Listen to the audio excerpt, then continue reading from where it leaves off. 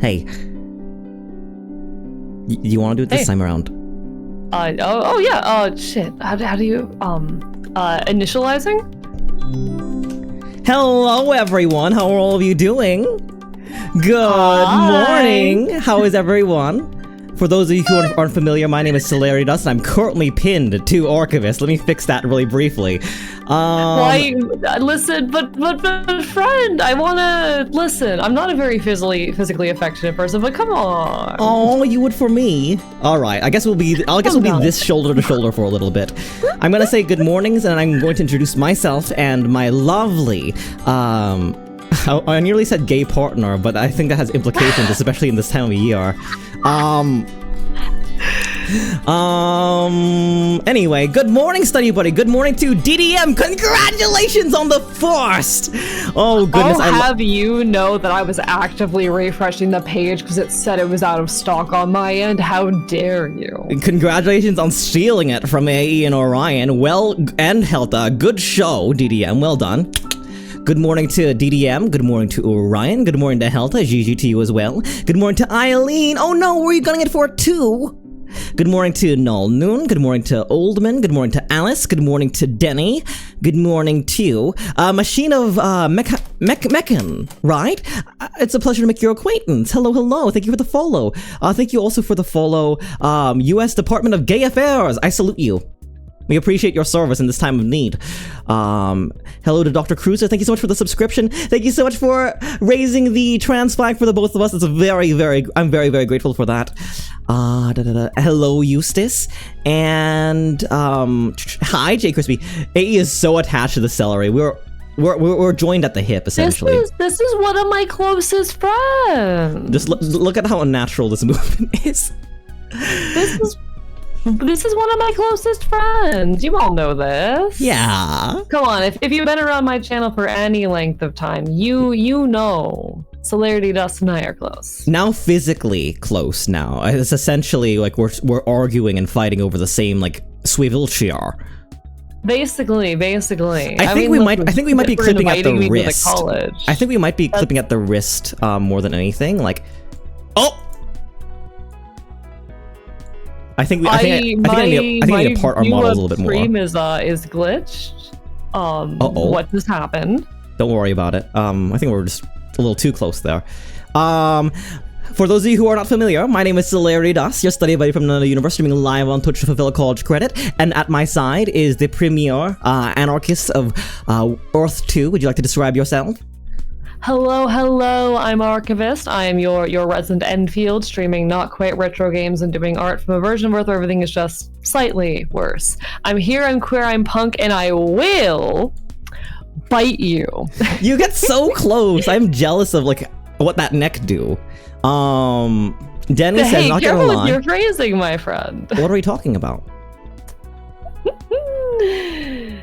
The one classmate, the one classmate who's always sticky. That is kill in your face. Kill in your face. Hey, stop! Why? Come on! I think got some of it in my nose. Suffer, die mad. The U.S. Department of Gay Affairs is asking for our papers. I think. Listen, I've explained this to the U.S. Department of Gay Affairs many times. I am not in my own world like a legal citizen. I am not a legal citizen of the Floridian Commonwealth. I'm an enemy of state. Yeah, and I am a terrorist. And by all accounts, I suppose, as a member of the College's List of Causality, I suppose I'm technically an alien. I suppose I'm not documented. You're not from Earth. I'm not from Earth, and I'm not an angel, but I am very, very clearly and distinctly a human. But Celerity waving Archivist around whenever they wiggle is sending me. It's like I have them as a hand puppet. Like my hand just like slots into the back of their neck, and I'm just like making them yap. Yeah, I'm not actually here right now. Celerity's just really good at doing an impression of my voice. I wish, honestly. I wish I can get around to hitting your register. I'm not gonna say that actually. That's secret for now. I'm not good at keeping my own secrets, but that's secret for now, so I'm not gonna say that. Fair enough. I wouldn't want to get bitten by I would get AVs. Hey, we have established that I'm probably rabies free. Okay? Probably. I bit Celerity. One of the first times I bit Celerity went to go get tested for rabies at the college because apparently the college cares about things like that. Apparently Yes, the we college do! cares about the health of their students. And Celerity dust did not, in fact, test positive for rabies. So at least as of like 3 years ago, I have no rabies rabid. antibodies, for better or for worse. Anyways, I'm gonna disappear. Enjoy your vacation. Enjoy the next 3 years. Department of Gay Affairs. We'll be happy to see you again in the next administration. See you soon, U.S. Department of Gay Affairs. See you soon. Hello, Nova. How are you? Welcome. How are you doing? Bark, bark, bite, bite. Hi. Sorry that I'm not greeting everybody. How's everyone doing? How are you all? And hello, Cruiser. I hope everyone's doing absolutely incredible. And if you're not, I'm about to make your day better or worse, depending on how you feel about like teeth in your arm. How do I pronounce Machine's name? Because I've definitely got McCann wrong. I just pronounce it machine. Machine. I just say machine. Oh. Like, that's machine. That's machine. That's my bunny machine. Alright, I'm going to change the category for a brief moment to just chatting because as in both of our traditions of streaming, both of us tend to have a little bit of schmoozing with our communities before we get into the game. Anywhere from 1 to 6 hours. We're going to get to the content today. We're actually fulfilling a Celerity Plays at the behest of Orion, a game called Story Flowers, and I thought, you know, if we're going to be playing a game about gay boys, I have to get a gay boy here. Exactly. I love men. Congratulations on your job, Nova. That's wonderful. Maybe because they're not human. How dare you? How dare you? DDM machine to the corner. What am I getting? Pardon me. I need to figure out what's the cause of that. Oh gosh. I don't know if you see this. If you see like the on-screen like Jean-Curie. My view of stream is very laggy for some reason. Right. I'm not sure why. Like it's my internet's not great. It's usually not this bad. Since they're glued together, would redeeming squats mean both of them do it? AE. Would you be willing to exercise for stream? You don't have to do squats. You can do push-ups, which is more in your line. Yeah, like. Can I do push-ups, please? Because like, if people redeem, I'll be so real. Squats when people redeem exercises on my stream are like, it is one of the few things where it is my discretion whether or not I am going to do squats, and I will sometimes request not to. Because for those who are unaware, I have a bad knee. I mean, oh no, I didn't hear about that. I mean, this has been the case for as long as we've known each other. Oh, a bad knee? I thought we were talking about your dactyl legs. I mean, I have fucking your legs are built like that of a doggo. Internal tibial torsion. So my legs are misaligned at the knee. Some consequence of being a shapeshifting Enfield and spending so long walking around on 2 legs started to wear away at one of my knees. Oh no. I'm sorry to hear that. Do you remember, like, there was one time around when we first met where we were just chilling on voice chat. I go to stand up and I just fall over. This is a regular occurrence. I appreciate all you give for your content. Like, Study Buddy, I get a view at, like, how much this boy works on the things that they do. And it's both incredible and incredibly concerning how hard that they work for all this stuff. I was up until 5:30 a.m. last night. I thought you got to sleep at 2. You told me you were going to bed at 2! I meant to. I was supposed to. Squats for self, push-ups for flops. So okay. I had been I'd been sitting in a VC with some friends, and I go to hop off and go to bed, but I can't sleep, so I'm like, I'm gonna work on this new OC that I have lying around. This new boy that lives rent-free in my brain. So I basically, like, I'm because I don't feel like drawing, and make a pic crew of him, and I write out a little description to post in the chat, because it's a thing that, like, we started about a week ago, and I just hadn't had time to put all my thoughts in one place. So I do that. I posted in the group chat. I look at the VC and I'm like, oh, someone who wasn't there when I popped off is now there. Well, now I have to go say hi.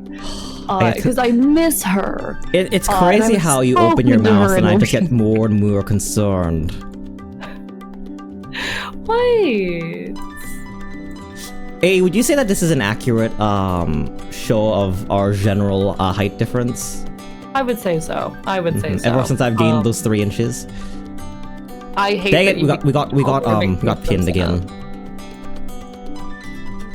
But no, I did in fact, like, I was a moment of, I'm just gonna pop in for a moment to say hi to this one friend, and then actually go to bed. It was about 3:30 a.m. at this point. I definitely did not casually stay on VC for another 2 hours yapping because I missed her. Would there more hours in a day? I know we would have spent, like, with friends and family and all the like, you know? Like, absolutely. so much you're juggling at the moment. I love my friends. Sella on the steppy stool, how dare you, Ryolu? I know you're in class right now. I know you're in a college class or something like right now, and you're skipping out to be with us. And you know what? Thank you very much. I greatly Pay appreciate attention to class, Riolu. Phonetics sells eternal enemy. Okay, but that name is actually hard to pronounce as well. Mekane.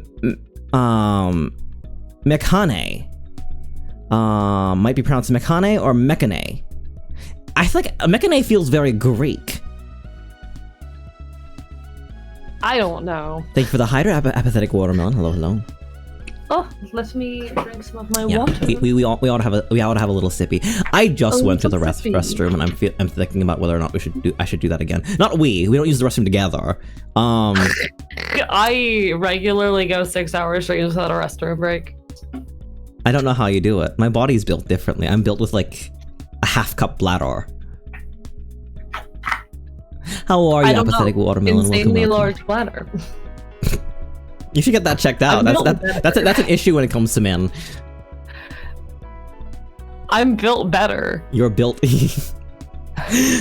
Oh, it's not right of me to tease your shapeshifter physiology, but we just had like a 10-minute talk. Wink. A 5-minute talk about like the wearing of the cartilage, and now you're like telling me you're built better.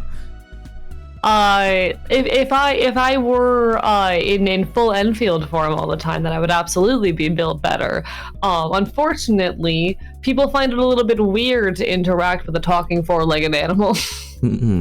I don't know why they do. People prefer me in this form. I don't know why, because Disney should have primed them since they were like the age of 3. Like so many talking animals. A Cinderella, Lilo and Stitch, even though Stitch is technically an alien. What else? Who else talks? The dragon from Mulan. This is real and true, but not. Like people we should normalize your animals talking. This is the form I use in like most of my interactions with my Ashen, or both my Ashen is in my viewers and my Ashen is in my whole revolutionary crew. And when I go out in public, I have to pretend to be even more human. Yeesh. AE, shift into a full Enfield and carry Cell on your back. I'd actually dig that. If I could like ride you into battle, like with sword. Uh-oh. Build and carries. We're getting a little bit of audio lag or interference. I'm gonna message this in chat.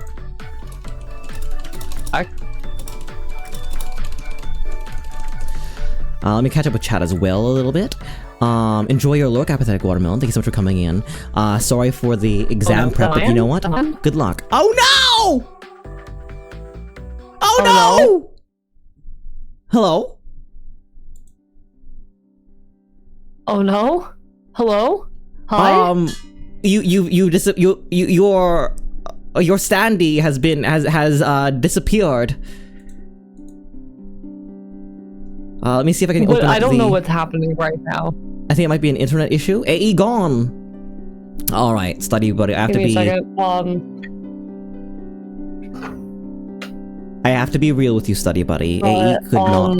Oh, you go. What is happening? Do you want me to give you a second, my friend? I'm trying to figure this out. No worries. AE gone. I think it would be pretty great to like ride AE into battle, like in armor and such. Uh-oh. Nova wanted to say, I guess AE is still tied up. I do the same. When I was a waitress, I didn't get restroom breaks because the whole shift because I was too busy. No, I'd fall apart. I've always been like super sensitive, right, Nova? So it is an issue that like a lot of physical discomfort causes me to like spiral out. So I really need to take care of myself. That didn't sound well. Fingers crossed that things work out. We are a bit different. You know what? Maybe you just are built different. Uh-oh. I think you're coming back in. Friend. Yes. Yes. I should be. There you are! Hi! I don't know what happened. Because all at once, my audio got, like, absolutely screwed. I had to unplug and replug it in my XLR box, which has not happened in a long time. And my model disconnected just, like, all at once. Because that's not a normal internet blip. Well, and I've not gotten that audio feedback in my XLR box in like 2 years. Oh goodness. Something, yes, definitely interesting. AE's back and mobile. Welcome back, AE. Hi. What were we just talking about? I wonder Talking if the animals? internet's being unstable. I did explain to you the recent internet instability earlier. Yeah, apparently there's some work being done. Listen, I can't control Bug and her whims. I mean, I adore the girl. I cannot control her whims. I like always like trying to optimize and get things better and all that stuff. It's very poor. I wish you could like pause for a second, but you know we don't judge people for their matter eccentricities. Otherwise, where would we be? Hello? If I position myself just like him, maybe he'll come back.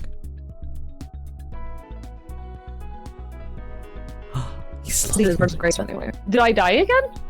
A little bit. You're slowly returning. You look so pretty. You look so pretty, especially in the lighting of my dorm room. Is it because is it because of the internet speed test I just started? It might be. Let me do an internet speed test as well. Hello, Xander. Hello, welcome. Yeah, y'all are just built differently. And Nova was just explaining that she was a waitress. Or they were a waitress very briefly, right, AE, and therefore has an iron bladder.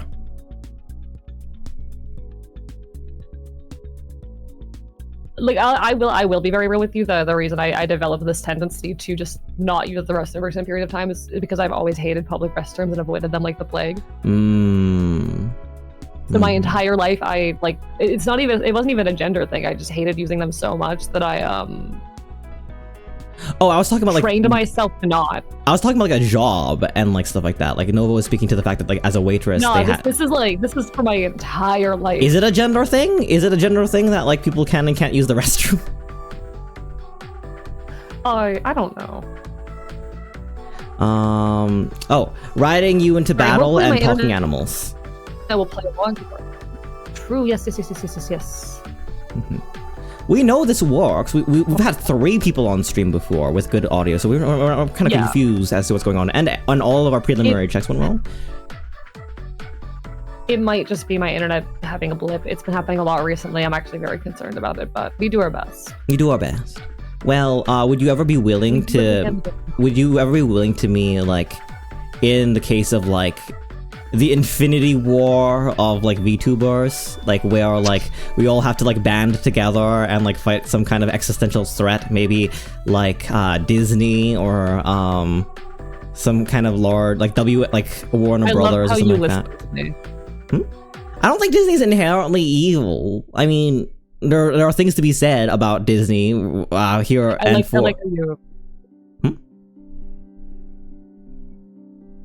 Don't get me started on the existence of Disney County. Oh, good. Is Disney worse in your world? Do you want to hazard a guess on that one, my friend? I mean, everything's worse. But I mean, you also have like Cyberpunk 2077 going on in Pacifica, in the west. In the Pacific Northwest states. Yeah. Yeah. No, trust me. Like Disney is essentially a political entity in its own right. They're such a economic force. They basically have to be, you know. Like the Mouse Party. For the sustainability of the how do I say economy here. Like, unfortunately, and I think the government authority in the Commonwealth is not massive on this, but tourism is still a big force here. It's a lot more. The last bit. Tourism is still a big deal here. Tourism, and it's a lot more controlled than it used to be. But I mean, it's Florida. Mm-hmm. You know, tourism is always going to be a big economic, like one of the biggest economic. Is Orlando still a thing? Not Orlando. Is Paramount? What is it called again? The other place? The studios? Universal Studios? Universal. Is that still a thing over there in your universe? Yes, but Disney really has Disney is the one with the power. Have they merged? Have they merged together? Has like the monopoly that they've been trying to build around culture actually occurred? Good questions. All good questions. Take care, Riley. See you soon. Xandra says Disney's evil and the mouse is a lich. By and large, has become real in Oldman's words. Unfortunately, I know folks who had to work for the mouse. Apparently, the mouse pays better than the rest of the theme park companies, though. Fair enough. Is it still? We're talking. I think it's I think Disney, from what I've heard, is $18 an hour. Oh. Which is. I can tell, like, from what I know, being in Florida, I know a lot of folks who have worked in that industry. Mm-hmm. And yeah, Disney is the best I heard. Apparently, like, SeaWorld has recently jumped up to $16 an hour. Congrats, I 17 suppose. If you have a degree. Does it have to be a relevant degree? I doubt that they're giving, like, a creative writing major, like, a $1 pay raise. Like, if companies can avoid paying their people, they would. I don't know. I think Universal does $16 an hour. No, I know too many people who work in that industry. These are for like I guess the most basic positions. I know someone who does puppetry for Universal who does make like $25 an hour, but that's because it's puppetry. I love puppets. Well, I love physical effects, right? I love, like, despite the fact that we're both, like, I suppose somewhat digital puppets or people on the people's screen. I do love like the art and artistry of puppetry, and I love it when like people are able to, like, through very, very creative and intensive mechanisms, like have like basically bring a character to life. I love how in Universal you can meet Megatron, even though it's just a big massive suit, a voice actor in the background, and a lot of physical work. I still think that's incredible that you can meet Megatron. Yeah, that's the kind of thing that that particular friend does. Does puppetry in one of the live shows. I love that. I talked to you about this when it was more relevant, but you're familiar with the Transformers 1 movie, where it's like the backstory of Optimus Prime, Orion, and Bumblebee, and like Megatron and all that such. Well, during that, right, there was a great deal of sudden love and attraction to Megatron. And did I send you the TikTok of the woman in Asia? I think it was Orlando Studios of somewhere in Asia, where a woman like felt Universal Universal Studios. Did I say Orlando? Yes. Goodness gracious, I'm scattered. Somebody in the Universal Studios of somewhere in Asia fell down on one knee and proposed to Megatron. absolutely incredible. I love that. I think you did send me this. You did send me this. Yeah. God, listen, the Transformers love and obsession I absolutely did witness on my social media feeds. Yeah, I have a good social people media were going feeds. crazy.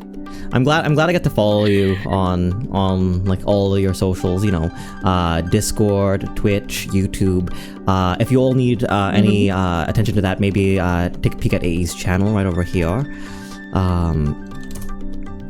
Excuse me. I'm glad to follow you on all, like on your socials because you have good feeds and I like entertaining your stuff. Hello, Stinky, welcome in. How are you doing? Is this one of yours, AE? No, this is not one of mine. Oh, well, it's a pleasure to make your accountants anyway. Most places pay more if you have a random degree. It translates to experience, and most places pay for whatever experience you may have. Yeah.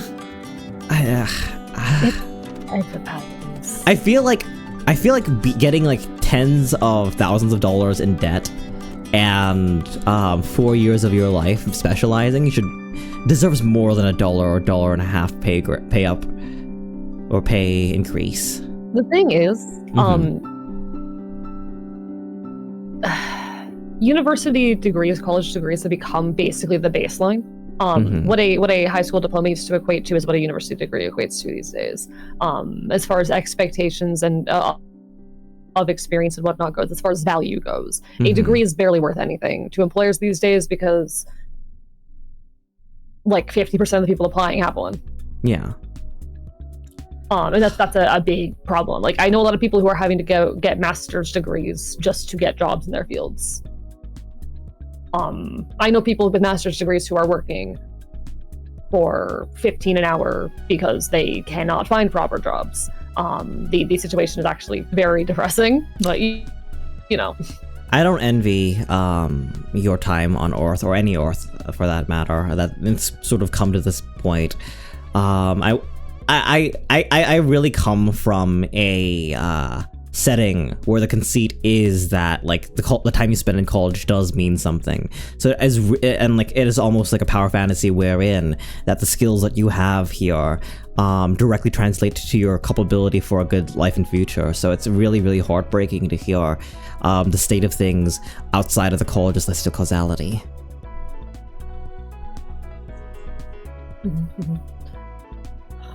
Still, I think there's a kernel of hope in that. You first, sorry. I'm glad you have that assurance within your system. As much as I disagree with the college on many fronts, I'm glad at the very least that you have some amount of assurance within that system. At the very least, they're not going to leave you out to dry. Well, I don't really even think about dropouts or anything like that. It's a kind of unpleasant topic. With all the love in the world, I could never see you becoming a dropout. You know what? I'll take that as a compliment. I will take that as my being studious and prepared and putting my all into anything that I put my heart into.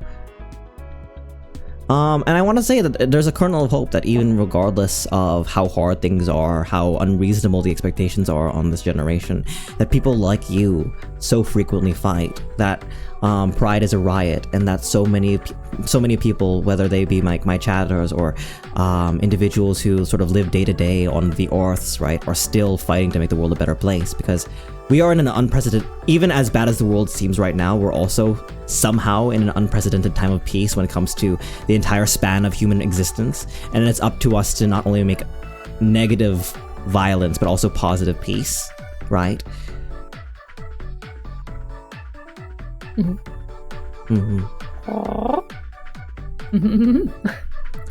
Sorry, I want to be. No, you're totally fine. I'm a little bit captured by what Nova Leon is saying in chat right now. Oh yeah, Nova says, you're right, in some jobs if you have a degree, you're overqualified, but it's entirely impossible if you don't have a degree. It's been hell on earth. It's taken me 6 months to get this job, and it's not in my field because they're desperate for bodies. Good luck, alright. That kind of place can be very, very scary to work at. Salute. I thought the party horn was a squeaky toy. No, it's the FNAF party horn. Honestly, I wonder sometimes, like, if you're looking for a job, right? If it might be, depending on what field you're in, or depending on, like, what thing, right? If in some places you're overqualified with a degree, just leaving your degree out there, right? Is that that's a lie of omission, honestly, technically, right? Not having a degree, wink. Yes. Like, it is a lie, and be careful doing that. You're not, like, applying to the same places that you've already applied to or anything like that, but let's be real. Mm-hmm. If you are desperate for a job and you just want to land, like, say, a part-time retail position for a while while you hunt for something better, leave that degree off. Leave it off. Mm-hmm. If you are just looking for something simple and easy in the meantime while you're hunting for something better, leave that off. I feel terrible for a friend of mine who has been job hunting since September.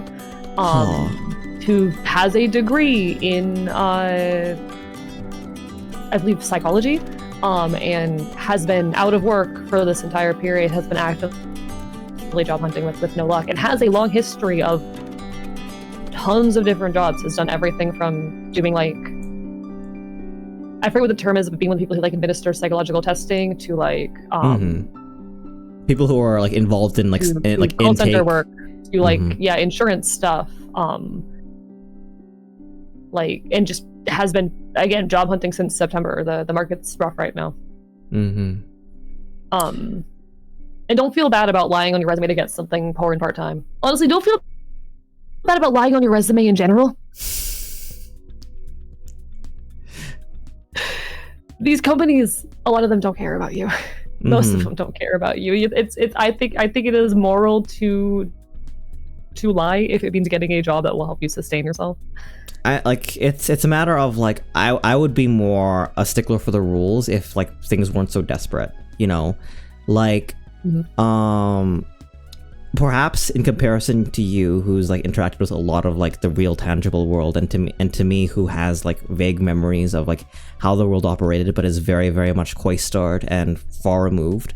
I have a lot of, like, not admiration necessarily, but a lot of belief and reliance on, like, platonic ideals and, like, how things should be, but, like, things that work in theory don't work in practice. And again, like, if it's a matter of life or death, a lot more things are excusable, I would argue, you know, like, axiomatic goods are axiomatic, and moment to moment you know what's right for yourself. Absolutely. No, it's, I feel lucky being a scavenger sometimes who exists off the means that I do, because I don't envy folks who are fighting to live more, I guess, traditional lives right now. I mean, there are a lot of, like, there's a lot of, and I know it's kind of gate kept to a certain degree, but there has been, like, a big uptick in people living unconventional lives, primarily by, like, mostly upper middle class individuals who want to have a bit more fun or live an unconventional life or make content out of it, than it is, like, people who, like, it's weird to see, like, the glamorousness of people who are like, I'm gonna pack all my things into a trailer and drive around the country, yet we, like, look down on people who live in trailers and trailer parks and all the such. Like, we sold our house to go on a trailer, versus, like, hey, we've lived in a trailer in our entire lives, and, like, the classism between those two. Yeah, like, I think there's it's something that rubs me the wrong way a lot of the time. I think there's some justification in people who just, you know, they want to spend a couple years traveling or something like that. But that's a different story than I just decided I wanted to sell my house and live in a trailer and make trailer life content. Yeah. As someone who spent at 1.5 days sleeping in my car because I did not have anywhere to go. Hello, Mixed Pitalik, welcome in. Thank you for the head pass. And I'm glad that it was as short a period as it was. Yeah, I don't wish that on anyone. I don't wish, like I don't wish living in a trailer on anyone. I don't wish sleeping in your car on anyone. Like, it's not fun when it's out of desperation, and people kind of glamorizing the aesthetic of living in poor circumstances. I don't know, it does rub me the wrong way. It does bother me. It's only cool if rich people do it, says Nova. Hey, rich people, stop stealing my entire aesthetic. Oh no, we're gonna go into the punk conversation. hey, rich people. I mean, I could talk about fashion punks for ages. I could talk about posers for ages, but I'm speaking to people who are like eating up the aesthetic of poverty. Fair. I heard boys kissing and came as fast as I could. Sappy, all the way from Sappy. Australia? Dang. Just in time. We got another 20 more minutes of a little bit of conversation, or a little bit longer if we get somewhere silly. But Sappy, how are you? Welcome in. The three of us ought to do something together. I've been meaning to pull us together, even if like you live in the time. Yeah. I every now and then I'm up late enough to peek into Sappy's end of things. Oh, have you watched her streams? Every now and then. Yeah, there's been a few nights where I have been either pulling all-nighters or just happened to be up late due to the insomnia and I poked my head in. That's so lovely. The last time I did that was a bout of terrible insomnia watching Sappy stream, and she was playing mouth washing, and I had so many thoughts that I had to sort of like keep like to myself until the series was finished.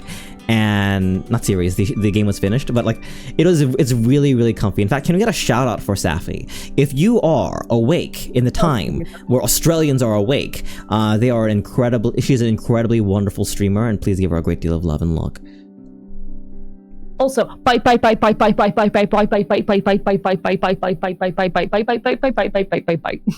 Mouth washing is a very comfy game. Oh well, Alice, I mean the stream is comfy. I loved mouthwashing. Mouthwashing was easily like my. I can't say I played many releases from 2024, but it was definitely my favorite. It was a game that I was hotly anticipating since the demo. I'm a big fan of a good psychological horror, and it hit me for the same reasons that Silent Hill 2 hit me. And Silent Hill 2 was kind of a life-changing game for me. So. Stream was comfy. Me and Stream trembling and crying in fear. I mean, you can make a place comfy even when like. I would like to think that when I play horror, right, even when I'm like shaking in my boots, people are still having fun. I like to think there are creators out there like Owlin who are able to like take off a lot of the bite of like some really terrible, horrible experiences or like psychologically thrilling experiences just by calling gore and blood jam and ham, or rather ham and jam. So. Like I think it's possible to. No, I will rant on the symbolism of that gore. Give it to me. No, I dig that. I dig that as well. I think I had a lot of fun with my side. I'm not sure if you'd ever play it, because it's like it doesn't fit in your niche of nearly retro games and retro aesthetic games. But it also is. I don't think it's my genre of horror. Maybe I'm wrong, but. It gets a bit creepy. Maybe it is actually. I only saw the last little bit on my commute home that one day as I returned to the archive with my newly acquired son. The XL plush. Right. Sorry, I need a second to recognize you as a father. I need to play Silent Hill 2, but I'm scared too. Please. If you need help or guidance, if you want someone to sit with you while you play Silent Hill 2. Honestly, please play Silent Hill 2. I love Silent Hill. Honestly, Safi, this might be a really wonderful opportunity because AE is one of the few people who live in America who will be awake at these dead of night times. It might be an idea. I love Silent Hill. I need to sit with me or I'll cry. Okay, yeah. Let's figure something out. You're so cute, AE. You're gosh darn adorable. I love Silent Hill. I love Silent Hill. I mean, I gotta give it a shot as well. Like, would you have any feelings? Mm-hmm. Version or the remake? I'm curious. I was also gonna ask that. Like, I actually have not played the remake. I've not played the remake. Sorry, Silent Hill is like everything to me. No worries. It's good to see you excited. Actually, I would love for you to speak to Silent Hill 2 while I use the restroom very briefly. So. Oh, of course. I'm just gonna lean on your shoulder here for a second. I'm just gonna take a little nap. All right. I heard the remake is solid, so I'll probably do that. The remake of Silent Hill 2 is very interesting. It like as far as a Silent Hill.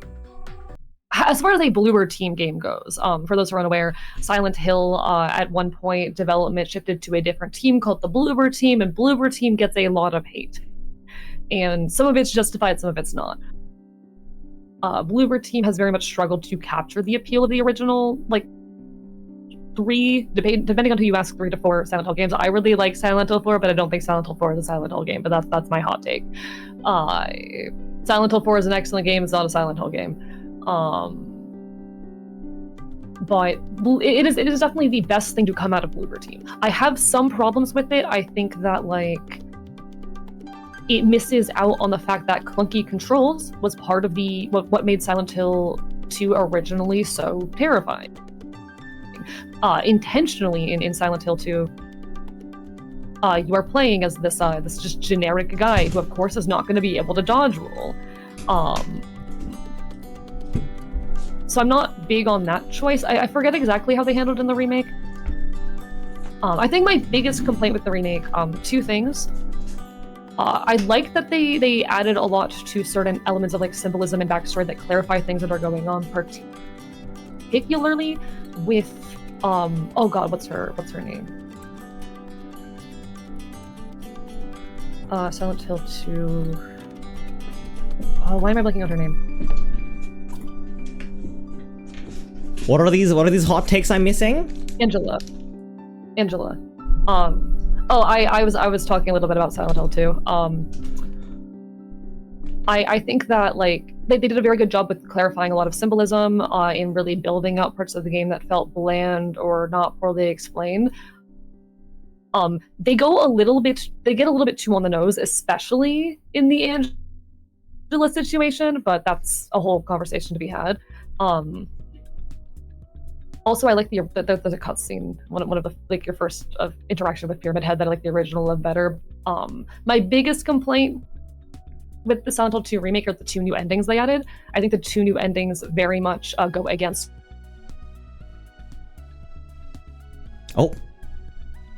what the original game wanted to say, or the impression. Silent Hill 2 remake did a very good job as far as Bloober or Silent Hills have gone. Mm-hmm. Like, Bloober team generally has dropped the ball. They did really good. Like, Silent Hill 2 remake is their best production. Mm-hmm. Nothing wrong with the hot take. I believe Baldur's Gate 3 is a great game, but not a Baldur's Gate game. Really? Yeah, so this is in reference to my hot take that Silent Hill 4 is an incredible horror game, but it's not a Silent Hill game. Got it. I don't know. Like, it reminds me, it's sort of in the reverse. Something I've heard that is really, really interesting, but however, I'm not sure is incredibly,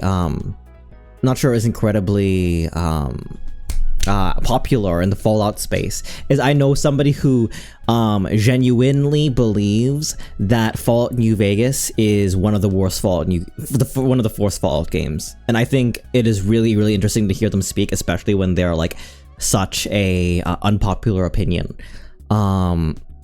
Because they argue that Fallout New Vegas is in the spirit of the previous first and second Fallout games in terms of its silliness, but otherwise so much changes and so much, like, old content's reused, that what happens with Bethesda and their development, and the way that they built the East versus the West, they described a lack of excitement for I guess the backpedaling and the development of the West versus the East. You think Fallout New Vegas has a great story but a bad game? How do you mean? Eileen the Turtle also says, the render distance of the old games and old systems were used very well in the original stats of the effect, but newer systems are too good for that kind of atmospheric hoorah. They use the Fox to mask system limitations in regards to render distance. Yeah. So this is the commonly known fact about the original Silent Hills, because the first Silent Hill was a PS1 game. Silent Hill 2 and 3 were both PS2 games. I think Silent Hill 4 was also PS2. Mm-hmm.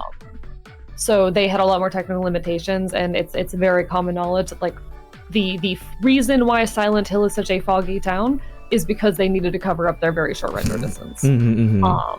But yeah, I think, like, my biggest complaints with the Silent Hill 2 remake, honestly, are the ways in which it is less janky. Partially because the technology is so much better, partially to appeal to modern gamers. Modern gamers want to dodge roll.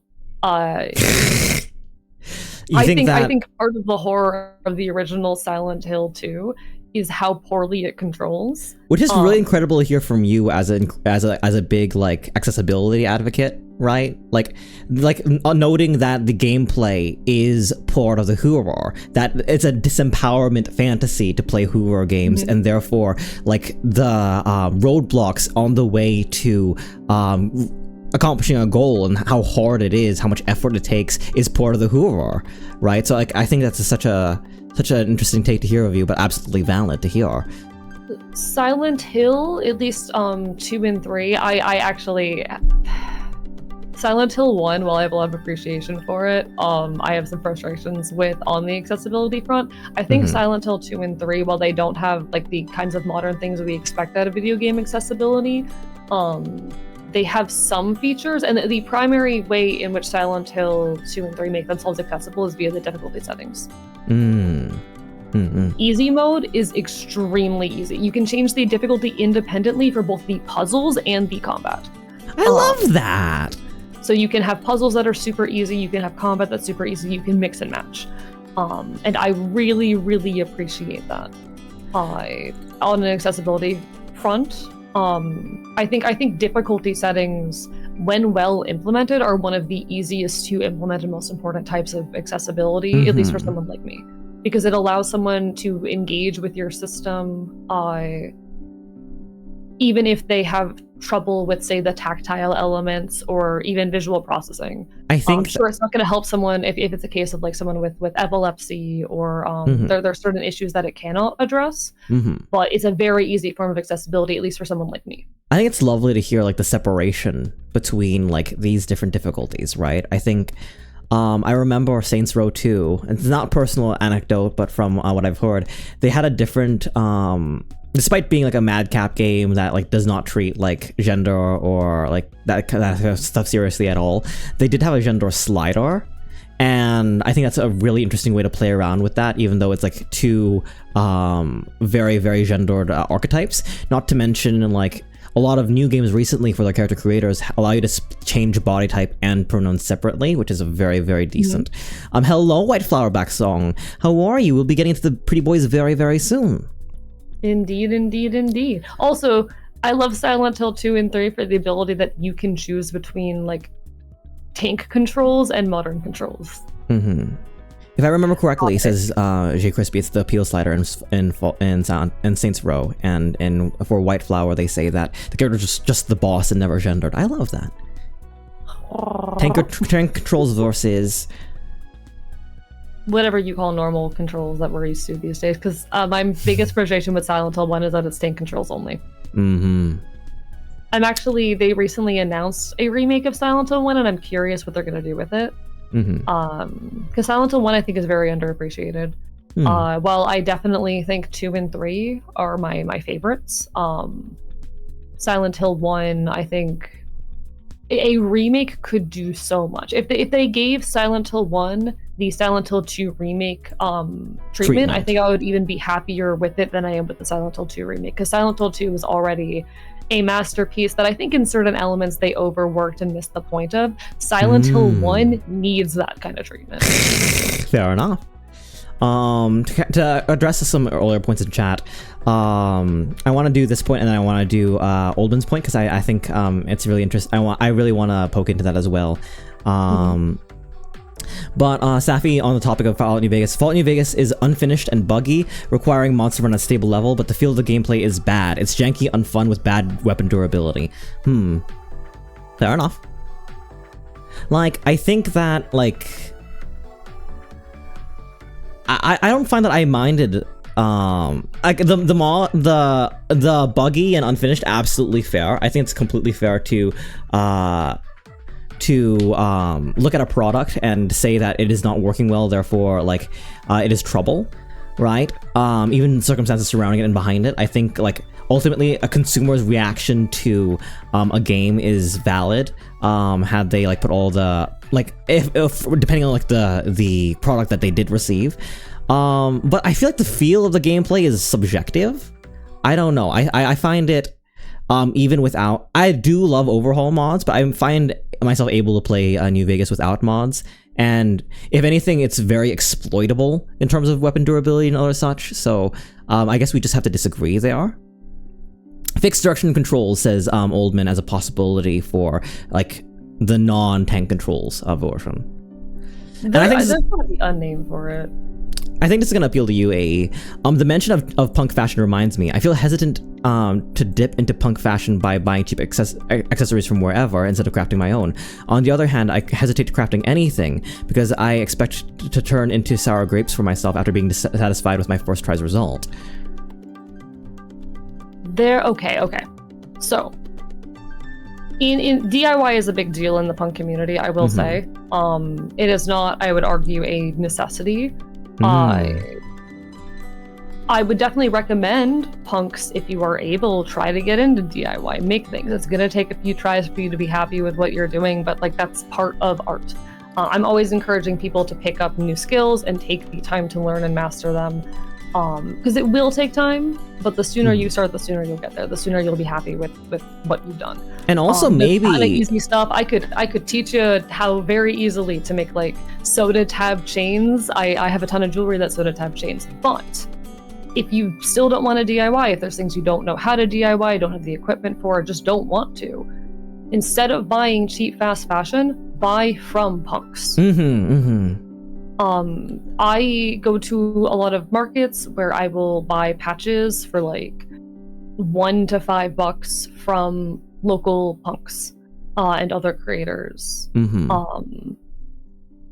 And I have spent a fair bit of money. Literally the other day, I spent like $40 on one accessory, but to be honest, it's a handmade like chainmail necklace that looks so cool. I mean, it's artisan at that point, right? Like you're like just as you pay artists their worth when you get a commission or anything off of them, like you pay these people who are making like incredible accessories or pieces of art that you wear on yourself, right? It takes a lot of effort and time to get to the level of artistry that you describe in terms of what we would want to accomplish in our own skill acquisition.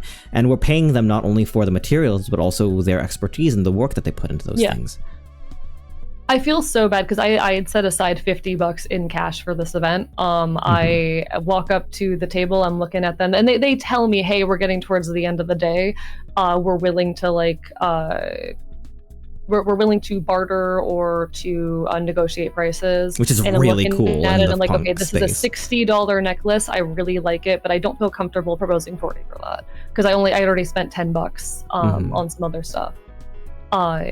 But one of my friends comes up and I'm like talking to him about it. I'm like, I like this, only $40. The seller immediately looks at me, would you be willing to do 40?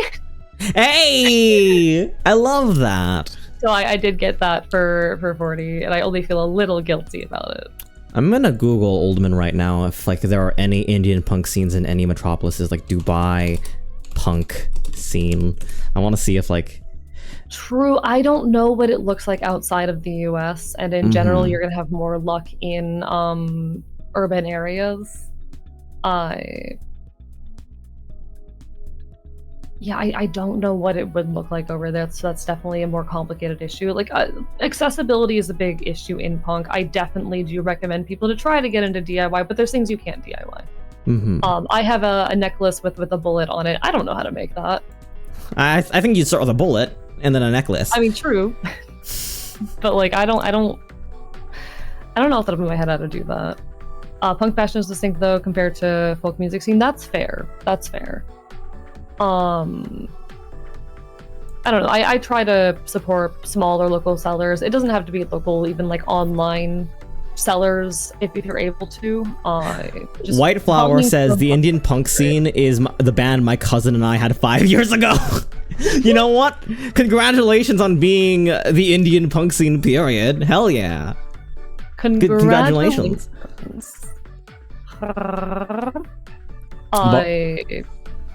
I just like I love DIYing. I don't DIY everything I wear. Most of the jewelry that I wear is not stuff I've DIY'd, aside of like my candy and my my soda tab stuff. And I've bought the occasional like fast fashion punk item for cheap for the intention of building off and DIYing it further. There's no shame in that.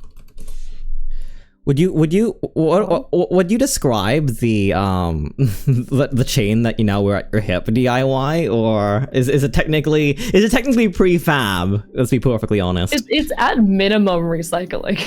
You know what? Recycling's pretty good. Candy jewelry. Let me open up the Candy. AANDI. Yeah, and we're not talking about Smarties on a string. No, we're talking about a very specific aesthetic. It's primarily a thing in rave culture, but it has a lot of overlap with like scene, with emo, with with live music culture in general, right? Yeah, like that's how those things. Live music culture. There's going to be a lot of candy culture. When you get into the rave cultures, when you're primarily going to get into like trading and plur and all of that stuff. Plur, peace, love, unity, and respect. Yeah. Yeah. That's where you're mostly gonna find like the real culture around it, but there's plenty of room for candy in all sorts of scenes. I have a ton of candy that I wear. I had a friend recently give me like a trans candy cuff, and I love it so much. Over here is we're pinned again. Over here is an example of candy at the very least from DuckDuckGo, but candy jewelry. Let's do punk. Yeah, it's stuff like. Well, now it's just like literal candy. All of my candy are either stuff I made myself or gifts. I think my favorite one is I have a candy where I spelled out the entire phrase "This machine kills fascists." Heck yeah! So I have "This machine kills fascists" candy. I've actually considered, this is a thing I might do with the next merch drop, creating a bunch of like quick, easy little me-themed candy bracelets and like having them be little extra handouts with merch items, with merch orders. I'm pretty sure people would get those themselves. Like, I mean, the shipping would be more than the price of the actual item, but I imagine like for the price of a sticker or maybe double that of a sticker or something like this would be like what is it boutique, or I definitely think that like V-Space Boutique would love another merch drop. This is what I am planning another merch drop either for September or October, depending on how quickly we can get things together for it. This is what I think of when I see candy right over here. Yeah. Like, I guess like this is especially akin to stuff that you sent me, or just Quintus's wrists, because they're always clacking and jingling. No, I think it'd be really cute to like, oh, you ordered something from the store. Here is a free candy bracelet that says like Archivist or Ashen or Bites You on it. Hey, I'm too business orientated. You're such a like a genuine, kind, sweet creator. Okay. He's like, I want to add things on, and I'm like, how do we optimize this for I would love profit? to. Another thing I wanted to do last time that I just didn't have the time to was to do like cut out like little bits of my watercolor paper and do little thank you notes with like a little doodle on them, but I didn't have the time for it. One thing we have actually played around with are doing like themed items for each of my Ashen, and for Quintus it would be a build your own candy kit. That's an idea we've actually played around with. I love that. A great Quintus, like, deal. where you can build a handful of candy bracelets and we'll like give you the supplies. Oh, I feel like it'd be like, I feel like the overhead would be terrible for it, but like for what's his face? For Killian, like I don't know, maybe be in poor taste to have like a dog tag, like I mean, I already sell a dog tag for me. You do, but like a make your own or something like that. But also like individually, that'd be hard though. It would be hard to do that. Yeah.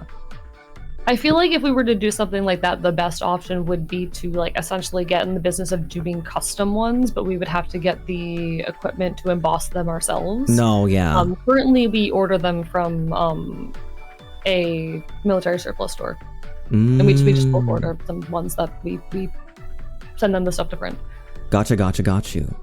I feel like I don't know. I think it would make sense to like go into like manufacturing at some point if this is going to be a thing. Yeah. You know, could be fun. I mean, the collars we produce in house. Hey, That's I did wonderful. the art for the webbing, and I picked out the hardware. Aaron ordered it all and does the construction, and then we sell it. Wow, that's really I have one of the cool. prototypes with the messed up stitching. I have a prototype where the stitching went wrong. You would. I think there's something about character, right? About like, I just finished Arcane during the weekend, and at risk of spoiling anything, there was a phrase that said that like really spoke to me, and it said that there is no prize to perfection. It is simply the end of a pursuit. And I think that like with regards to that, I think it's really wonderful that one of my prizes in my room, just pinned up above my schedule, is the misprint. Not only because it was cheaper, but I wanted the misprint because I know how much you put in how much of your heart you put into these things, and even if you felt a little bit bashful about releasing it, it is still something I'm incredibly proud of. It sits up there right next to my Soda Tab bracelet. I think I've already said this, but next time you're in the archive, feel free to like bring that around. I'd happily adjust it so it actually fits. I mean, I think next time around the archive, I'm actually very, very pleased that I have like something to return to you. I've always felt a little bit, not necessarily insecure, but I've always felt a little bit like kind of like a spoiled New Englander in terms of your universe, right? Like, I don't make anything. I'm trying my best to get into art stuff, but it's a really, really hard journey that I do not want information from right now. It's a very hard journey for me to try to get into physical art and creation when digital has always been more accessible to me or more tangible to me. And I think it is somewhat healing that even if I didn't do the work to like get this peace tea napkin over to you so you can make something out of it, it excites me a little bit. You know, like that to even give you like something akin to the tools that that you can use to make something greater out of it. And I still have a sewing thing to do. What I'd really like to get into is I'd like to like modify clothes. True. Mm-hmm. Is my internet being weird again? Because your model froze on my end for a second. It was a little bit rough, but you're catching up as we speak. Why does this keep happening? Mm-hmm. I'm sure we'll be fine though. Hey, Study Buddy, I wanted to ask, is AE appears quiet to me, but I do have him at a comparable level, if not louder than me, on my mixer. Does AE sound okay? Is this something that might need a little bit of gain or anything? Let me know. Something I'd really definitely keep us in the loop. Yes. Something I'd really like to get into is like modifying my own clothes, you know? I would be happy to like I'm always happy to help you in any creative venture if there's any advice I can offer. Mm-hmm. You know how much I love DIYing anything I can. Actually, okay, I'm sorry I'm interrupting your thought here, but I got reminded of this and I'm very upset about it. I ordered from the brand Shapeshifters a sew your own binder kit, because that's the thing that they sell. They sell kits where you can like basically just sew your own chest binder. Wow. And I was gonna do that for a Pride Month stream. It has been nearly a month and they haven't shipped it.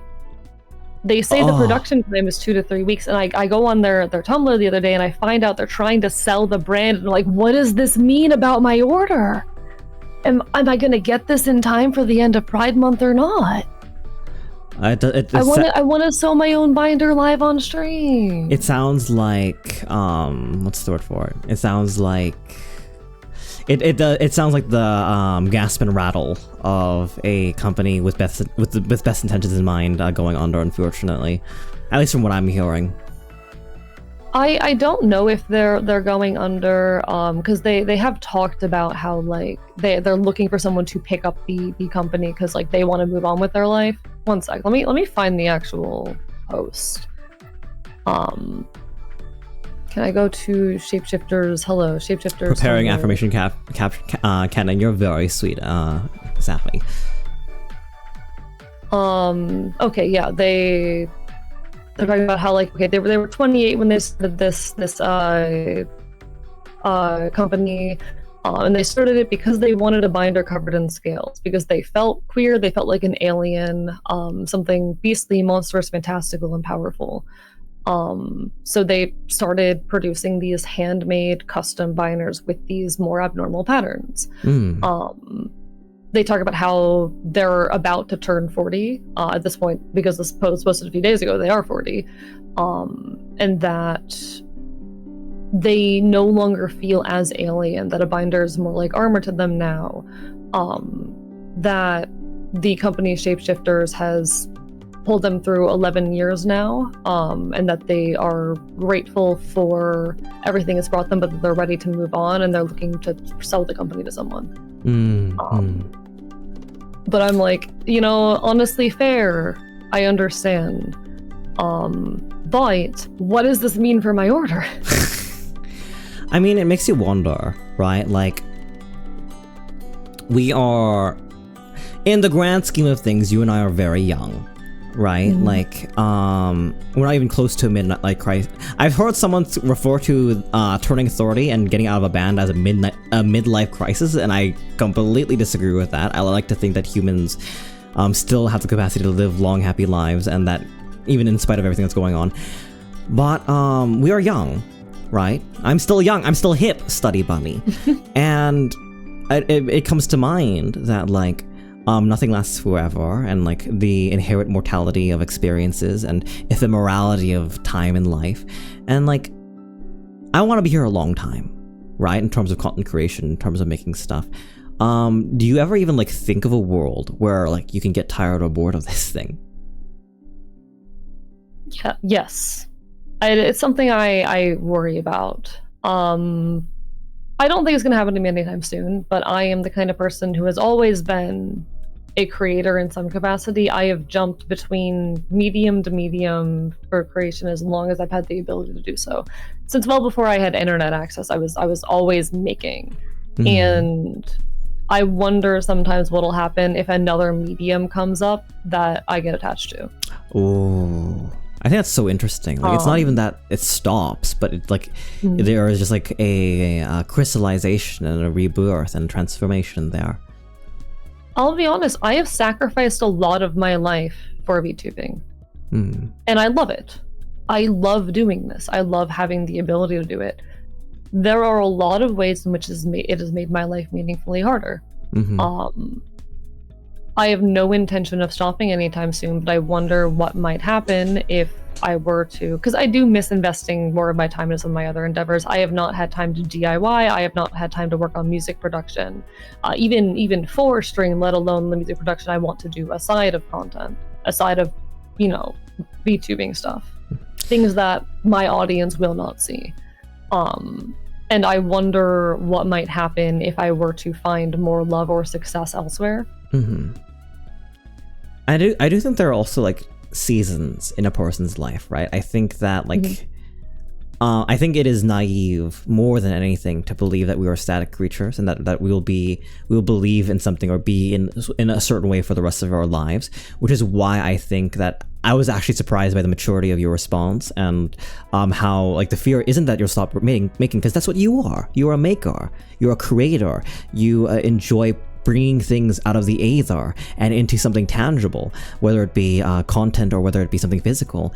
And I think it's so interesting to hear you say that, like, maybe there's a season of you in the future, not anytime soon, but a season of you in the future where you find something else that like captures you and something that makes you want to do. It makes me think of, to a small degree, like Pat the Bunny and how they stopped being punk and they came back from that stopping being punk, because we believe ourselves when we're young to be this thing forever, and that we are mutable.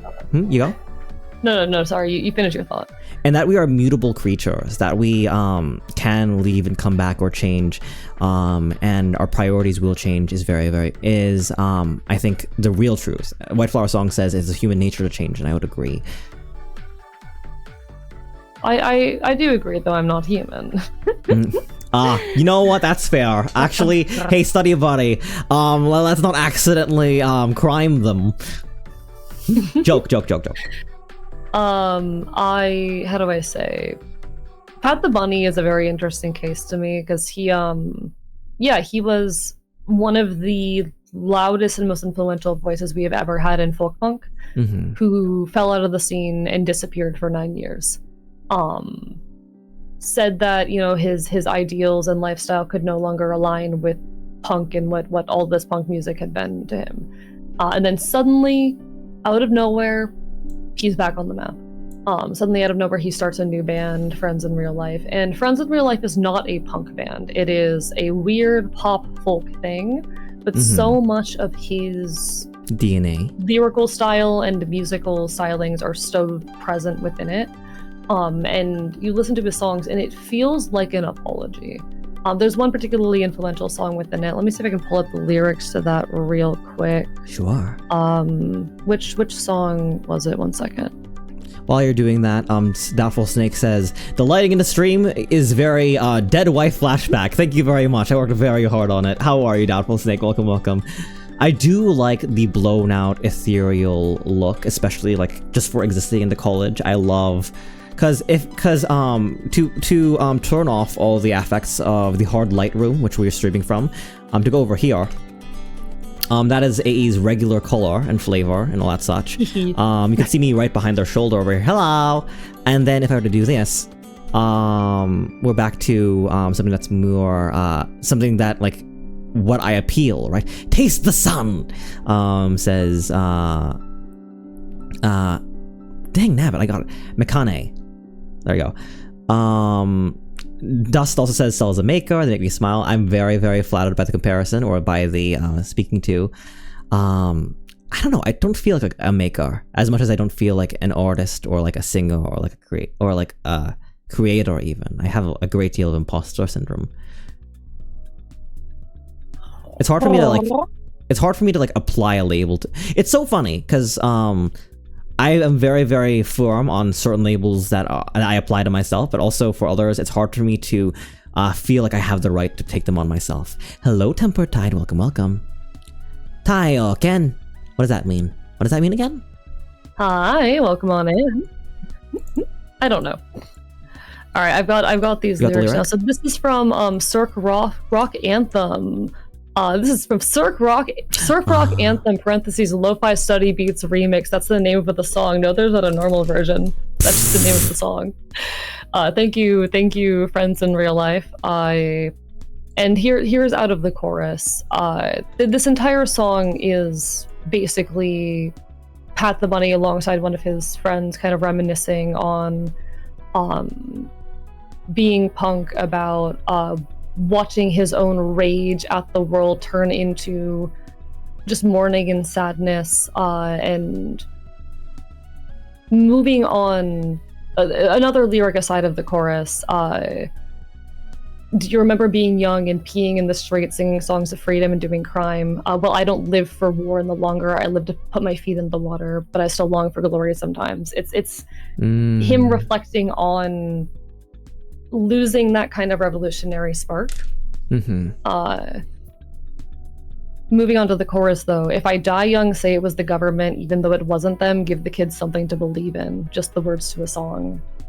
It's him reflecting on his legacy. It is him, I feel like, apologizing for not being able to be that person. He is happier that he is no longer fighting in a war, but he still wants to see others carry that banner.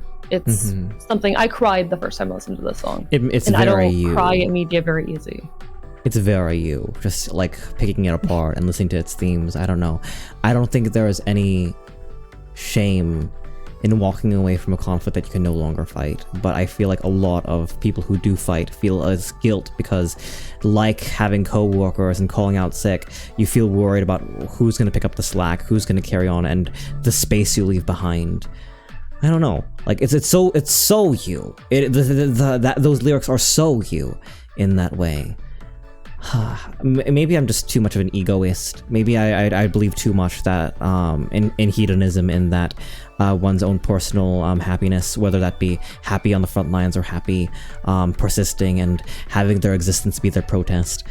I'm too much of a believer of that particular existence, I suppose, to relate to the guilt. But it's really interesting to see and hear from you. Thank you for the hydrate and the stretch. I suggest you do the same, AE.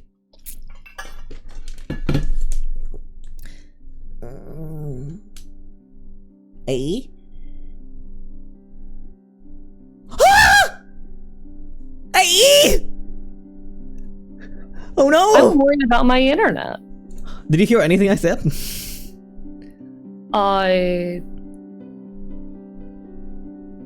Take care, machine. Be well. Hello? I heard what you were saying. I just suddenly disconnected. I don't know what happened either. The water, it melted them. You were like a witch from... I'm actually so worried about my internet right now because I don't know what's happening. How often do you like do streams in the morning? Maybe it's just an issue of time period. Never. Well, it's not just you. My OBS is currently... Oh, there it is. Oh, there you go. I was having issues with like being in a VC last night. I don't know what's going on. I kept disconnecting while in the VC. But this one last lyric or this portion of the song. Please. I never hopped a train and I never will. It's not that I'm afraid of dying, just preoccupied with all of the surviving, dodging the violence of everyday life. I guess I was bolder as a kid, today I'm middle-aged and don't know shit. Still screaming fuck the pigs like I was 10 to pay the rent. It's hard to rest with guns up to our heads. Endless invoices in the system constantly profiting off of our existence. It's about exhaustion. Sorry, I keep reading more lyrics in the songs and them hitting me hard. Grow old if you can. Half my friends weren't given the chance. God, everything in the song. I feel that a great deal. I had the great honor of watching Hosier live in Governor's Ball, and every show, I'm told, they have this speech about civil rights, right? About how the civil rights movement in Ireland was based off of the civil rights in America, and how much he stands for unity and peace. And listening to another person, he said free Pakistan, and also he's anti-Semitism. He's anti-Semitism. Talking about like loving for the LGBTQ, and when I see artists really use their platform to either advocate or speak to an experience of places like this, my heart really melts. You know, my heart really melts. I had a similar experience with Chase Petra. What's their name? The bassist.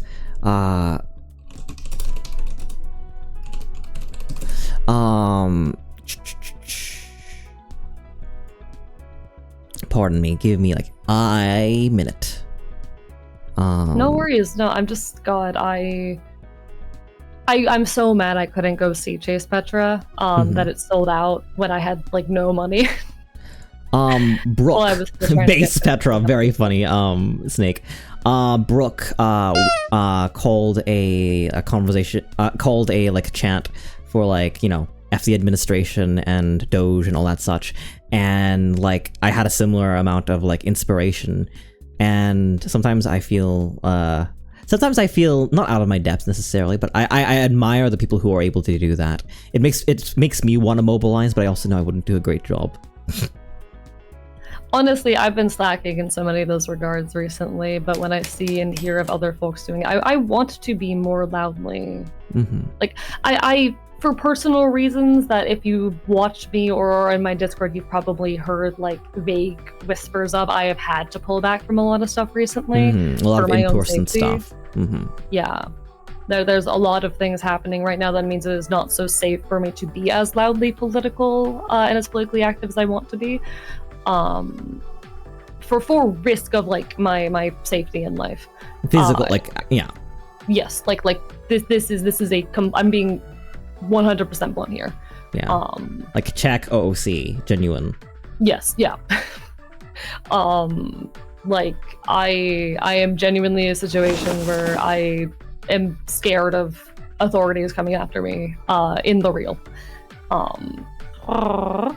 Rome Death. Like I want to speak more to this stuff and speak better to this stuff. And I know anyone who's going on a stage, any musician who's like giving a short like 5-minute speech on this stuff, it's probably something they've at least half rehearsed. They're not doing it entirely off the cuff. And it's not like they're trying to fill 6 hours of space with that kind of conversation. But I'm inspired and I want to speak better to these things once I feel that my IRL situation has stabilized and I am not in direct danger. I think that's absolutely fair. It's one thing. I watched Death Note recently, silly enough. First of all, I want to say thank you for the follow, Rome Des. I've been looking here for a bit. Been enjoying the convo. Just wanted to show off that enjoyment. Thank you so much. Enjoy your lurk again. Thank you so much for coming in. Lovely to see you. To be incredibly silly.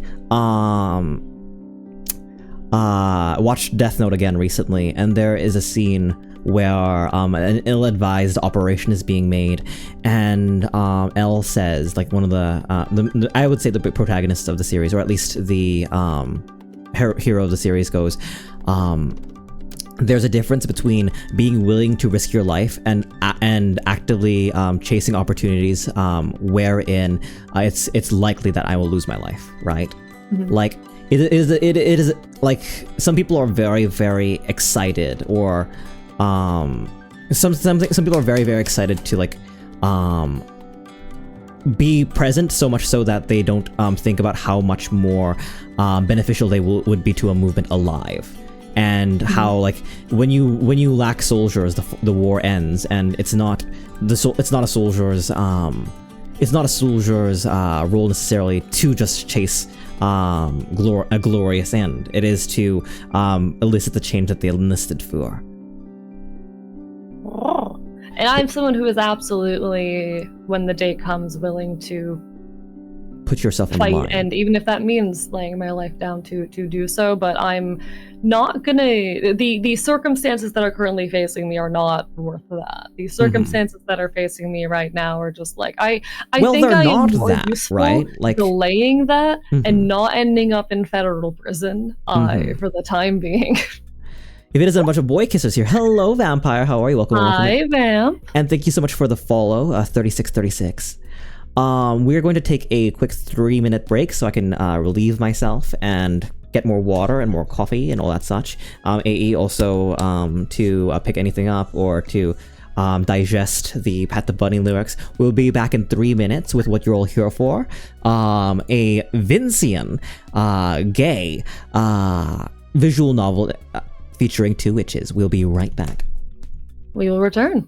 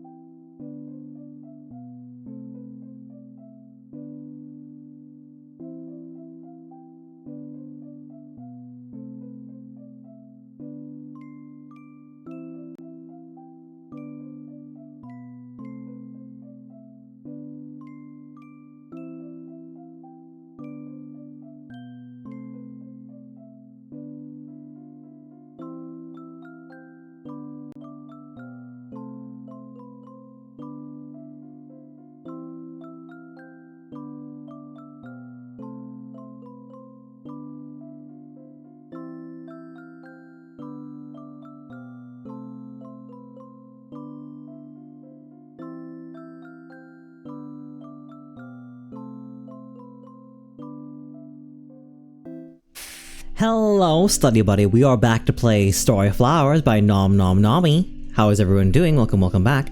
I love your Elden Ring badge. Congratulations, Redhead. And also, hello, happy Boy Kissing Monday. Thank you so much for the subscription. How are you, Redhead? I missed you.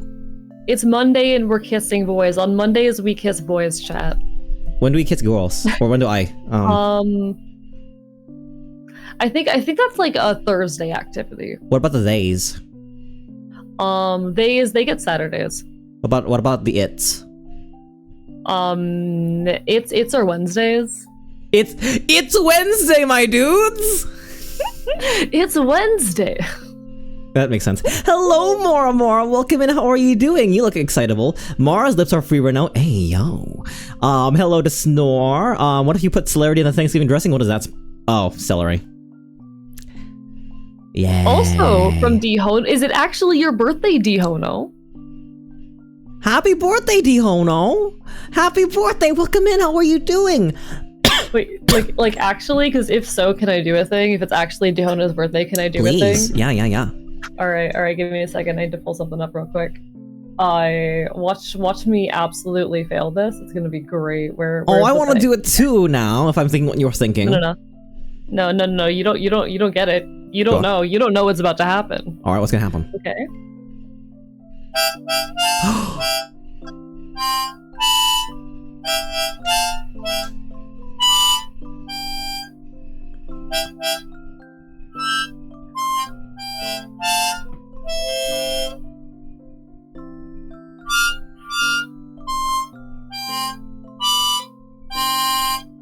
I am so enamored. Holy heck.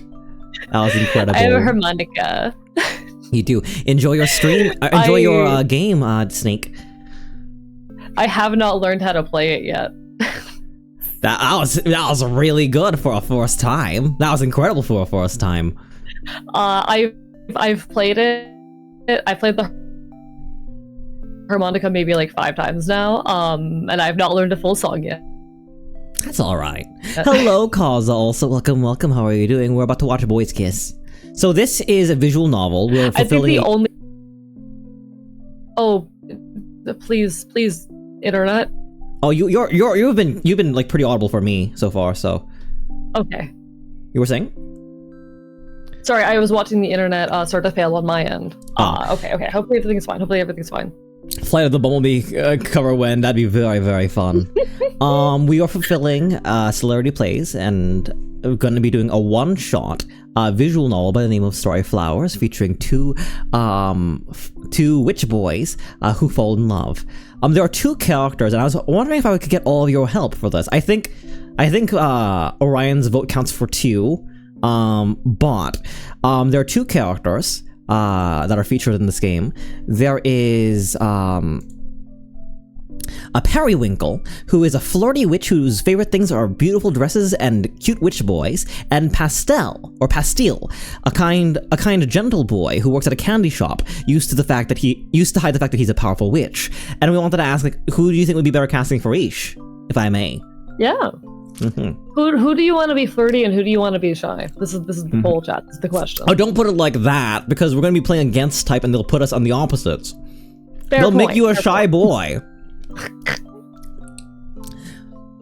Which, let's be perfectly honest, you're plenty shy sometimes. No, still want to be say-so self? I mean, I could play against type. I'm not shy. What you just did was very, very shy, Core. I'll make a poll. You're too far away to be within biting range right now, and I'm very upset about it. I can't even tail whack you from this distance. How dare you? I'm gonna angrily eat my candy. Oh, is that what you got for a treat? I said get a nutritious snack, and you got candy. I think warheads are plenty nutritious, actually. They're literally sugar. They're literally sugar and citric acid. I think they're extremely nutritious. I'm going to put the poll up for 5 minutes, so if any of you have a preference for who plays which character, whether you want us to play toward or against type, we'd be happy to engage, because let's be honest, I actually part partly a whim, partly because I'm excited to stream and play with him again. I was like, hey, do you want to do a visual novel on Monday? And thankfully we got some time going. Goodness gracious!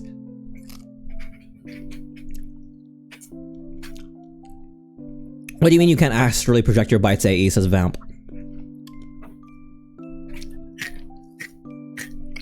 That's me at your, like, skull. I can hear the crunch of your warheads. Exactly, that's me punching on your skull. I feel like Cell would be a natural for Shy, but it'd be fun to see all reverse rolls. It could be fun. We're 4-4 right now, Study Buddy. If you haven't thrown your lot in, if you haven't already voted, please do.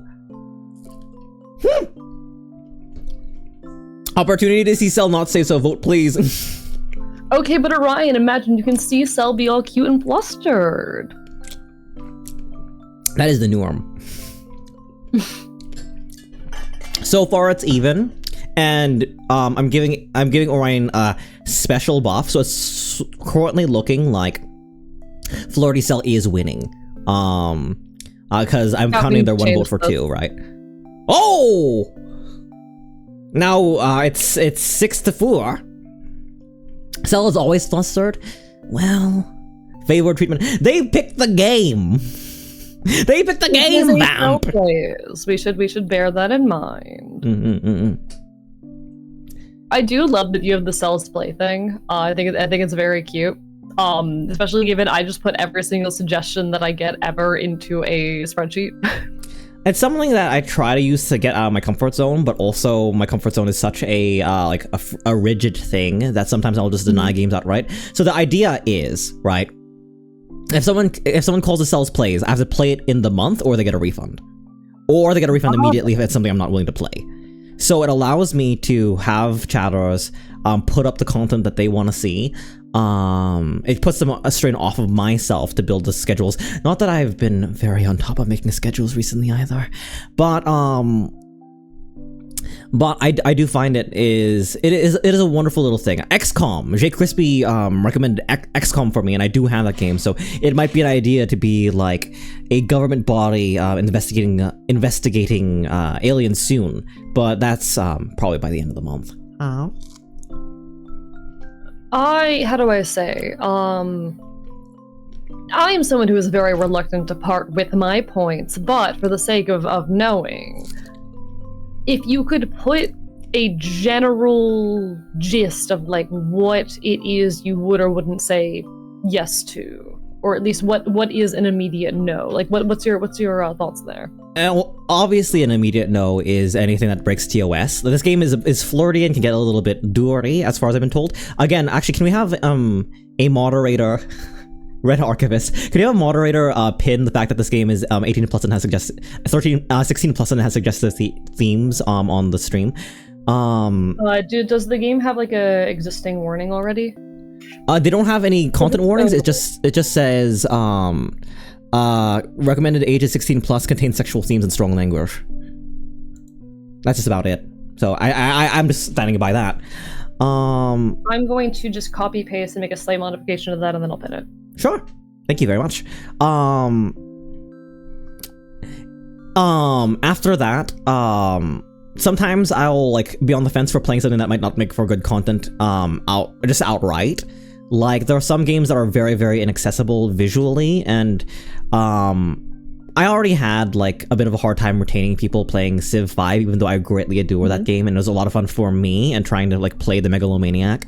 At the same time, a lot of people like sort of fell off for that, so I'm not sure if a 4X game is something I'd be excited to play again. However, Celerity Plays entitles you to one play session of that game, and I could turn to a series if I really like it, or you can force me to play it again and again with additional payments of 50,000 points. But primarily, it's just like some considerations to be made is does it fulfill value to like my channel, will make me extra interested in playing it, and sometimes like if the redeem time's out, I just refund it. Valid. Are you thinking about something for yourself, or are you thinking about a recommendation? I was just trying to, because while I am reluctant to part with my points if I ever decided to, getting a gauge. I have games that I enjoy that I would love to force you into, but I'm not sure how many you would actually have interest in. I'll try to put them into a Monday. Especially, right? Fair point. Rome says their eye is doing something where it's randomly creating patterns. I'm sorry to hear that, Rome.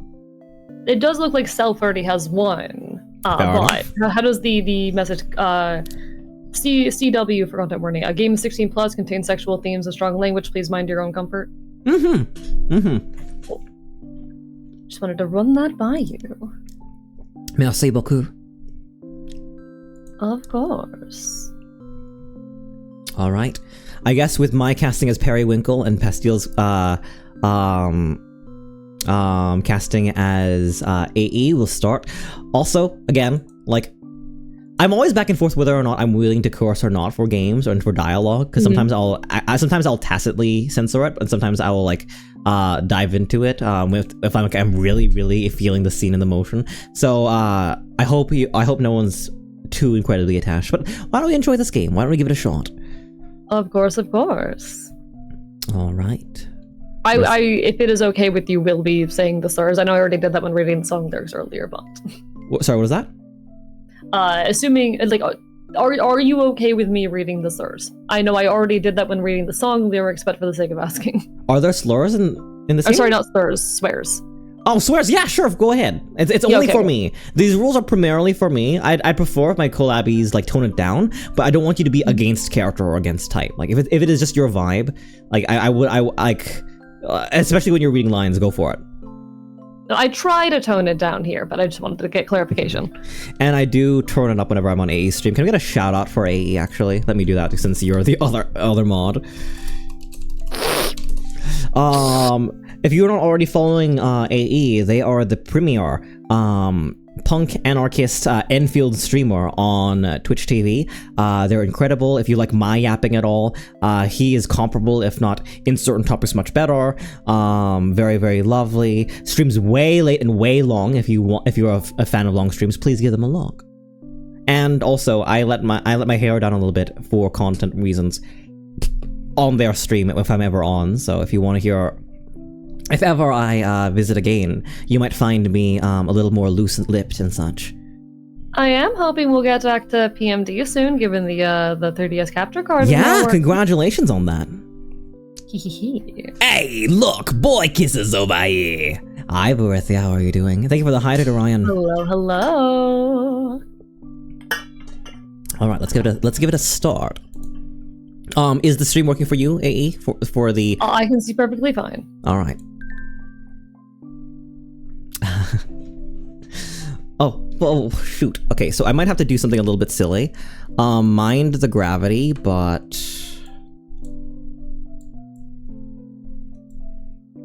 Are you flipping me upside down? Perhaps. I don't know how I feel about this. It's alright, it's not like you're wearing a skirt or anything. Get rotated, idiot. Alright. Wait, where's chat, actually? Why is chat missing?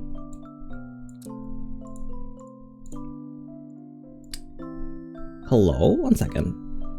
Allow me to... Take your time. Do what you gotta do. Yes, please. I did recently have to make an entirely alternate overlay for one specific game.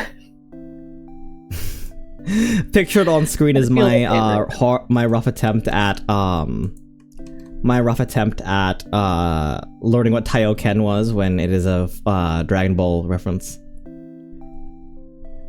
This is very valid. This is why. There you go. Things should be fixed now. You know what? Why don't I put you closer to me? Oh shucks. Da-na-na. Don't you just love ballistic gravity is no concept of down. Oh, we're pinned again. Okay, let's put you there. I disabled most of my pinning layers to try to avoid this, but I guess I didn't do enough. That's alright. I wish there was a way to just say, hey, collaborators don't pin. This is decent. Oh, shucks. Okay. You stay here. Wait. I do think it's funny when we get pinned, but it makes the perfectionist in me bleed. So yeah, no, I'm not big on it either. Luckily, I have my hotkey set up in a way where it's not too much of an issue. But yeah. All right, now we can go into it earnestly, I think. And also, I can tailback you again. No!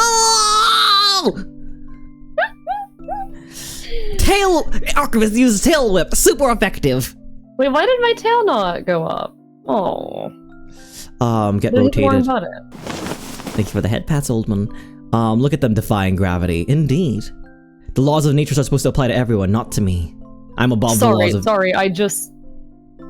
My bad, I didn't mean to interrupt. But I just recalled when we attempted to do a very scuffed cover of Defying Gravity. Oh no, that's so... I wish you'd share it, but also I respect your dignity more now than ever. Maybe someday. Maybe we'll give it another shot one of these days. I mean, I do have a little, like a short, like 40-second thing I'm putting a lot of work and effort into. Hopefully I'll be able to share that with all of you. But like, it is something, like, I am working on something with AE and Nyx that'll stay secret until probably the meme that's based on is dead. But I hope you all can look forward to that. Had to sing last year. We gotta pick up that one cover too, as soon as like my schedule clears up a bit. Yes, please. All right. Hello, and welcome to the delicious pick up. Hello, welcome to the deliciously romantic tale of my first love. There's just one thing before we begin. I can grant you the power to choose my accessories at various points of the story. I'm being very gracious to offer a thing. You know, if you use it, you better make me look as adorable as possible. This little feature has no other effect on the story otherwise. It's simply for your entertainment should you wish it. Would you like to enable the dress-up feature? Yes. You know what? Fair enough. You know, maybe you should You go. I did look at the description of this game when you told me about it, and like, that was the thing that stood out to me. Yeah. I will be honest, my entire interest in this game is, oh my god, there's a dress-up mechanic. You know what? Absolutely fair. Like, honestly, with the cute boy who likes cute boys and dress-up games, maybe you should have been Periwinkle. Not full length redhead, just something silly. Then, without further ado, let's get ready for my first date with Pastel or Pastille. It's Pastille, right? Probably. I don't know how to pronounce words. I'm barely literate. Pronunciation. I was taught how to read by a bunch of homeless queer people. I don't know what you expect from me. It's probably the best way to. Pastel. Pastel? It's the worst part of both sides. Pastel. Are you sure? That's what what does the name mean? I'm curious. So it means a tablet containing aromatic substances that are burned to fumigate or deodorize the air, or a small tablet. Like a candy. It's like a lozenge. Interesting. Pastel. It's a sweet. Yeah, it's a sweet. Oh. Okay, understood. Then, without further ado, let's get ready for my first date with Pastel. Alright, what do we want to do? Okay. I want you to pick the first outfit for the first date. We have... yeah, I'm gonna have to have you take your time going through the options. Alright, light earrings, dark earrings, white ribbons, blue ribbons, flower... Ooh, it's very Nyx, to be honest. Like the rat tail and the hair is very Nyx. Royal crown, that's very cute. Cat ears, bunny headband, angel halo, demon horns. Ooh, I do like the horns. It makes them look very... It also looks a little bit like a ahoge, though. It's very similar to their like hair color, but it does make them look more mischievous. White headband, pride headband, large bow, sweets. That could be cute. Like when you like, do you ever like? Never mind. I was gonna say like, with a partner or with somebody that you enjoy. Do you ever try to like match outfits and like have like Something that's missing on your thing beyond theirs and their body beyond yours. I can't say I have, but I see the appeal for folks. Meowry. I've done that kind of thing with like character designs. That is good stuff. It's the good stuff. Hello, Dayton. Alice goes, cute. Oh, actually, I could just click this. Okay, that's actually very helpful. Any ideas?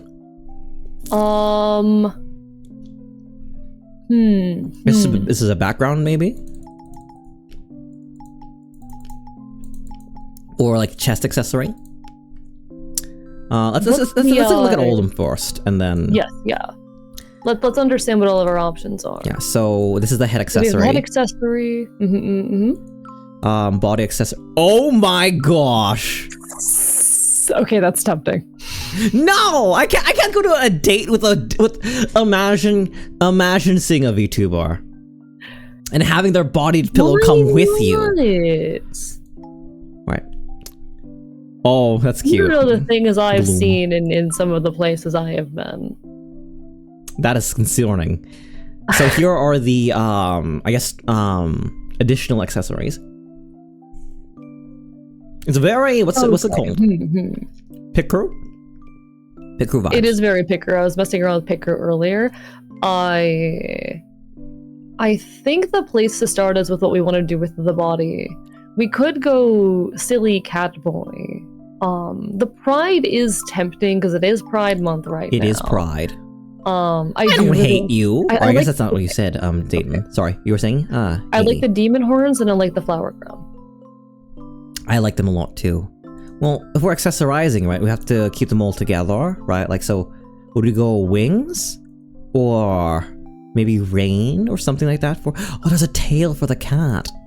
We can put them all on for a second. That is kind of cute. I'm just gonna save this as one. Oh. They blush! Alright, but your thing, the demon horns or the power or the flower crown? Maybe first date we go flower crown. Let's start off like sweet and innocent. They don't need to know how weird we are. What? Hey, I mean, in they character. Don't need to know how weird. Do you want to do the heart, like how do the thing, or how do the little flower things look? It's very subtle. It's a little background thing. What's the pride thing look like on the actual? Oh, that is kind of cute. I have a little mole. I have a little beauty mark here as well. We could go with that, or we could just do like one of the collars. I don't mind. I think it's still giving like spring, right? Even if it wasn't a queer thing, I think it gives spring with the thing in that. Yeah, I think I'm content. We could definitely do the rainbow. And what do we have in our last option again? We have any kind of glasses. We have the blues, which I think clashes personally. We have a sprout. We have shining or kira kira, and gloves. Gay thoughts, lollipop. Gay thoughts. I think the thing is that I think the things here that go well are the little lines, the yellow lines, or one of the glasses. Those are the things that kind of mesh. I like the glasses. We can do one of the glasses. Have I watched Mortarbot yet? Not yet. However, I've seen a clip of it. But it is something to say, like, hey, I'm gonna leave your stream to watch a Mortarbot. Like, oh, okay. Like, I don't rush to watch a show that is better than me. Lighthearted. Clearly, y'all need the sprout. Did you? You go. I will say, like, fair warning for folks in any Twitch chat, it is generally a pet peeve of streamers if you go, oh, I'm gonna go watch XYZ thing instead. Yeah, I'm like, you are allowed to just say, hey, I'm gonna head out now. You know. The clips don't do it. Not that that's what happened, Mom. Clips don't do it justice. I love him. I love him very much.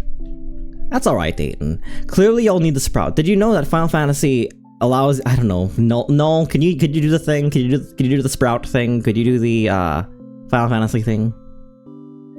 I'm realizing that is not what happened in chat, but I was just assuming without context. That is on me. Yikes! I guess it's time for push-ups, AE, for you. Oop. That's 20. 30.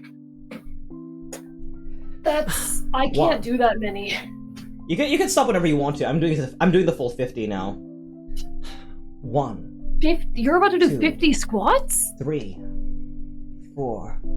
I can't do 5, 50 push-ups. 6, 7, 8, 9, 10, 11, 12. You don't need to do it to failure, AE, alright? You're doing just fine.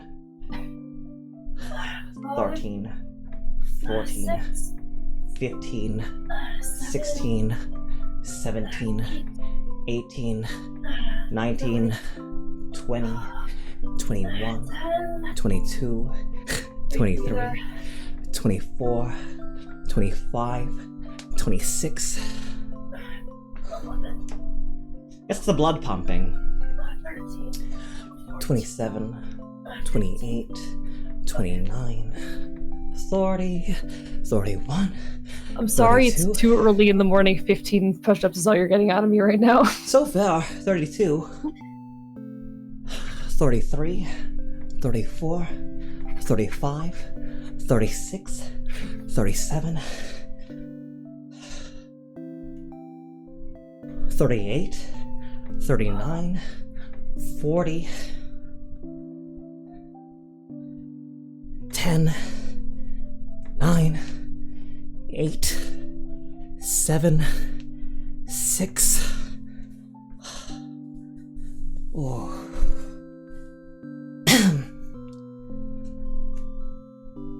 5, 4, 3, 2, 1, 0.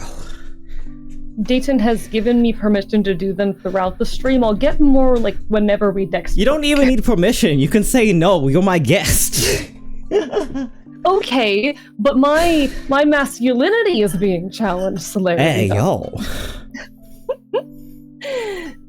Think of the hydrate and stretch, Ryan. My strength is being challenged. I'd do more, but I haven't had time to work out recently.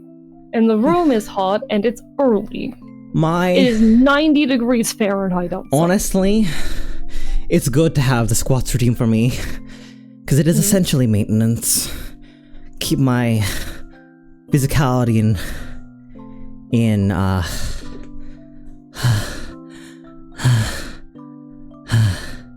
keeps my physicality in check, and my legs are easily the strongest part of my body, so it's kind of like a softball. Oh goodness.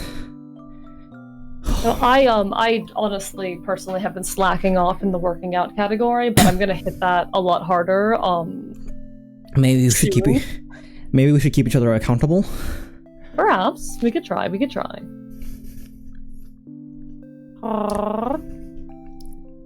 You did 100 of each on stream? Goodness gracious, Dayton, I couldn't.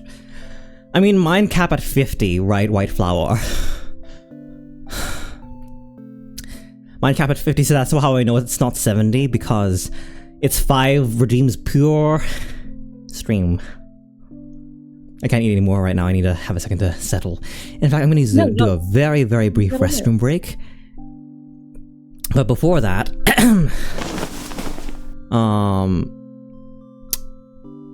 did you know that critically acclaimed MMORPG Final Fantasy XIV has a free trial that includes the entirety of A Realm Reborn and award-winning Heavensward expansion up to level 60 with no restrictions on playtime? Sign up and enjoy Ezra today! Yeah!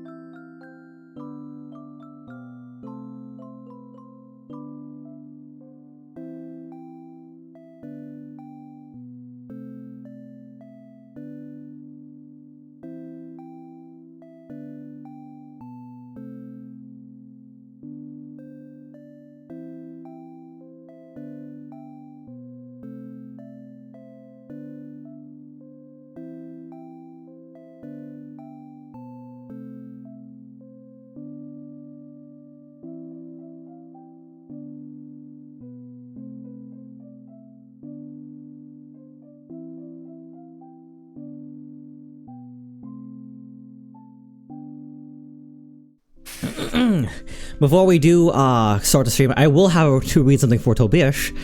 Did you know that Celerity, and AE... Sorry, did you know that Celerity, and AE are the two cutest people in the world? It's true, scientifically proven. Don't you concur? One second, I need to reread the message. Look at him be cute. What do you mean? Did you know that Celerity, and AE are the cutest people in the whole world? I'm not Scientifically cute. proven. That's my... I'm not cute. I'm not cute. He's super cool and not a little shy. I'm not cute. Mm-hmm. There's nothing cute about me. True and canon and real. Very much agree. Alright. This is what we're going for. I love how shiny they I are. think this is the vibe. I think this is very cute. Chapter 1, First Date.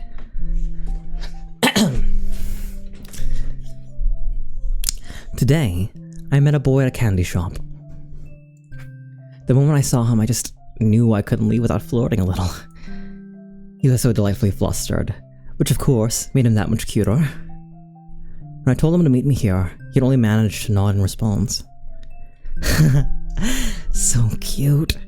My favorite type to pursue. There he is now. Oh! Hey, I hope I didn't keep you waiting too long. Pastel, look at you! And here I thought you looked plenty good in that uniform. My heart was unprepared.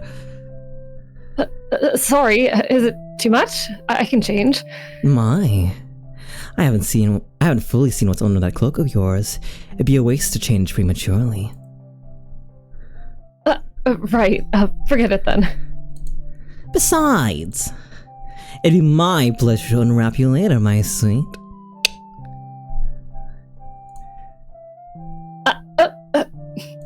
Now, shall we head to dinner? Okay. Lead the way. I truly didn't expect it. He definitely seemed like the type to have a more modest sense of style. Thigh highs, was it a short skirt, or was that a dress? I only briefly glimpsed it. I'm quite looking forward to seeing more tonight. Right off the bat. I wasn't expecting it to escalate that quickly already. And there's such cheesy lines as well. I don't think I catch that escalated very quick. It just hits you with it from the get. No doubt that Cell's cute thighs have opened my eyes. Though A gives more Joseph vibes. I see that. Also, different squats accomplish different things, right? I think I primarily moved my hamstrings, the top of my legs, then my butt. So I'm like, I think I've worked myself a little harder than I usually do, in an attempt for speed. Because the wider your legs are, the wider your knees are pointed out, the more it is a back and rear exercise than it is a leg exercise. I see. So if you want more functional usable muscle, parallel with your shoulders is good, but if you want other places, it's called a sumo squat for that case, which I try to do generally. I want lean muscle. I want muscle that is there but barely visible. I'm pretty sure pointed forward / shoulder distance is probably right. The restaurant I decided on is one of my usual rotation. Good for a quiet, comfortable evening. For a variety of dates, you must have a variety of locations in mind. Tonight's mood is romantic rendezvous.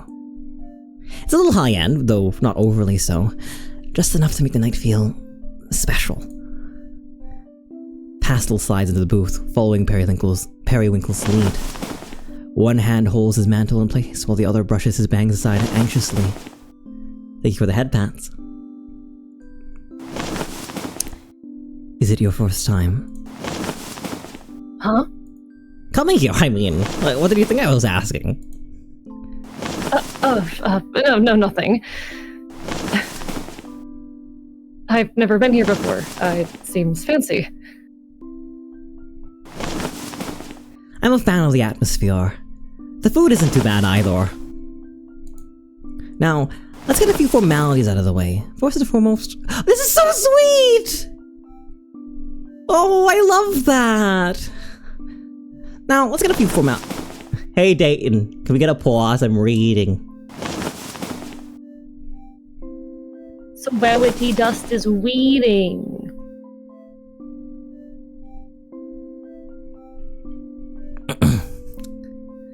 Now, let's get a few formalities out of the way. First and foremost, your pronouns? Oh, I just use he, him. What about you? It's the same, though I don't necessarily mind being called by others, especially considering my presentation. Understandable.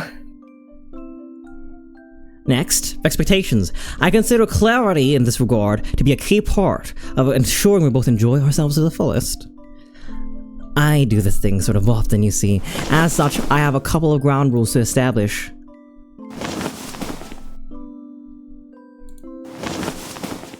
One second. AE, would you mind pausing headpats for a second? I can do that, absolutely. Once I actually get into mod view for that. I can't wait for that to be a more natural part of the conversation, to be honest. Me too. I don't know.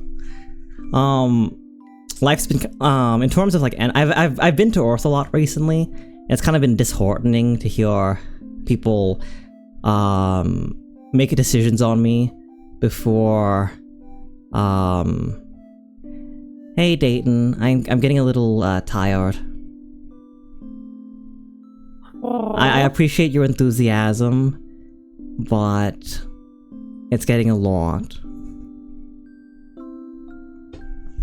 I was saying that like it kind of feels sad being boxed when I go to Earth recently.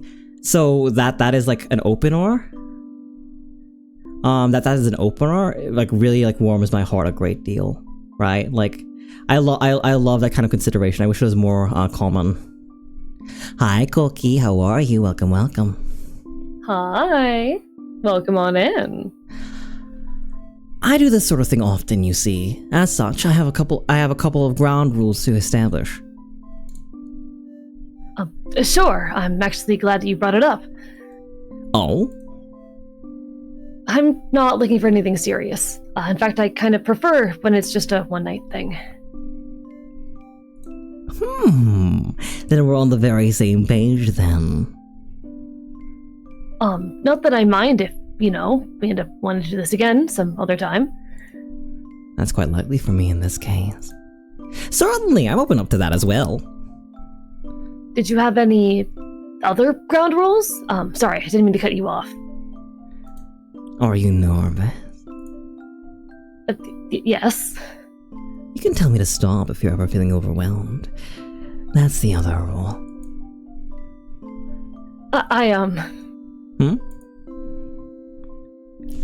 I like feeling overwhelmed, to an extent. I'd assumed as much, but to hear you admit it outright... Pastel. In that case, I'll do my very best to overwhelm you, my sweet. Did Cell say myself this? I did, Tubish, like a couple minutes ago.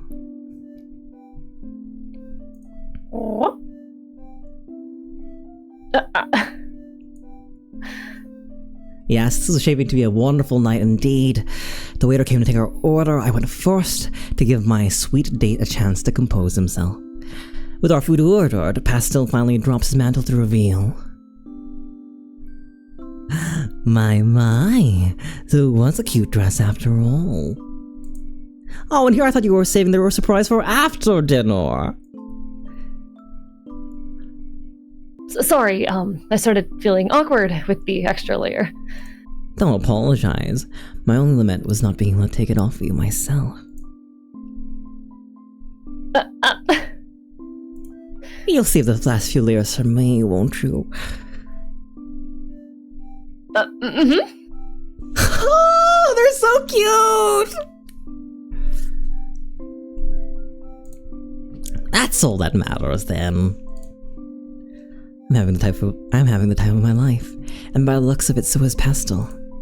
I live to tease cute witch boys. How fortunate I came across the sweetest one today. Our food arrives before Pastel's able to recover. He can't even look the waiter in the eye. How adorable. No, I mustn't overindulge before we've even eaten our meal. There'll be plenty of time after dessert.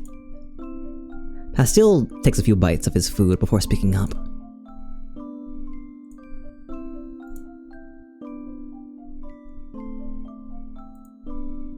I think this is Uline. Uh-oh. Hello? Am I alone? Uh-oh. Periwinkle, what do you do for a living? I wrote it. Hello? Can you hear me? Hello? It's so funny. You're in, you were lost for a second, and then silence, and then you did the full line correctly, and then it sped through the rest of your words. Like, you need to see the VOD afterwards. It's kind of silly. I'm so sorry. I genuinely do not know what's happening. No worries. This is weird. I'm having a lot of fun even still. Hey, Gamer, how are you? Welcome. I'm just like, what are my technical difficulties?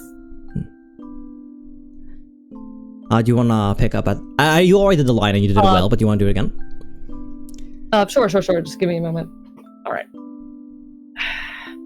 So, Periwinkle, what do you do for a living? Besides tease you until you're barely able to speak. Yes, besides that. My line of work? I guess I can tell you. I'm an arrow magician. I specialize in creating pleasant scents. Periwinkle tugs his wand out of his sleeve and lightly taps the candle on top of the table. In a small burst, the atmosphere shifts around the pair. The candle's original aroma is forgotten, replaced with something new and cozier. Oh, that is nice. What smell is that? I'm no good at pinpointing stuff like this. Vanilla. I thought it suited you. Although, I'm sorry, I think a more lustful scent would have been a better fit. What does that even mean? Just that you've done nothing but exceed my expectations. I'm not doing anything. Pastel retreats behind his glass of water, overwhelmed by embarrassment once again. This game looks so cute, almost as cute as you two. Thank you very much, Gamer. I think AE prefers handsome, though.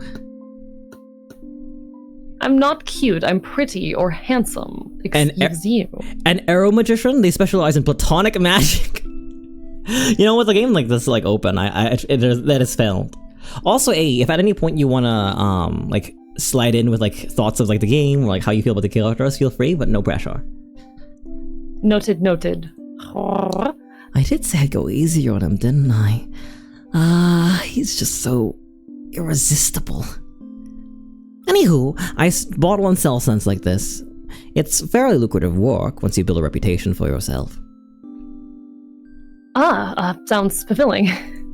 What about you, Pastel? What kind of magic do you specialize in? Oh, I had mostly been living without magic until recently. Without magic? I can't even imagine. It's not so bad. I mean, humans do it, so why not? Sorry, I love it a second. I want to retake that one.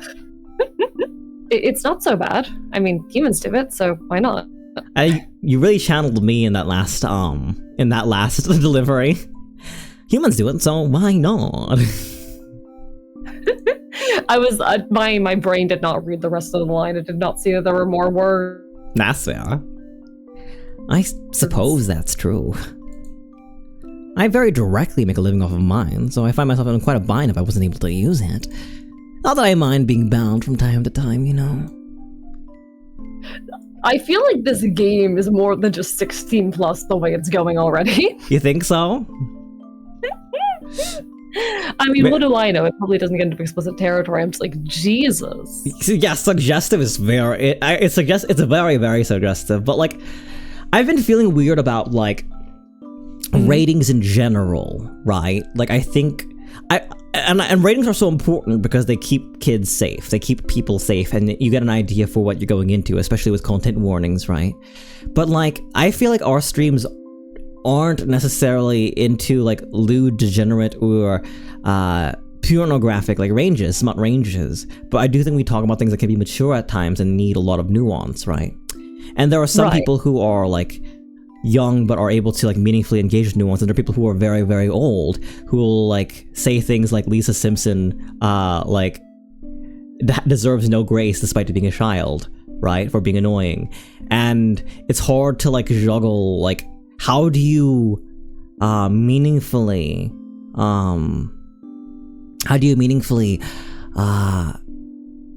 like place these like goalposts and or ratings up so that it like is the most effective, right? I agree, and this has been a big debate that I have been having with myself and my community recently, around age rating content online. I don't know how much I should speak to it here, but it's been a big conversation I've been having with my own community about how I want to rate my content. I'd love for you to speak to it very briefly, if you don't mind. I'd love to like pick your thoughts since I brought it up. Sure. For the majority of the time that I have been streaming, I have labeled my stream as a 16 plus space. Like this? Yes. Because I did not want NSFW content in my community, but I talked a lot of politics, I talked a lot of queer issues, I occasionally got into like slightly suggestive areas, and I wanted to be able to talk about those things while still allowing some younger audiences access to ultimately what was a like punk and leftist safe space. Part of my intention in having a 16 plus age range is there are a lot of 16, 17-year-olds who want to get involved in leftist politics but do not have an entrance point. Don't have a community where they can talk about it. And I liked the thought of being able to be that space. But as my community has grown, it is getting a lot harder to moderate. And for that reason, I have had to debate moving my community towards being 18 plus because I can't control my community. I can't control what they do. There have been instances of NSFW content being spread within my community, despite it being against the rules, about it being done so in voice chat as well. And I am trying to clamp down on that, but there's only so much I can do. And at what point do I need to make the choice of keeping minors safe by keeping them out of a space where I cannot meaningfully prevent abuse? And I also think we talked about this in the past more privately, but like kids need spaces like these where they're able to meaningfully engage and like grow up, because a lot of kids don't get unradicalized or aren't able to see more of the world because they have a very, very tight perspective, and and like if parents have politics that can be like destructive or rude in either direction, they don't have one of the few spaces that they generally do have to have a taste and perspective of things beyond their immediate surroundings is the internet. And if we don't make spaces where they're able to be exposed to these things in safe ways, then they'll throw themselves in places where where it isn't explicitly safe. Gamer is correct. Kids don't have a lot of places to be safe on the internet online anyways, even in places that are meant to be for kids, or content creators who are meant to be for kids, or creeps and such like that. So it can be hard to like sort of, amid the comfy game, it can be hard to like give kids the space that they need in order to grow and socialize and see a perspective beyond themselves when adults are also present and want to be able to meaningfully be adults in spaces that are permitted to them, which is fair for them. Exactly, yeah. It's a very complicated issue. I don't want to be that guy, says Rome, but I feel like not monitoring your kids, what kid watches to a certain extent, should count as child neglect to a certain extent. I vibe with that, to be honest. It's difficult because nobody's able to agree with what is family friendly or not, LGBT for example, but I would agree, Rome. I think that like part of parenting is knowing what content your kid consumes and not letting your kid be an iPad kid, right? Like there's so much suggestive in explicitly child spaces like YouTube Kids and stuff like that. There is like Elsa and Spider-Man doing really gross, weird stuff, right? or like Minecraft SMPs that are very explicitly like not okay for kids that are still get marketed to them, right?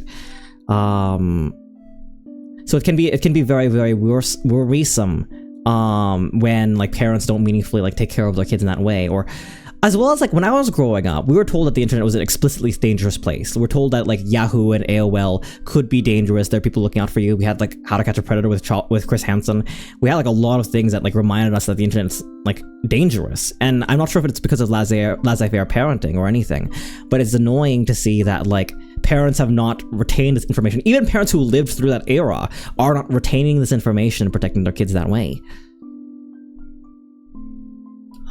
This is something I have mixed feelings on, honestly. Because while I absolutely agree kids need more safe spaces on the internet, and a lot of child abuse could be prevented by, you know, especially younger kids having less internet access or more monitored internet access, I worry a lot about kids who are in abusive situations at home. And not being able to access resources they need, not being able to maintain interpersonal relationships. That very much scares me as well.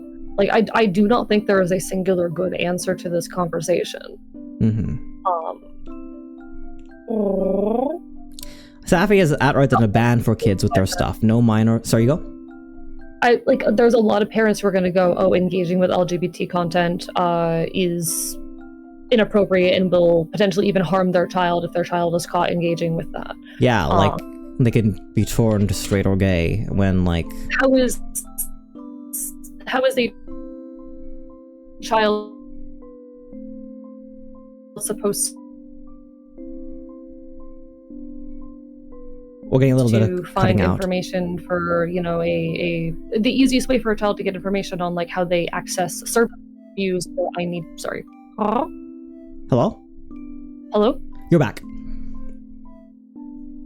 So my other side of it is, how is a kid who is undergoing abuse or in need of some resources, whether those be like, you know, they need to get authorities involved in an abusive situation, or they need to find out if what is happening is abuse, or they need to access queer resources or something of that nature. How are they supposed to do that without the internet? Because I'll be honest, if a kid's being abused at home, they're not going to trust the school guidance counselor. They're going to have an implicit distrust of authority. That's a very noble trait to have. It shows that you have a lot of character and think about those things and emphasize with such individuals. Absolutely, right? We love AE for that. It scares me that at any moment on the internet I could be interacting with a 14-year-old, but also kids need to be able to protect themselves, and oftentimes the internet's the only place where they can find those resources. Especially when like parents can vilify like decent and good people and decent and good resources for like being recognized for who they are and all that such. Yeah. I'm sorry to hear that, Rome. All of my love. And absolutely, like, the internet is not a safe place. I think we've overcorrected in the past couple of years about like the safety of the internet and how it exists. We've normalized and taken it into such we've taken it for granted so much that we forget that, like, just as in with real life, it's very easy to fall into danger. The internet is no more a safe place just because you're not physically there. Oh, absolutely. It's a scary, very nuanced conversation. I admit my own experiences with adults as a kid has made me more extreme with kids on the internet because I don't trust any adults around kids anymore. I get that, right? And I have experience with bad adults growing up as well, on the internet as well. But at the same time, like, what if the bad adults are the kid's parents, right? What's the kid gonna do? I think it is, for context on my own perspective, it is probably good to know that I am someone who had extremely minimal internet access until like 16. Mm-hmm. And I barely touched the internet whatsoever beforehand because I did not have the option to. Mm-hmm. And I have basically lived the majority of my youth on the internet. Not Not very, very explicitly, but I've interacted with a lot of people, even lurking, and not all of them were good. It's a very critical topic to be discussed. Right now, we have old people who don't understand how the internet works, and we're in desperate need of how to handle this topic, and not in the way SOPA and SIPA is doing it. Do you want to? I'm gonna start on the last line. Not that I mind being bound from time to time, you know. How do you keep doing that? Every time I think we're talking about something innocent? I just can't help myself, can I? Deliberate word choice, my sweet. Would you like me to hold back a little more? No, it's okay. I'm kind of impressed. I do think this is such a wonderful, like, I don't, this feels like Bluey for adults. Does that make sense? Like, it's really nice to see, like, the start, that start of, like, fraternizing and dating be so, it's not at all subtle. It's very, very, like, open. It's, like, very, very open with what it is, like, the flirt and, like, the dynamic and everyone being, like, above board. It's very, very warm in my heart. You know, I think actually that's a very interesting comparison. And I think it's very interesting how, like, continual, like, consent is a thing that they're putting here very explicitly. Yeah, they don't take things for granted, you know. I think the easiest way that we can hurt friends and family, but mostly friends in my opinion, the easiest way we can hurt friends is by, like, doing something without realizing, right? With something that wasn't communicated, and pushing without accident, without, like, meaningfully, like, addressing that. And I'm very grateful to the friends of mine who are able to be very explicit with me on what they're okay with and all that such. Even if, like, I sting a little bit, the sting of being corrected is so much better than knowing that I've harmed someone, you know? Oh. We finish up our meals and decide on sharing a slice of strawberry cheesecake for dessert. Pastel deliberately leaves the larger bits of strawberries for me. I wonder if it's because he doesn't like them, or is he just that kind? Either way, this has quickly become my most favorite date of the past few months. Tell me more about yourself, Pastel. I'm afraid that the only thing I know of you is that you work at the renowned Altier Sweets, even. Oh, there's not much else to know. Surely there's plenty more than just that. Any hobbies, perhaps? Cleaning, maybe? Any non-related work hobbies, dear? Sorry, I never know how to answer these types of questions. Where do you see yourself in 5 years? Probably exactly where I am now. What do you think your biggest weakness is?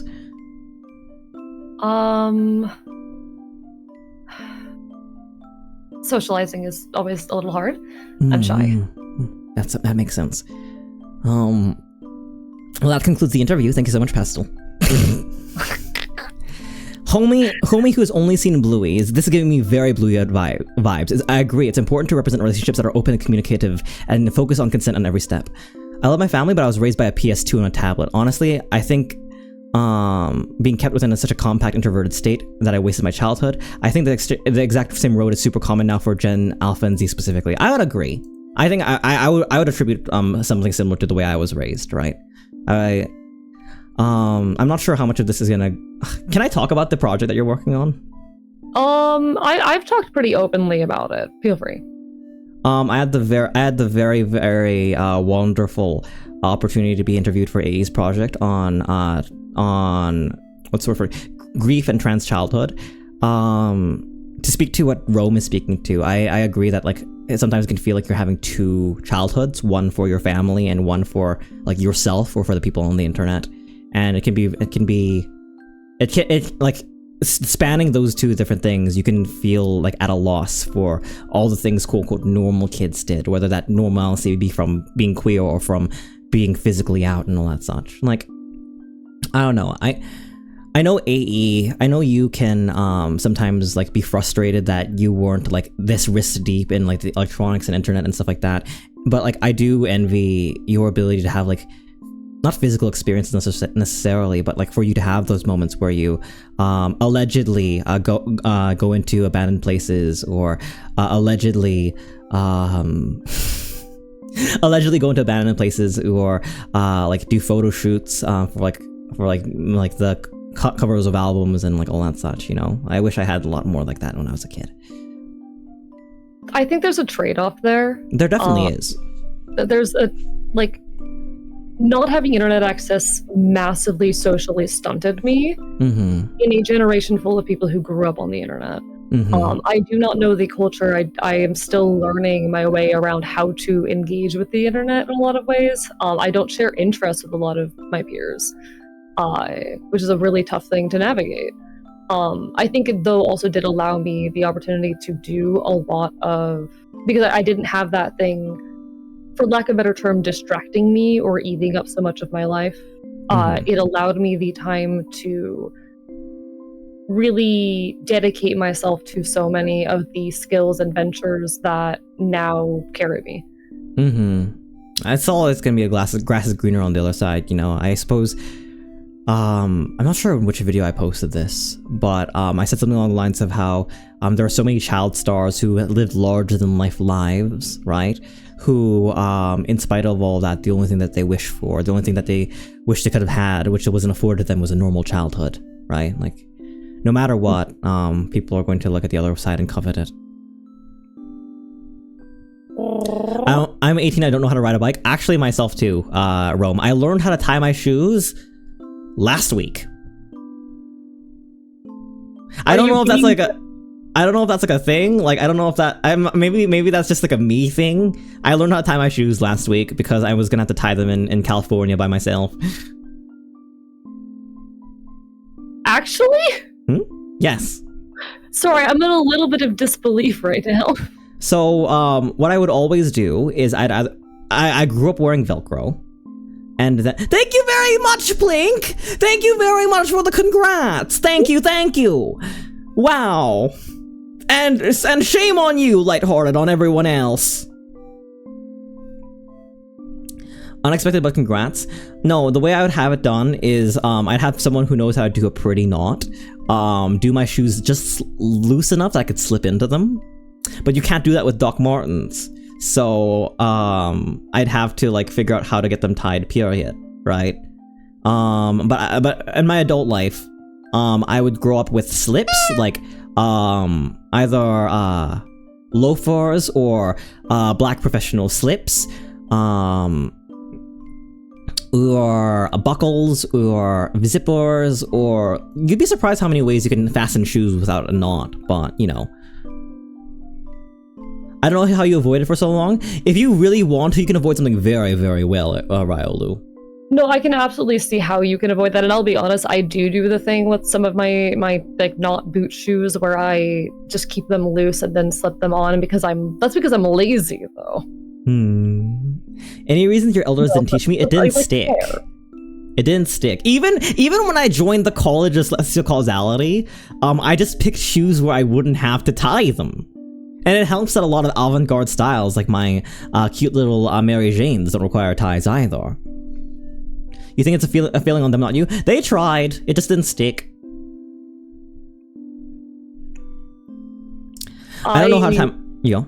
I'm proud of you, but also that is a little bit funny to me. You know, it's good to have a sense of humor on these things sometimes, so I don't mind when people laugh. I know it's silly and a little bit pathetic, but I'm just pleasantly surprised by Plink being congratulations with no judgment. This behavior, this silly teasing behavior, it's fine. It's what I expect out of a stream. However, what really struck me, what really melted my heart, is that Plink just out the gate went congratulations. My heart. If it helps, I'm still learning to do a lot of human things day by day. You have an excuse because you are not a human, but absolutely fair. Well, what method do you use to tie your shoes? I cross them, and then I make the ears, but then I have to I don't think I tie my shoes regularly even still. I think my knots are still very, very ugly, but they'll do the job. I cross the things with one over the other. I make loops out of either side, and I have to like really pinch and hold and like twist, and like it's a whole two-hand maneuver to get like one of the loops, the longer loop, under and then tighten, essentially, right? Silly and a little pathetic is still in a nutshell. So fair. I mean, I like people who are a little pathetic. I vibe with it. Absolutely fair. I've been talking a lot to my chat about recently about the appeal of pathetic men, and I don't think they understand. Shame on them. Shame on them. If you can love a femcel, you should be able to love a pathetic man. I love being a pathetic man. Not gonna lie, I'm smiling a little bit at how silly this is, but congrats on learning the shoe tying method. Thank you very much, Dayton. Thank you. Well, next step is I teach you how to ladder lace. Oh no! I'll bring my dogs. You had a ladder lace. I'll bring my. Honestly, I'm wondering if I should change my laces to yellow. What's yellow again? Yellow is sharp. It means it's anti-racism. Sharp is skinheads against anti-racism. I'm anti-racist. This code is dead, but it's sharp. Skinheads against racial prejudice is what it is. Oh, I'm not a skinhead though. I prefer a full head of hair. I couldn't be bald. That's where I draw the line. I can hate racism, but I draw the line at shaving my head. No, but the reason why most boots default to yellow or black laces is because those are because yellow is inherently anti-racism, and then black is just like a neutral. Makes lace sense. code is dead. Lace code does not matter. Don't judge people off of lace code, because it's unless they are ladder laced. Actually, if someone's laces are ladder laced, be hesitant. But typically, because you know they did it on purpose. Ladder lacing generally. Someone who ladder laces is going to have enough context and knowledge of punk to know what lace code is. It's not doing it intentionally, but like that's someone. One sec. Let me check myself on this. Understood. How good of a cook are you, Sel? Are you a silly little takeout baby? I can cook decently. I can not burn down the kitchen. I can make meals that people think are nice. My main specialty is like a taco meat or a blue rare to medium rare steak. Those are my go-tos. I can also make sandwiches. I'm also a very, very good cleaner. I think a better cleaner than a lot of people I know. Because people don't realize that you need to physically remove gunk before sanitizing. People will just use a Clorox wipe on everything, when Clorox simply makes it so that there are no pathogens or anything like that, but does not clean like dust or caked on like aerosolized oil or anything like that. I'm not like amazing. I couldn't make a channel out of cleaning, but I'm above average on cleaning. I am like at a 5 out of 10 for cooking, maybe a 6 out of 10. Red laces don't mean anything, does it? They could roam. No, red laces.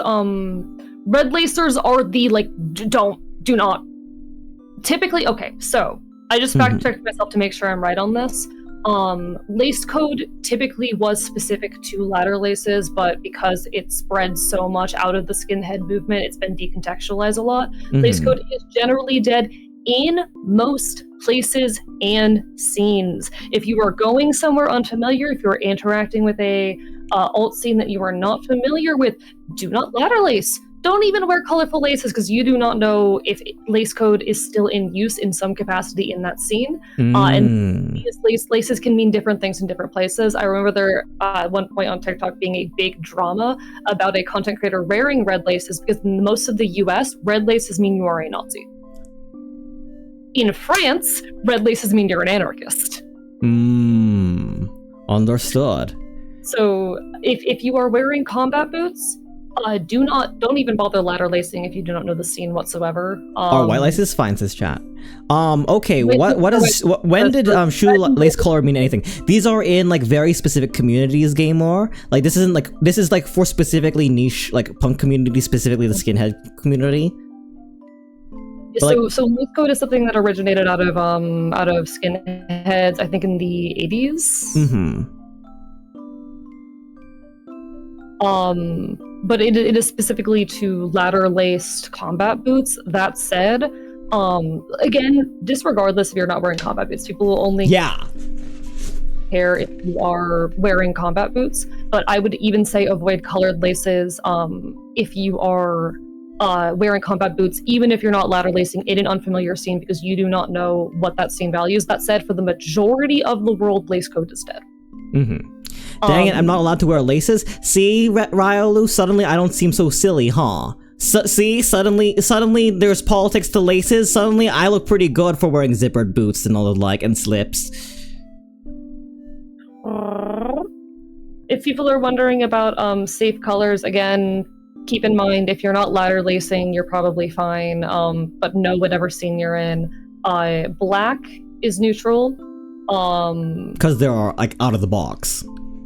Yeah, black is neutral. Yellow is relatively neutral, but is sharp, anti-racist.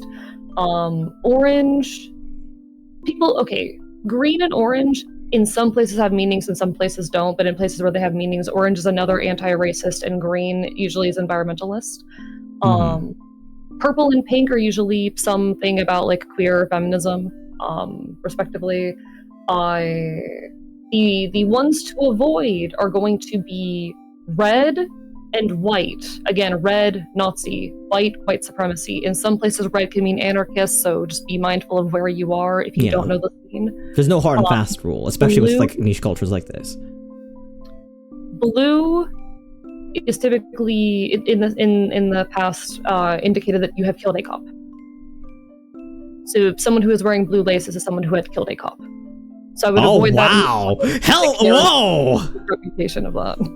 Like, I'm not going to advocate for anything here because of the ongoing situation in my life, but like, just be mindful of that meaning. Because people might make comments on it if you're like in punk scenes. Shut it! You won't wear slips to a mosh pit. No, I'll wear buckles. You po. Oh, I'm not gonna say that. Also, I don't mosh. I wore Crocs in the pits. Heck yeah, Oldman. Oldman, are there? What's? Oh, I think that's probably a joke. I was gonna say, are there like mosh shows in India? That'd be pretty cool. I thought we were talking about Nikes. Don't worry about it, Rome. Flamboyant rainbow laces, patterned laces are usually fine, but I would still stick away from anything that is majority white. Let me Google what a slip is. Because we might have different ideas. Oh no, this is slips are about what I'd wear. Like, can I put this on stream?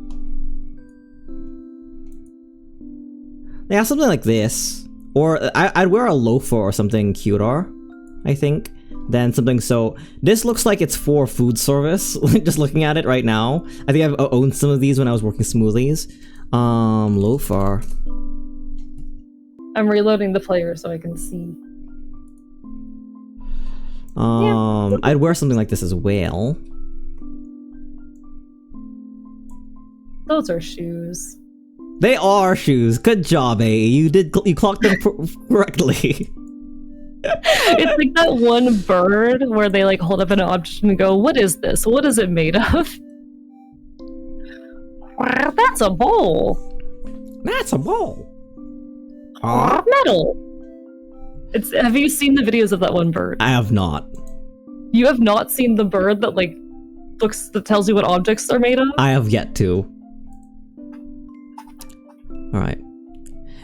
Any non-work related hobbies, DR? Oh, one sec, I gotta open up the thing again. Sorry, No I'm jumping between tabs. No worries. Sorry, I never know how to answer these types of questions. My best friend is an alchemist, so I've recently been going on little adventures to help gather ingredients for her craft.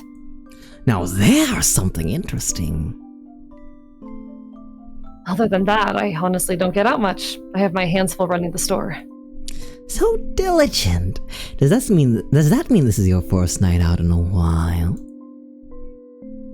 Yeah, I guess it is. I'm honored that you were willing to share it with me then. Yeah, I don't think I ever would have tried this place if you hadn't brought it. Yeah, I don't think I would have ever tried this place if you hadn't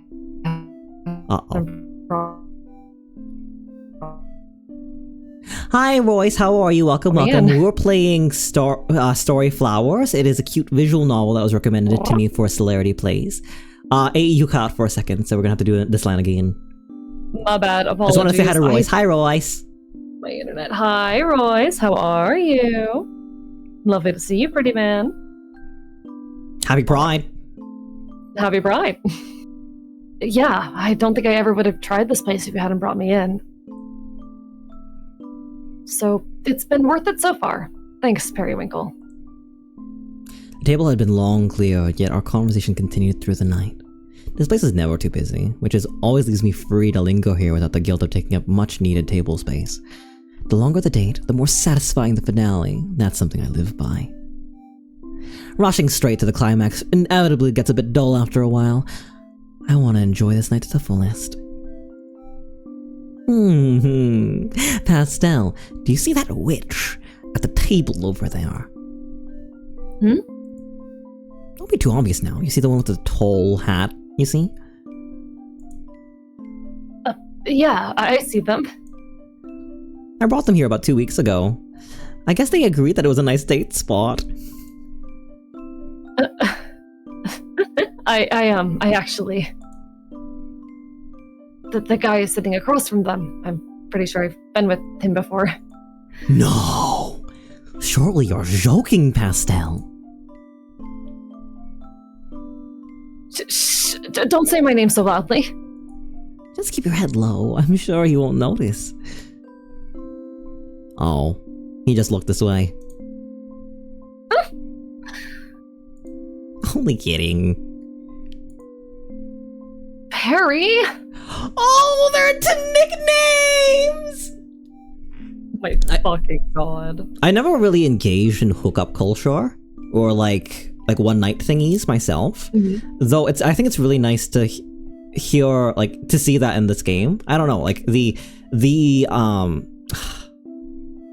game really is so comfort core because I feel like it describes or displays a setting wherein all of our queerness is normal, right?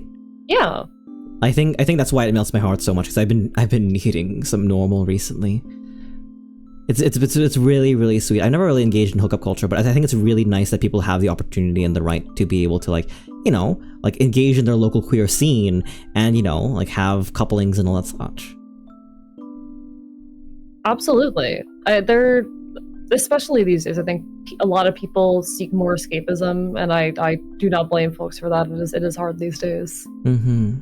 Happy Gay Month. Thank you very much, Gaymore. Floridian Commonwealth Internet 0 out of 10. I think Dog is messing with something. The voice you're using is so amazing. What voice? I'm using a regular... have I changed my voice for Perry? I mean, you're just putting on an affect. I feel like I'm not being consistent in the like voice, the affect I'm giving to Pastel here. I think it'll be fun. Is this MLM or WLW? Oh, they're femme MLMs.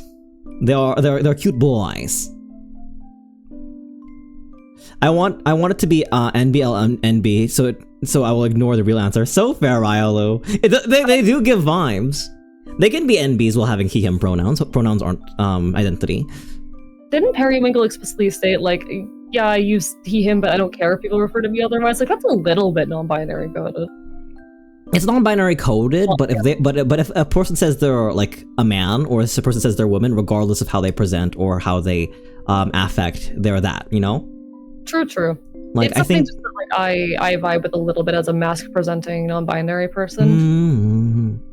I don't want to take that away from you, but I also think that, like, as much as it'd be nice to, like, be femme and, like, be consistently red femme at times, I do know that there are some guys who just, trans or otherwise, who just, like what they like, and, you know, it's not incumbent on us to, like, judge. Anyway, this is too much serious for what is like, oh, what are their pronouns? They're so cute.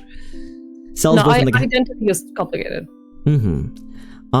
Sel's voice when they get happy, and all high pitched make me happy. Aww! Well, there that is. Thank you very much. Hi Sel, hi AE, hi Sel, hi Sel. Thank you very much, Zelda. This is a very, like, do you get where that bit's from? I recall at some point you saying something to someone in chat about like if you say hi to AE, you need to say hi to me 3 times. But I don't know if you stole that from somewhere. I didn't steal that from somewhere. That was me like being a brat, but then my chat ran with it, and I'm very actually happy for it. I think it's very, very cute. I think it's cute that like, yeah.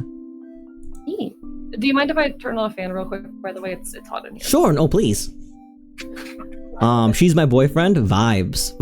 I love it when like, it's part of the reason why like, I'm non-binary, but sometimes I wish I was I was proper femme and a girl, and sometimes I wish that like, I could like love sapphiccally, because I think there's so much gender in calling your girlfriend daddy, right? Or being called daddy, in a girl way. I think that is like that is like so much gender envy to that, right, Ryolu? This is so funny to hear from you because I immediately get brought back to a moment on my stream years ago where we were doing PMD, and you were like, okay, I can't say this out loud. I'm going to send this to you and you can read it for me. Because at that time, you were a lot more say-so. I am say-so! I am! The fact that you would say that out loud, that's an evolution, my friend. I mean, something's changed. I mean, maybe I'm getting more comfortable, being less perfect or being less, one way or the other on stream. You know? I don't know. It's you've known me for a long time, so you know people don't really realize how much they've changed until like seeing an old picture of themselves or somebody's mentioning. You know, 3 years, my friend. 3 years. I'm gonna lean into you. Ow! Almost. That's something that'll never change, though. I wonder if Pastel named themselves. It's quite a unique object name. I think it's a good one. I think it's very, very sweet, no pun intended. I have an appreciation for object names, and screw anyone who disses them. Absolutely fair. Only kidding. Perry! Oh, a nickname already? We're moving so fast. You're the one who's been calling me my sweet all night. Well, you are, aren't you? Whose fault is it that you share a name with Candy? Not mine. Still, do you think those two make a good couple? How should I know? Just imagine the kind of person I'd go on a date with and pair them with the Anlar. And what kind of person is that? You, for one. Maybe they wouldn't be so good together. Ow! Ow! It didn't work out! Ow! This is very cute. This is My very heart! silly. You poor thing. No, the writing is so tight. It's so cute. It's so wholesome. It's so explicit. I'm gonna have to look at this developer afterwards because like it's hitting so many good beats for me. Like this is definitely like in terms of like comfort food, in terms of like just chocolate, just like chocolate and strawberries. This is like very much my type. I'm getting vibes from this. It's something that makes me very like curious. Because okay, how do I voice this? How do I voice this? Sure. I cannot say I am someone who necessarily understands in any full measure the appeal of this kind of media being an aromantic person. And I guess I am curious about, because while I have no qualms with engaging with it, I guess I have curiosity about the appeal of it. Because like I'm having fun hanging out with my friend voice acting. But and I definitely recognize the appeal of, you know, a comfy setting where everything is okay and there's loud queerness and that is perfectly normal. I have a lot of curiosity on the end of like what for an allo person is engaging in media like this. I think there are all kinds of wish fulfillment, right? Like we talk a lot about power fantasy, but I don't think we talk enough about wish fulfillment on the stream because I think wish fulfillment is a lot more. Wish fulfillment is a lot more already like accepted, where power fantasy tends to be something that simultaneously well-read media literate women and media illiterate loud men both like yell at the other for, you know, because power fantasy, like whether it be Rey Skywalker or whether it be Doom Guy, like arguments for their shallowness or their deserving to be around is definitely heavily contested. But I think generally we feel more permissible to things like wish fulfillment, and I think it is certainly a wish of mine to live in a setting like this, where right, like my pronouns are asked for, the person I'm talking to is just heavily considerate, even if they're teasing and sweet.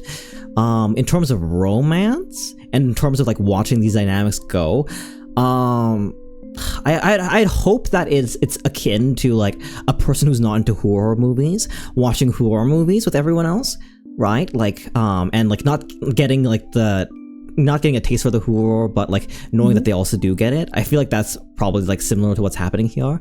As an owl person, if I'm trying to interrogate the feeling, I think there's a level of vicariousness into it.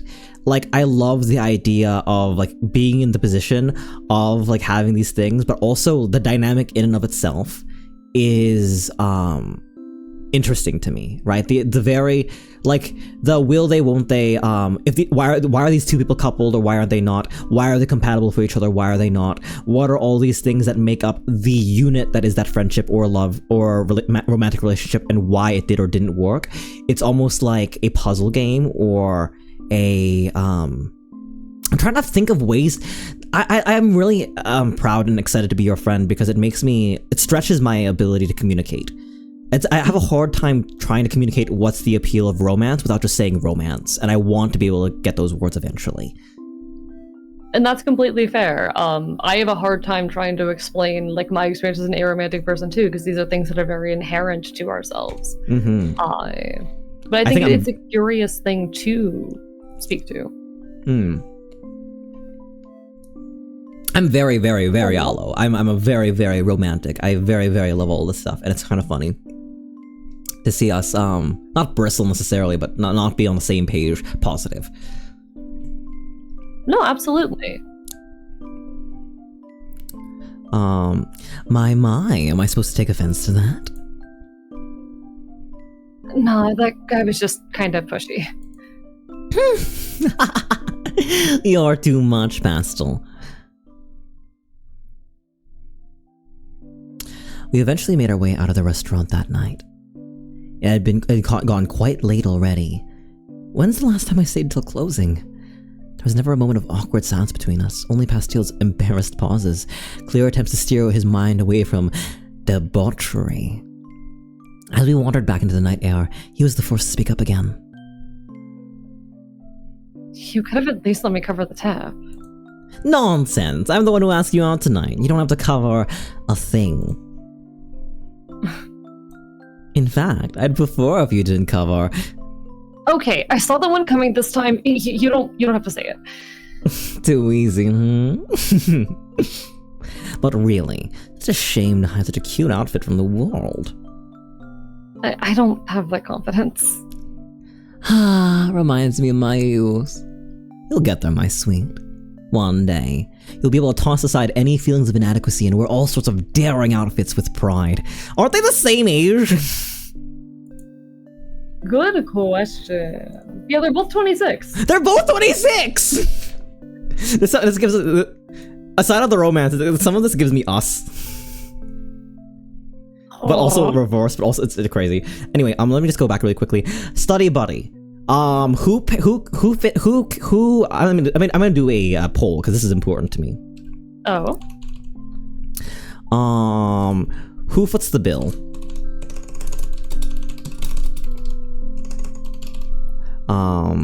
Hi, Necromancer Chef. Hi. Hi, Neko. Hello. We're doing a gay thing. Friend and I'm not /J. Sil gets friend and I don't.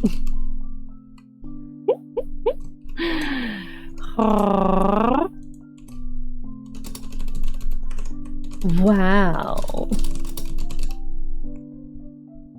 All right, so I want to ask Study Buddy, in your mind, who foots the bill in a date?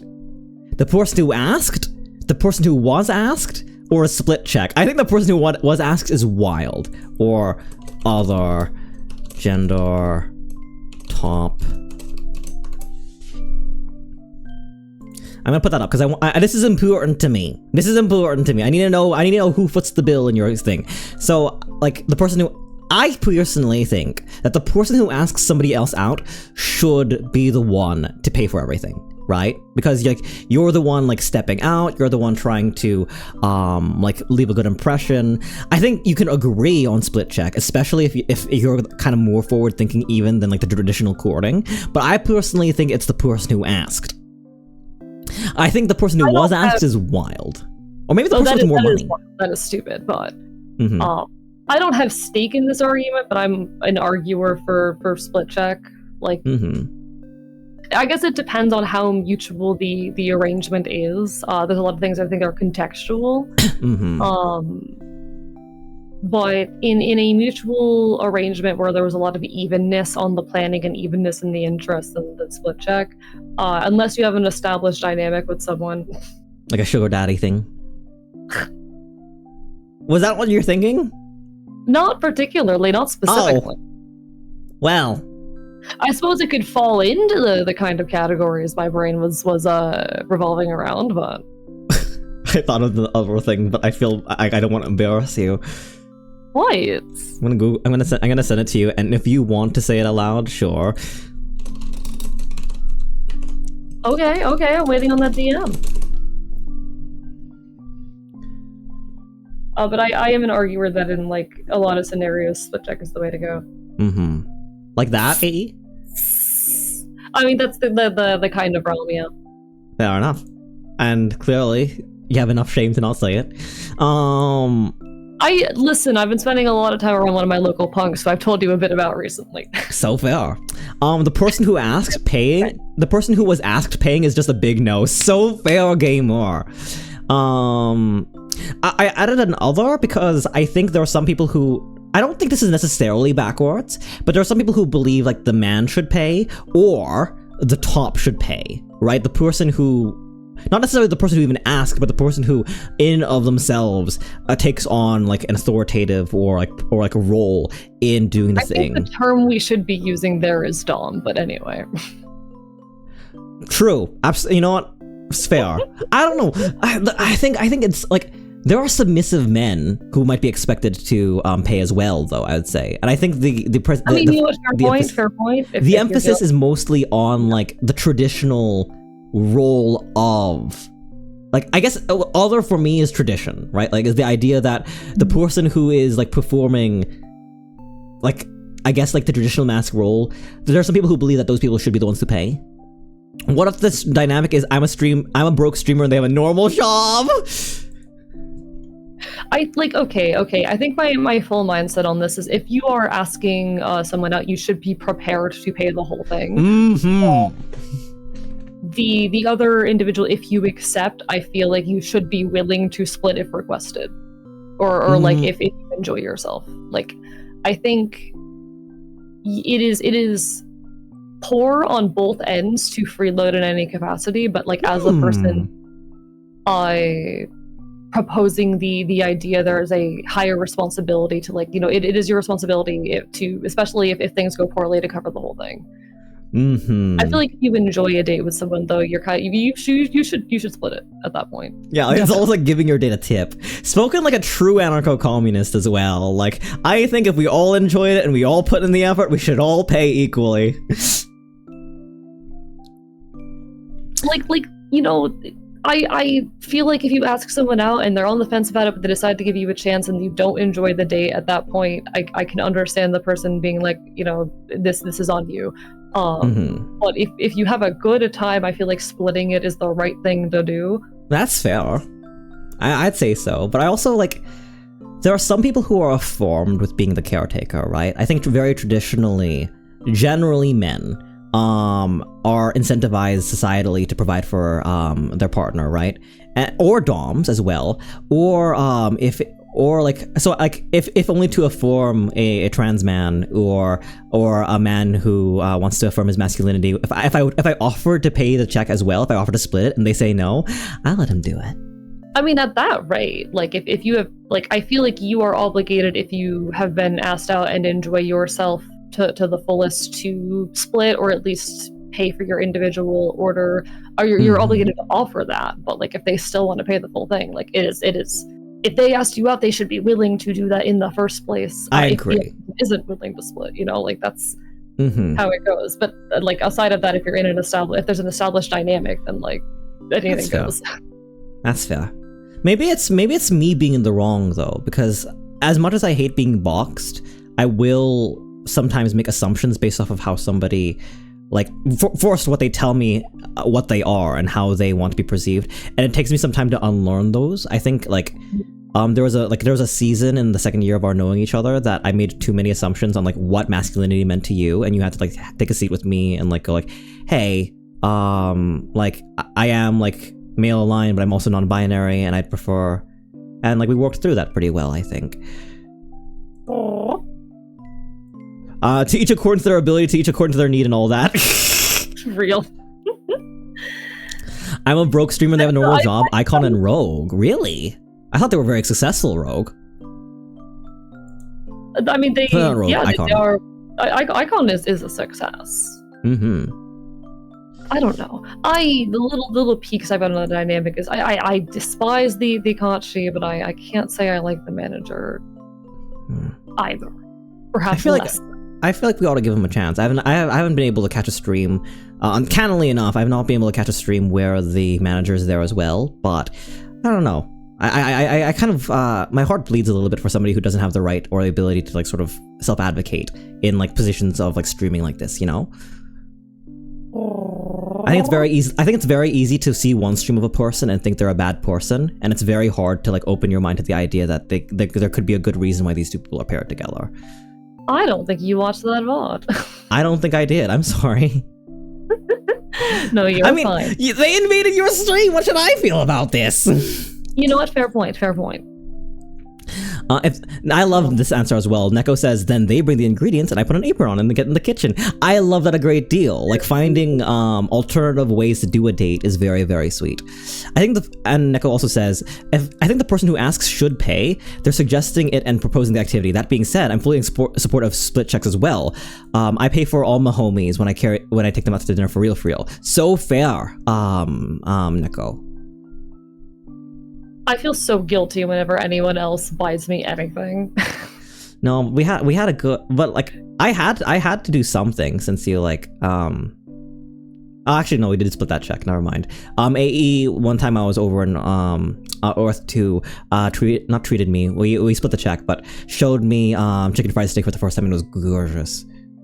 So there have been a couple times you have come here. The first time that you visited was the time that you tried the country fried steak, and you did pay for both of us that time, and I was sitting there wanting to bite you for it. Hey, yay! Good celerity. Good past celerity. Celerity in the past, you did well.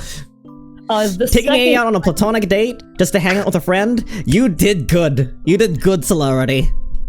The second time was the barbecue, and that time we split. The third time it was you, me, and Nick's out, and we all, I believe, paid separately. But when we were at the barcade, you did buy me a second drink.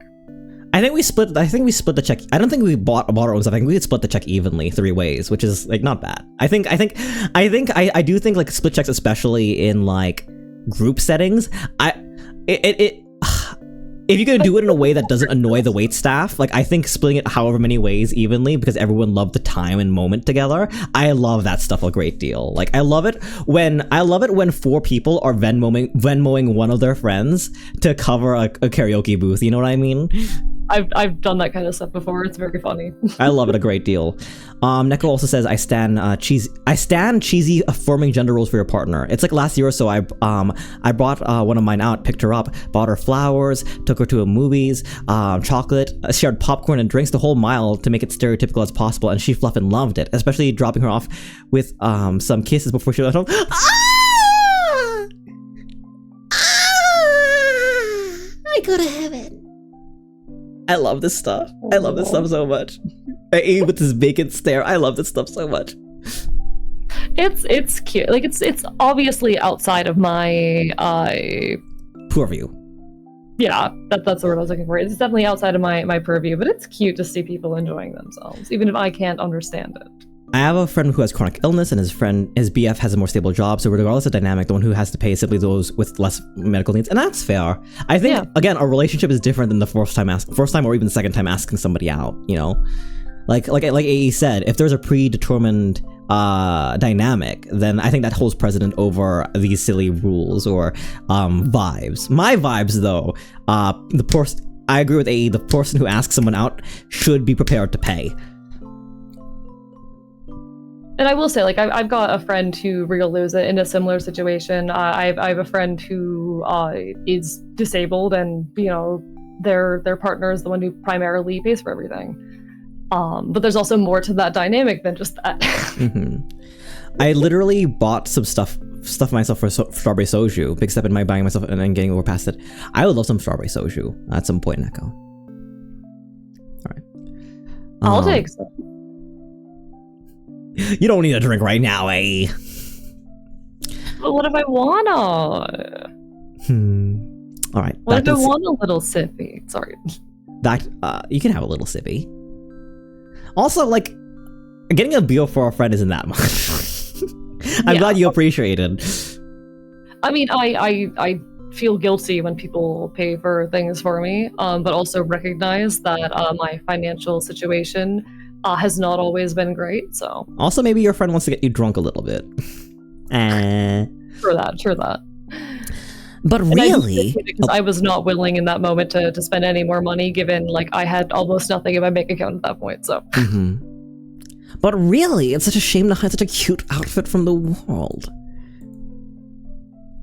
I just don't have the confidence. Reminds me of my youth. You'll get there, my sweet. One day you'll be able to toss aside any feelings of inadequacy and wear all those sorts of daring outfits with pride. No, it's not a matter of self-esteem or anything. It's just... if anyone I knew saw me in this, I would die. So that's how it is, I'm being treated to a more intimate side of this witch boy right now. We can talk. We walk together under the streetlights until we reach our original meeting place. Would you like me to escort you home? No, that's okay. Then, if you don't mind, my place is just down the street. Perhaps you'd like to accompany me? Yes. I mean, I wouldn't want you to walk around. Yes. I mean, I wouldn't want you to have to walk alone in the dark. Such a gentleman. Periwinkle expertly slides his hand up under Pastel's mantle, linking arms as they go along. They walk in comfortable silence towards Periwinkle's house. Well, this is me. I had the most lovely evening. Thank you for accompanying me to dinner tonight. I had fun too. Thanks for inviting me out. Pastel fidgets as if he has something to ask, but can't find the words. Pastel. Periwinkle takes a step closer. Yes? He leans in, pausing for any sort of reaction, only for Pastel's lips to come clumsily crashing forward. He's more in a rush than I thought. Then again, I did spend all night winding him up. So cute! Pastel, I just remembered. Since we're here, would you like to come in and sample some of my magic? I'd like that, yes. Very well, then. We both knew from the beginning that he'd be staying the night, of course. You're just so much more fun drawing it out like this. But if that kiss is any indication for things to come, I might have just gone a bit overboard tonight. So we're in for quite a sleepover. Sorry about the mess. I haven't found the time to tidy up. Ick. I mean, like, so far, right? But like, I don't know. I get so nervous, like, making sure the place is nice when I invite people over. No, completely fair. Like, here's the thing. I wouldn't want you to not invite me by virtue of not cleaning your place, but I would not accept someone if my place wasn't in good standing. Do you know what I mean? I'm the kind of person, I don't bring people into my own space for a lot of reasons, but one of those is just because I know that it is a mess. Also, sell Pookie. It's okay. I'll take you to the movies too. And hey, how about this? I'll make you some food and drinks, and you'll show me how to fluff a punk concert works. This sounds so fun, Neko. Let me know. Hey, that half joke. Let me know next time a folk punk band is in your area. Honestly, I want to do things with friends. I think I've been not lonely necessarily, but I think I've been craving like excursions with people. You know. I feel you. I've been lucky enough to have a lot of like adventures with folks recently, but there was a solid nearly month-long block between like the adventure I went on in May and my most recent little venture that it was sad not being able to really go out and hang with folks for a while. I swear my entire room is the most organized mess ever. So fair. I mean, like, that's how certain brains work, right? But I don't know. I like, there is the issue of like the expectation of a neat house being like a neurotypical push more than anything, but I don't know. I like putting the effort in. I like showing. I guess like one of my love languages is just showing people I care and putting the time and service in to like make something look nice. Anyway, sorry about the mess. I haven't found the time to tidy up. The door closes loudly behind them. When Pastel doesn't respond, Periwinkle turns to face him.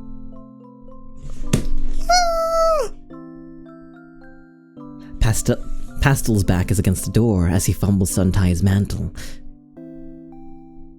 He's completely run out of patience, hasn't he? Then I'm afraid I'll simply have no choice but to indulge him. Oh my gosh, is this 16 plus? I feel like we're going a bit beyond here. It is so cute though. It feels very much like adult Bluey. I shouldn't keep you waiting a second longer now, should I? But I need to change it to something a little easier to take off. Looking this good comes at a price, you see. I promise I won't keep you waiting. Okay. Periwinkle gives him another peck on the lips and leads him through the cluttered living room to his bedroom door. Chapter 2, Conjured Fragrance. How many chapters is this, Orion? I'm concerned about time a teeny bit. I've been loving our conversations, but I think this is a one-shot kind of thing, and I don't want to keep you too late, AE. Yeah, unfortunately, a thing I have learned is that the tendency to yap, at least for me, tends to double to triple the length of any game. Now we got this. We got this. Actually, maybe there's a thing on the website that says how long it is. I don't remember. Fair enough. Also, Necromantic Chef, Sorry, but I forgot what I was gonna say. Oh, I was just gonna be like, I wish I could travel, because there are like a bunch of punk festivals that are happening around the US that feature a bunch of my favorite bands, and I wish I could go so bad, but I can't travel. Not to brag myself. Compost Heat Fest, the Compost Heat Fest in where is it? In Colorado, that has like 10 of my favorite bands. Not to brag, but I hear that the next Hololive concert's going to be in New York, and New York tends to be a what's the word for it? Tends to be a nexus for a lot of artists to come around to and all that such. So I'm very, very blessed that the Colorado Lesser Causality is just a quick hop and a train ride away from most of these things. No, good for you. Good day, Drell. How are you? I've seen you lurking though. Hi. I'm interested in seeing finding out what adult Bluey needs. I don't mean like Bluey-ish or Bluey smut. I mean like being able to communicate very, very explicitly, tacitly, and comfortably, like good lessons and like how things work and like all that such. But aimed for lessons for adults and not lessons for kids. 7 chapters? Oh no. Oh, we're not getting through this tonight. Oh, dear. Well, hang on. We can see how we walk, and then we'll have like a hard cutoff at like 4:30, so you can like relax and such before stream. Yeah, because I need to make food and to do things. Because I want to make food and get some script writing done before my own stuff tonight. Right. All right. If anything, would you be willing to come in again in July or August, so we can finish the game? I could do something in July or August, sure. All right. Well, let's continue on. It took me ages to get out of bed that morning. After all, I just couldn't stop thinking about how adorable Pastel was. He scrambled out of here as soon as he woke up, saying he couldn't be late for work. Such a shame. Would have been nice to get one last round in. I didn't get a kiss goodbye, though. I'm naked! Ah, it's nice to feel like a housewife for a moment. Wait! Pastel tops? Pastel doms? Okay. There is a diff like children cover your ears. There is a difference between top and dom. There is a meaningful difference. There is a difference. Absolutely fair. Absolutely true. But I should get to work too. I have an order to fill, don't I? Periwinkle finally rolls out of bed and gets ready for the day. I was just surprised. I was surprised that like there was a dominant bone in that boy's body with how they were. I mean, I should. There are some pretty boys who like soft. I'm not gonna continue. The order in question is for a nearby apothecary. Did you know arrow mage like mine is actually quite good for you? Or arrow magic like mine is quite good for you. It's got nothing on actual healing magic, but calming atmosphere creates wonders for one's mood.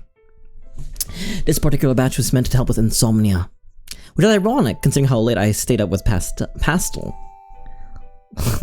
Can't get distracted now. I really need to finish those last few bottles. Periwinkle closes his eyes and draws his wand. Large drops form at the tip, falling into every empty bottle one by one. With each drip, the bottle's contents swell, and only after the 5th drop is it completely filled. Ah, perfect. Now it's so much easier to finish these with a clear mind. I can't help it if a refreshing night out is the only way to regain my focus. Though I probably could have gotten one of these done last night if Pastel hadn't been so impatient. No, I mustn't let my mind wander too far from work now. Do you want to read some of this, like, intermediate I'm text? fine. Huh? I'm fine. Like, do you think you have enough lines, or would you want more? I think so. All right. I think I'm alright. If you want me to, then sure, but... as long as you're content with just, like, sitting, waiting for your character to come back, I don't mind at all. I am chilling. Oh, there are other characters if you want me to if I could just play like the main character. I figured after reading the description for the game, looking at the images, that there were other characters, so eventually there would be other chances. Ah, fair enough. I'll be the narrator then, because it's all from Periwinkle's perspective. Periwinkle fills the remaining bottles, screwing the lids on as he goes. There. Now my house is gonna smell like lavender. I better head out before I'm lulled to sleep by my own magic. Oh, the outfit's different too! Okay, what are our options? Alright, it looks like there's the same... Oh, there's a bunny now. I didn't see the bunny before. That was already there. Was it? Yeah, there was. Oh, then it's about accessorizing with this outfit then. What are you feeling? Okay.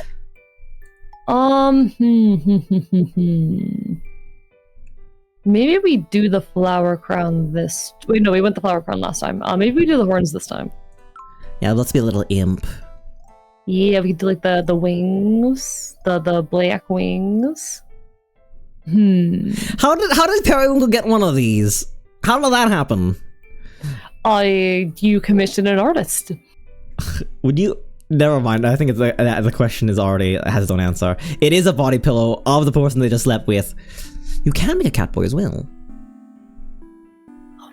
Maybe lovey thoughts. Maybe lovey-dovey thoughts, or maybe a lollipop, like sweets. I think I like the lovey thoughts of those. All right. The apothecary is a short walk away, but I've never managed to walk in its. I've never managed to walk in its doors on time. Perhaps it's because it's so close. I always underestimate the time it takes to reach it. I can hear the owner tapping her foot. Its impatience as I open the door. Astragalus! I have that special order ready for you. You're late again, Periwinkle. Lost track of time. You sounded kind of like, Fennel there. Yeah, intentionally so. I don't know. I was leaning into a lower fem voice. No, I got shocked. I kind of had to do a double take. Sorry. Can I do that again? I have that special order. Wait, I'm sorry. I have that special order waiting for you. You're late again, Periwinkle. Lost track of time. You'll forgive me, won't you? You are literally my only provider who has no respect for appointments. That's simply not true. I never miss a date. There's the problem. You were out getting late again, weren't you? How vulgar. I had a romantic evening with a very cute boy, who then ended up sleeping over. Well, you had all a week to fill the order. Try getting it done in advance next time. Yes, ma'am. Now let's see what you brought. I worked with Astragalus for a few years now. She's completely immune to my charms, shocking to say the least. But it's meant that we've been able to remain good friends all this time. Or, let's see. Astragalus, would you consider us good friends? That's so cute! The fourth wall break. Or, let's see. Astragalus, would you consider us good friends? I put up with you.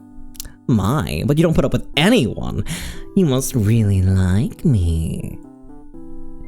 You got a favor to ask or something? Is that what you're getting at? No, I was just thinking about how to categorize our relationship. Business associate works just fine, doesn't it? Come now, surely you consider us to be closer than that. I know better than to get involved with you, Periwinkle. Hey, yo.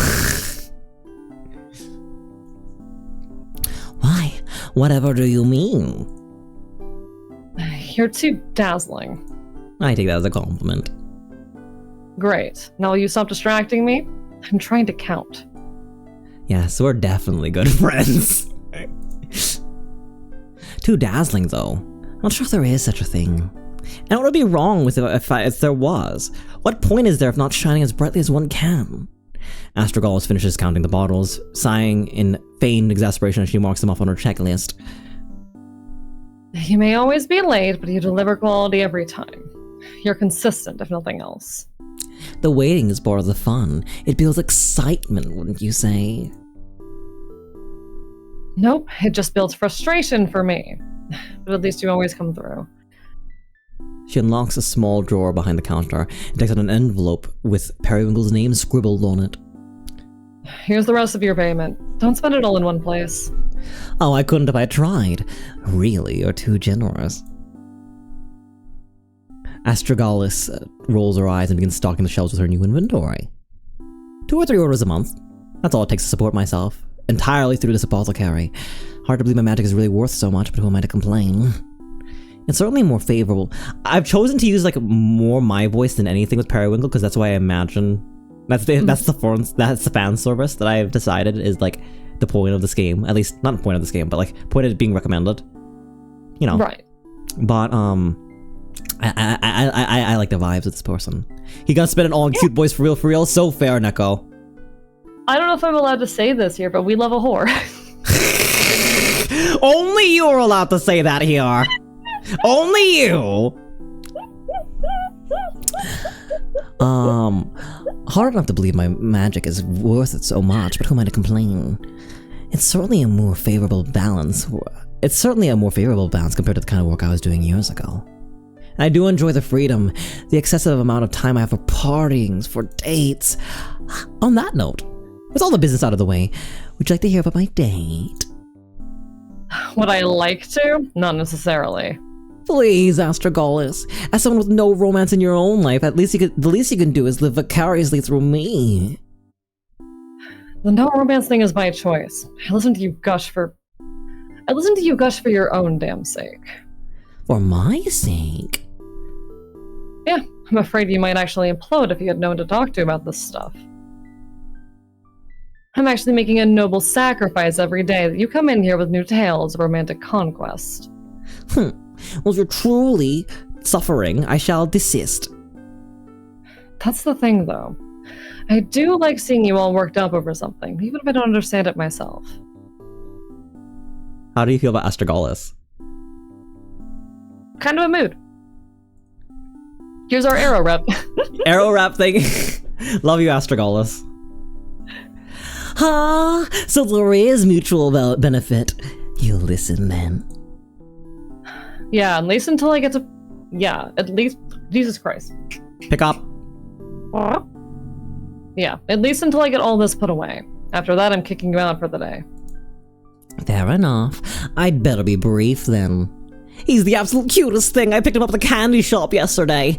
Fluffy pink hair with golden eyes, naturally rosy cheeks that make him look as if he's always embarrassed by something. He's shy, but not the type that becomes paralyzed in the bedroom. Periwinkle, for the last time, I do not need to hear about bedroom stuff. Oh, I wasn't giving any details. Though the details are the best part. This is a safe for work zone only. Break that rule and you're out of here.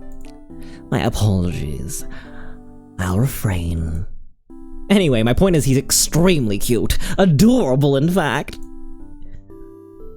Right, so standard fare for you. Absolutely not. If he was just your average cutie, would I be emphasizing his cuteness so much? I don't meet these people, so it's all the same to me. How can it be? The intensity is so dramatically, intensely different. Perhaps so intense that I'm having trouble explaining it properly. I'll say, all you really told me so far is that he's cute and shy. He's kind as well. He saved the best part of our dessert for me without even asking. Wow, I would have led with that one. Oh, enough of your sarcasm. When all my favorite details are off limits, what do you suppose I'm left with? Well, what really matters is that you had a good night, even if it meant you couldn't get here on time like I asked. Well, I'm already hoping to see him again, to be honest. Oh yeah? Don't hear that from you very often. Enjoy. Thank you for the hydrate. Sleep well, old man. Take care, take care, take care. Sell this character is definitely you. What do you mean? What do you mean? How is this me at all? How is this me?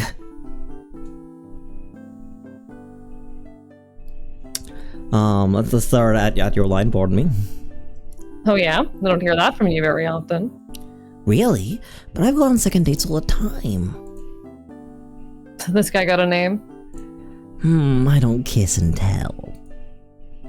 No, actually. You tell me about everyone you kiss. Come on, if he's really the absolute cutest, it's a shame to keep him anonymous, right? Not like I'm gonna tell anyone anyways. Fine. His name is Pastel. Even his name's cute. Right? Oh, that reminds me. He sold me some of his candies that share his name. Would you like to try? Sure. How could a witch turn down a free candy? Periwinkle digs into his bag and pulls out one of the pastels. He shares the candy with Astragalus, who promptly unwraps it and pops it in her mouth. Oh, these are good. Where do you say this candy shop was? Not far from here. I'll give you directions. Cell is a very good voice actor, necromantic chef. I do want to say that. Like, Cell devalues their own acting ability. I disagree. Ah! You're too kind. I think there's no good way out of this. Either I affirm that like I'm a decent actor and that like you win, or I have to say that like this character is just Asian, it's not hard to act, and people have to start wondering what I'm like privately. There's no way to win. No, you are a good actor. I don't know. Sometimes you'll say stuff to me like, "Oh, sure, like this is coming from you. Oh, sure, like I have the better vocal range, but you're the better actor." I disagree. I would argue you're an incredible actor. I would disagree. And you have more. What's the word for it as well? You have more experience as well. I mean, sure, I've done like a lot of fan work, and I may or may not have a professional role on the horizon and whatnot. There you go. It's just because I have experience does not make me more skilled. What's the? I can very much be in the right headspace to not be slipping over it, and I don't know. I feel like my performance falls flat a lot on account of the flat affects. I think there's no good in comparing. Fine. I appreciate you lifting me up, though. You embody this character so well, like a glove. Well, maybe I'm just a good actor. It's not natural or anything. Both of you are downright amazing actors. Thank you very much, Gaymore. You're more confident. You go. No. I was being silly.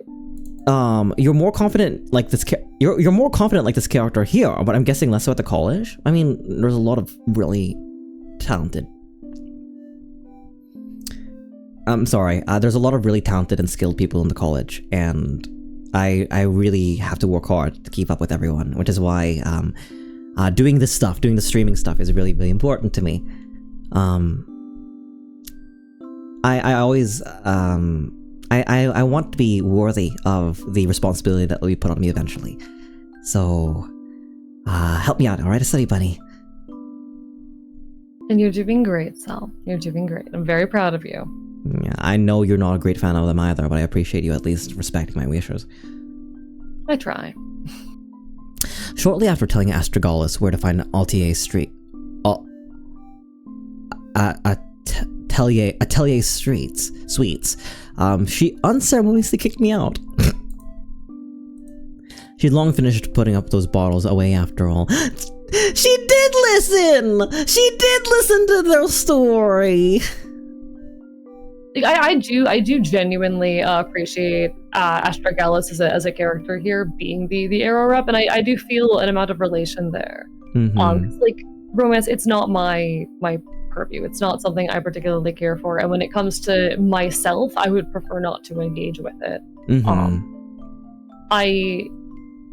I don't know how much of it, like, I am definitely aromantic, and I don't know how much, though, of my particular specific feelings on it are trauma or not at this rate, but, like, it's nice seeing other people be happy even if I can't understand it. I also think it's important to, like, I think a trope that I really hate is that, like, a romantic relationship is the end game. I think even as an allo individual, it frustrates me when, like, romance is the peak of a relationship or peak of anything. I think to devalue platonic relationships or to devalue the experience of being able to be happy and full and content alone, I think is something that, like, frustrates me a lot. And I think it's nice to see Astragalus just be, like, so in her element and so, like indulging Perry, but, like, never to the extent of her own discomfort, and is just, like, chilling and vibing, you know? She knows what she likes and dislikes, and she's content in it, and she thrives in it. I absolutely agree, and if the game gets her involved in any kind of romantic relationship, I will throw a fit. Mm-hmm. So fair.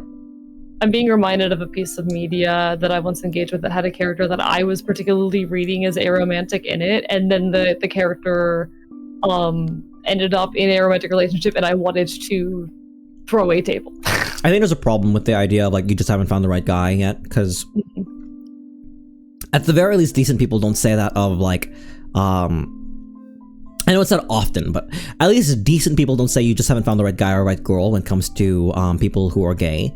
And I wish people would stop saying that to people who are ace or arrow, right? Mm-hmm. It's not a matter of them finding the right guy or girl or not. It's just a matter of, like, that's how they are, right? Absolutely. Like, you wouldn't do you wouldn't tell a lesbian they haven't. I mean, terrible people would, but you wouldn't tell a lesbian that they haven't just found the right guy yet. So why would we tell an arrow person they just haven't found the right person? Romance is not an eventuality we're all crashing and aiming toward. The allonormativity and amatonormativity are things that both do bother me quite a bit. How much of society is built around the expectation that everyone's end goal is ending up in a monogamous, long-term romantic partnership, and that is, like, the healthy thing to do. That is not just normal, but the way to be. Yeah. I love the ideas of aromantic people in media. I honestly never liked the idea of you just haven't found the right person. It's icky. It's icky more. And I think it's also an extension of just compulsive heteronormativity that just still like remains, and still like we have to unlearn all this stuff actively, and it still permeates queer spaces just in different ways, right? Like, no, there's absolutely a lot of heteronormativity that still lives on in queer spaces. With money in my pocket, no more work to be done for the moment, I'm free to begin pursuing my next date. But wherever shall I go? It's a weekday, too early for drinks. Wait, gosh darn it. I needed a burp. I had a strawberry, and it settled wrong. Oh. I like strawberries. I've actually gotten in the past like couple of months really proficient at smuggling things from Earth. Oh, I mean, I've noticed you've been doing it more and more often, and I'm proud of you. I hope you don't get caught anytime soon. Thank you. I mean, like, it's the kind of thing, I'm told by Magister Fleck, right, that, like, it's the kind of thing that is used to build a case, but not in and of itself a crime, right? Like, you know how when you shoplift, you know, AE, you specifically, you know when you shoplift, no, like, allegedly, you know how when a shoplifter, they don't charge you when you pick up a chocolate bar or like a pregnancy test or like all that stuff, but they wait until you accrue enough that you've purchased enough to make it a felony, and then they go after you, right? This is specifically a thing that Target does. Is it not just generally people, or is it just Target? Some companies will do it, but Target is the one that is known for it. I believe, like, even Walmart will do it on occasion, but does it a lot less. Like Target. So the thing with Target, Target is famous for storing so much of your data. They have a profile on you. If you recall, there was a case in the news some odd years back about like a woman who because Target does a lot of marketing, a lot of storing your data. A woman who Target had figured out was likely pregnant and started sending advertisements for. I've heard the story, yeah. Like baby care supplies and whatnot to this person's house. The father throws a massive fit because why are you doing this? My kid's not pregnant. Turns out Target had figured it out. Like just like tracking like increases in chocolate or something like that, like cravings and all the like. Target keeps very detailed profiles on you and your activity. They are employing face tracking technology to like see your activity in the store. They are epitome of like surveillance state, but capitalism. If High School with Me could see the complete 180 I pulled, and now I'm a poly boy who meows for attention, I'm happy for you, Neko. Honestly, a lot of people. Okay, again, like this is not representative of like aro ace people, but like a lot of people think they have no attraction when really they're just attracted to the same sex, and like we just don't give them the tools to know that it's okay to be attracted to the same sex. But then again, people who are ace and people who are aromantic are valid. Yeah, I mean, I did that on the sexuality end of things. I had a point where I thought I was somewhere in the ace spectrum because I so rarely felt any kind of sexual attraction before I realized, wait, I have not processed a fear of masculinity yet. And then I process the fear of masculinity and go, oh, men are hot. I love these ideas. Oh, I read that already. Oh, we're good. We're pretty on top of chat today. I'm very happy with ourselves. No, I'm proud. You've gotten so much better at lying and stealing in the time I've known you, my friend. Don't put it like that. It's not that at all. It's just. Listen, I tried hard to teach you this stuff, and it seems like whether it was my hand or not, it's finally started to work. I mean, it's. Orth spoiled me a great deal. When people and chatters can send me like a hamburger from Treat Stream, somehow circumventing all of the college stuff, it gives me a taste for Orth food. I don't know. Maybe I've grown a bit of a glutton, and this is a crime of necessity, AE. Don't mention it as anything other than that. A crime of necessity. Proud of you. Thanks. Where shall I go? It's a weekday, too early for parties, too early for drinks. I suppose I could turn home and straighten up the place. However, no! Fix your place, Periwinkle! To be fair, I am not shoplifting. I'm just bringing things that are legally bought with legal tender home when it's not allowed. I'm not a shoplifter. I should clarify this. What's that? For like into context, the college is very restrictive on what you can bring back with you. Mm-hmm. No, yeah.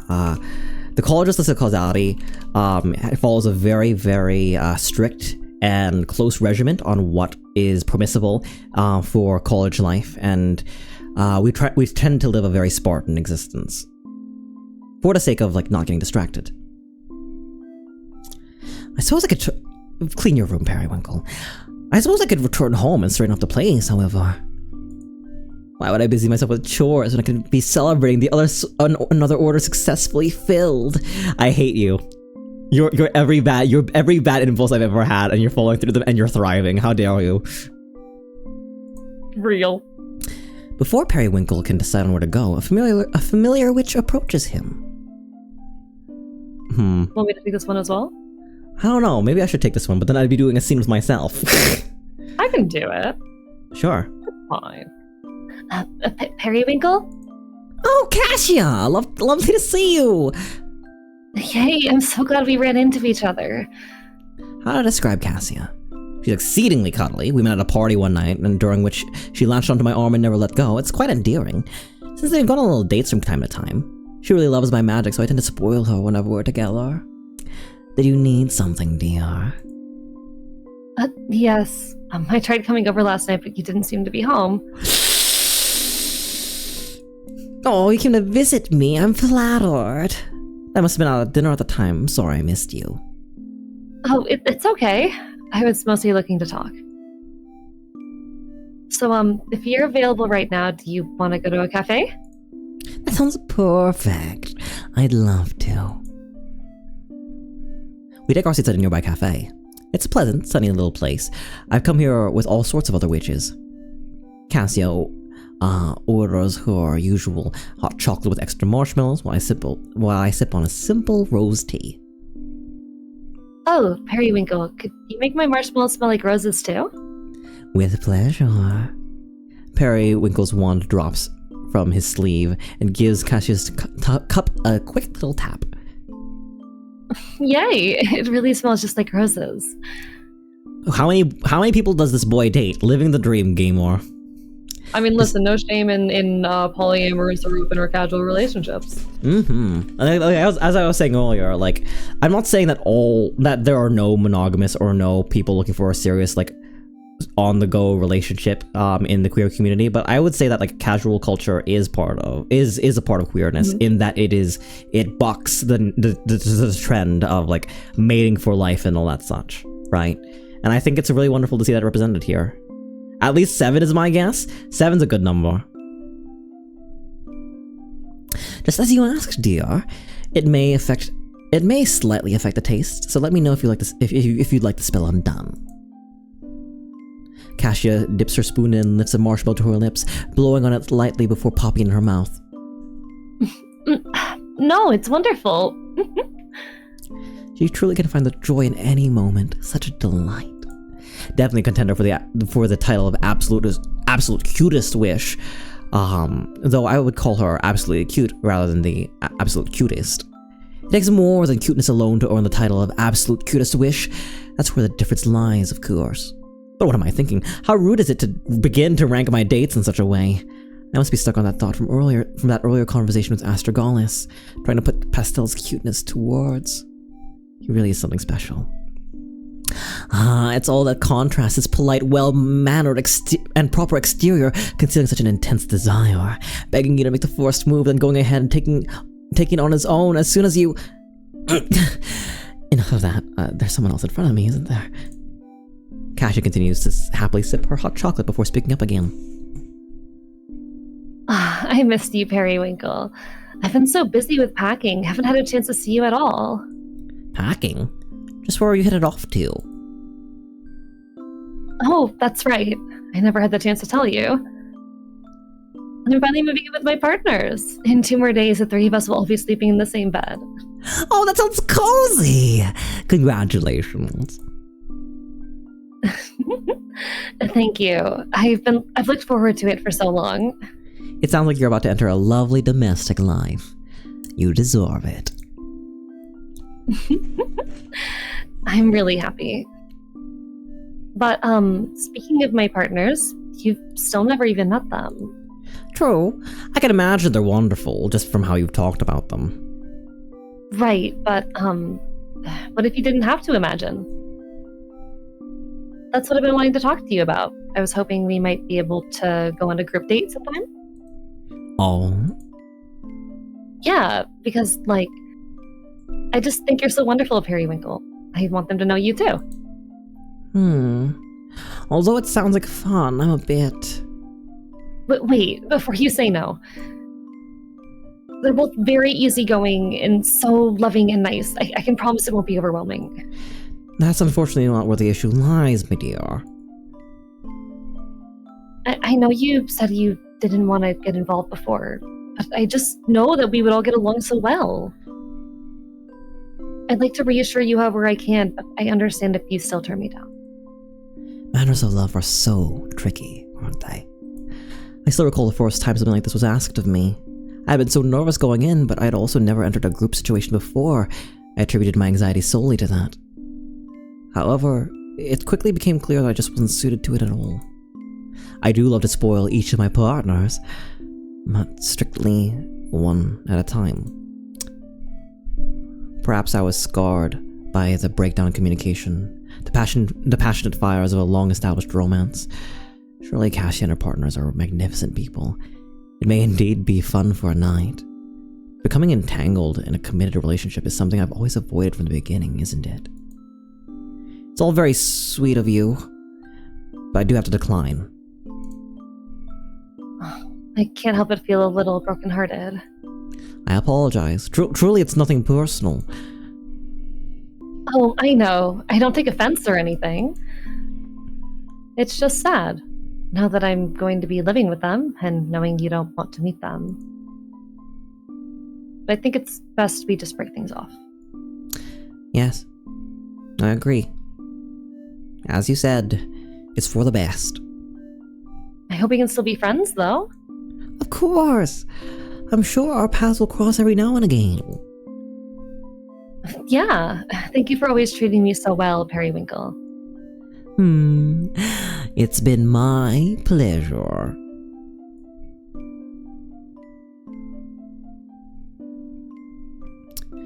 Even casual relationships can end in breakups like this. It's largely why I prefer one-night affairs. Things can get so messy as things need to evolve. As Kasia and I go our separate ways, I can't help feeling a bit blue. Perhaps I'll go home for the day after all. This is what I mean, Drell, when I say it feels like Bluey for adults, right? Like navigating all these relationships. It's so like clean and clear. It feels like it's so simple, but I think topics like this and stories like this are so rich with what they can tell us about like not at any point is Periwinkle or Kasia like really pushed back, but it's really somebody establishing a boundary, and I really like that. I really like that about this. It's honestly like such comfort media for me right now. I am just okay though. In the back of my head, that entire exchange, I'm just going though, like, of course, individual boundaries and situations are going to be different, but why is no one considering the possibility of you maintain this casual relationship and meet that person's partners as friends? Question mark. I think it's my. You go. I don't know. I feel like it's confusing to me. I think it's weird too, right? Like I think certainly there's something to be said about like about Periwinkle being burned in the past.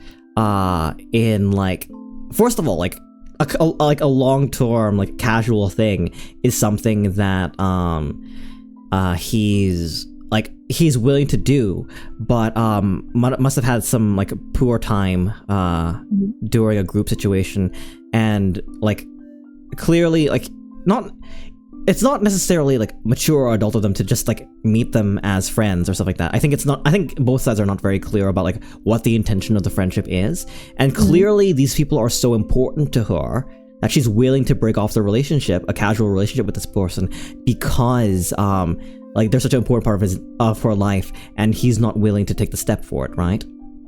I think Perry doesn't want to fall into a social pressure situation as well, says Orion. I suppose that's fair. I guess I don't understand when it comes to more complicated or casual or polyamorous things what's necessarily standing in the way of someone being friends with their partner's partner. Orleans clocked that they think they said group date, which could be an issue, right? That is what was proposed, but why is the statement not, I would be willing to meet them as friends, but not romantically? To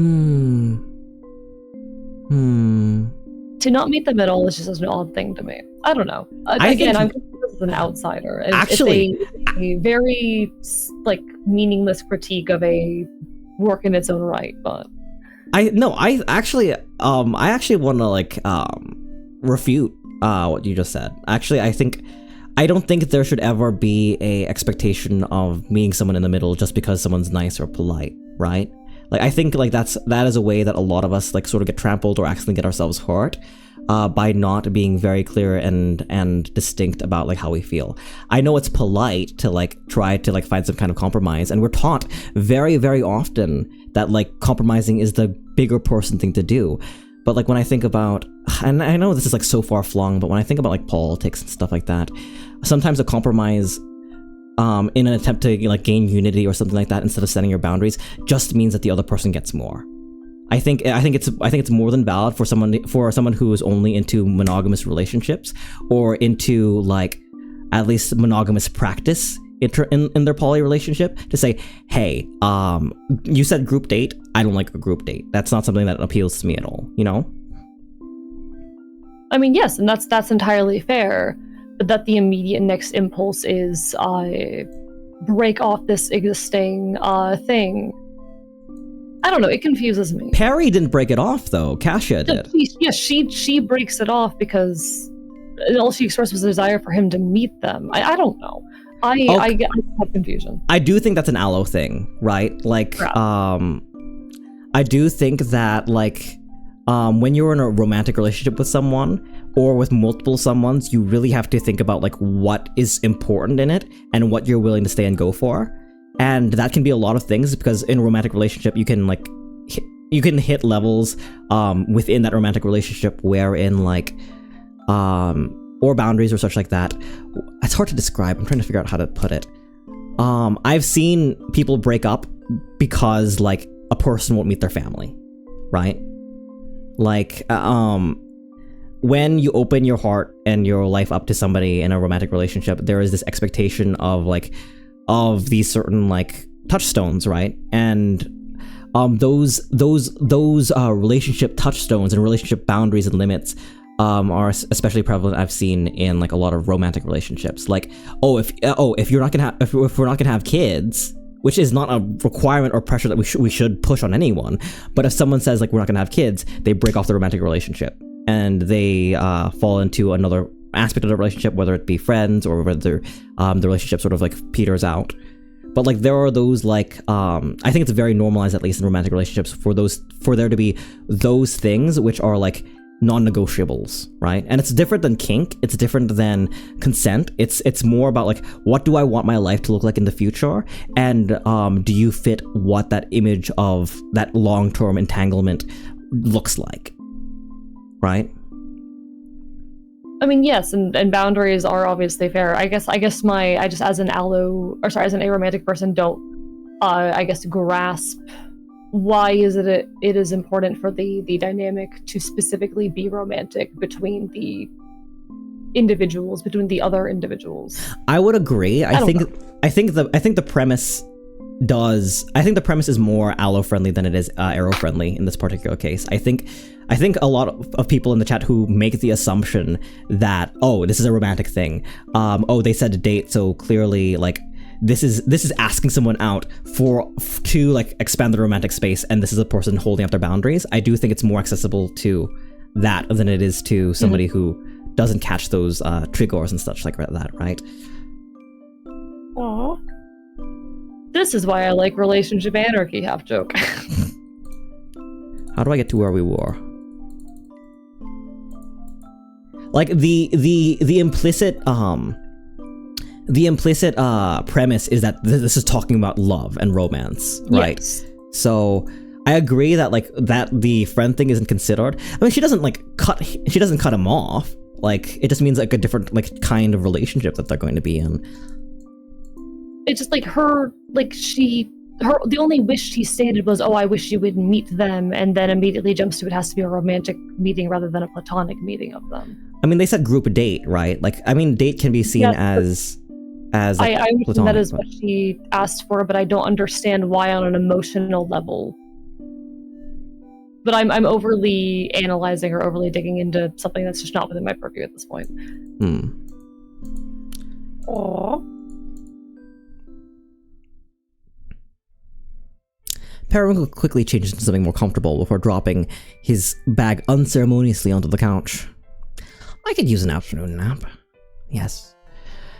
That's precisely what I need. I'll wake up feeling refreshed and be ready to go back out on the town.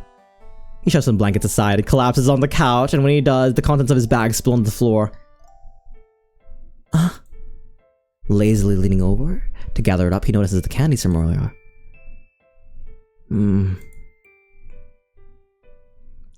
Was I too hasty in saying I'd hope to see Pastel again?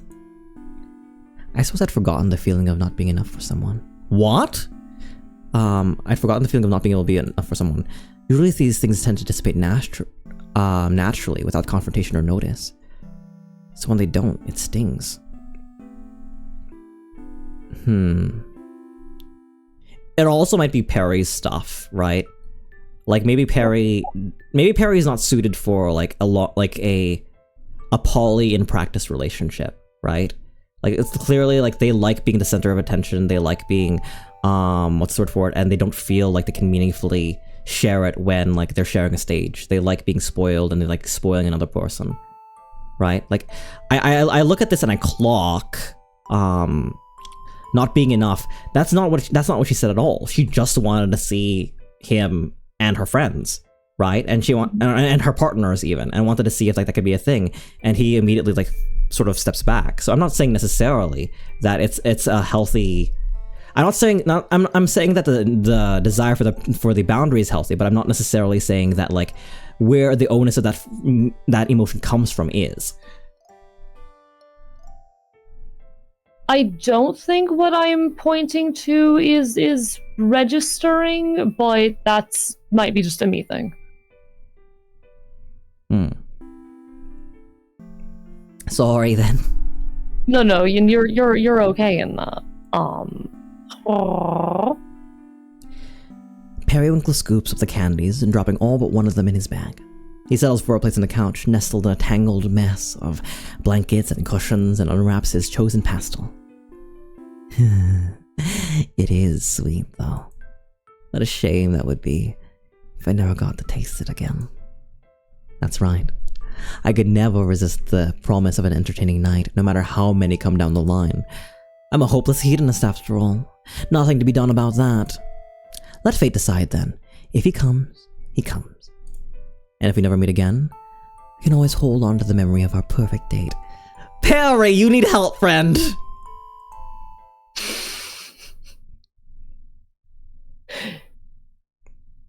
Several hours later, there's a knock at the door. And right there on his doorstep, Periwinkle is pleasantly surprised to find Pastel. I wasn't expecting to see you so soon. And treating me with another cute look, no less. Sorry, I couldn't stop thinking about... I mean, I realized last night I never actually got to sample your magic. The sense you mentioned. Oh, that's right. We were quite preoccupied. Yeah, so that's why I'm here. He finally manages to make eye contact, but quickly averts his gaze once more. Were you in bed? Sorry, I shouldn't have come so late. These aren't even my sexiest pajamas. I didn't say anything about that. But to answer your question, no, I wasn't. Although I did take a nap earlier this afternoon, I've otherwise been enjoying a relaxing night in. And I'm so very glad I didn't end up going out. I would have missed out on this flustered mess. Would you like to come in? Pastel nods vigorously in response. It's still a bit of a mess in here. I hope you don't mind. There's a path through. I've seen worse. Oh, maybe I'll let it spiral further into chaos. Then I'm just so competitive, you know. I'm not sure that's a competition you'd really want to win. I'm gonna make my room so messy for you, and you're gonna like it. Listen, maybe my Enfield disaster of an ass would enjoy just being in a pile of things on the floor. I sleep in a nest of blankets and pillows and various miscellaneous belongings. Yeah, Orlean says, yeah, I don't know why she can't start the group out as friends either, AE, but she must have background reasons for pushing it this way, c'est la vie. I don't know. I think that... I'm not sure. I don't know. Like starting a friend group with the intent of make it romantic is also a red flag for me as well, right? Like being in a friend group that is already a polycule and then just slowly like adding someone in who doesn't want to be in a polycule. Like, I get why Perry would have the reservations, you know? Like, it's not a matter of the people being decent people or not. It's a matter of Perry having a very specific idea of what kind of relationship he wants to be in, and like the premise of, okay, let's meet as friends, but then in the future, like what Orion said, I don't think they want to fall into a peer pressure situation. I think that, like, I don't know. I think that it isn't very mature, in my opinion, to like avoid being friends with someone for fear of romance. But I also think that, like, if that were even the intent, I think Cassia was mature in breaking it off. I don't think Cassia was doing it as a means to like punish Perry or anything. It just turns out that they're not good for each other, or not correct for each other. Because these people are non-negotiables in her life, and for Perry's life, it's a non-negotiable to have that relationship with all these people. I don't know how to communicate the thing. I don't know how to communicate the thing that I'm confused about. Because I think Orleans is getting what I'm pointing to. I don't think you are, which is no offense. That just, like, my experience may just be too alien for you. I don't know how to communicate it to you. I mean, like, if a romance develops between these people, right? Even if like Perry didn't want it, if Perry starts falling for like another partner, and the friend group and stuff like that, Perry will be falling into a situation where they'll be dating 2 members of the polycule, and maybe even 3, and then like, not all relationships end in romance, but Perry is a hedonistic, floating romantic. And I think worries about like stuff like this. Like, I suppose it makes sense if Periwinkle's entire deal is he is entirely about romance and not interested in friendships, but I mean, I think he's opposite aside, unless that is like an implicit thing about his character that is known by the other characters.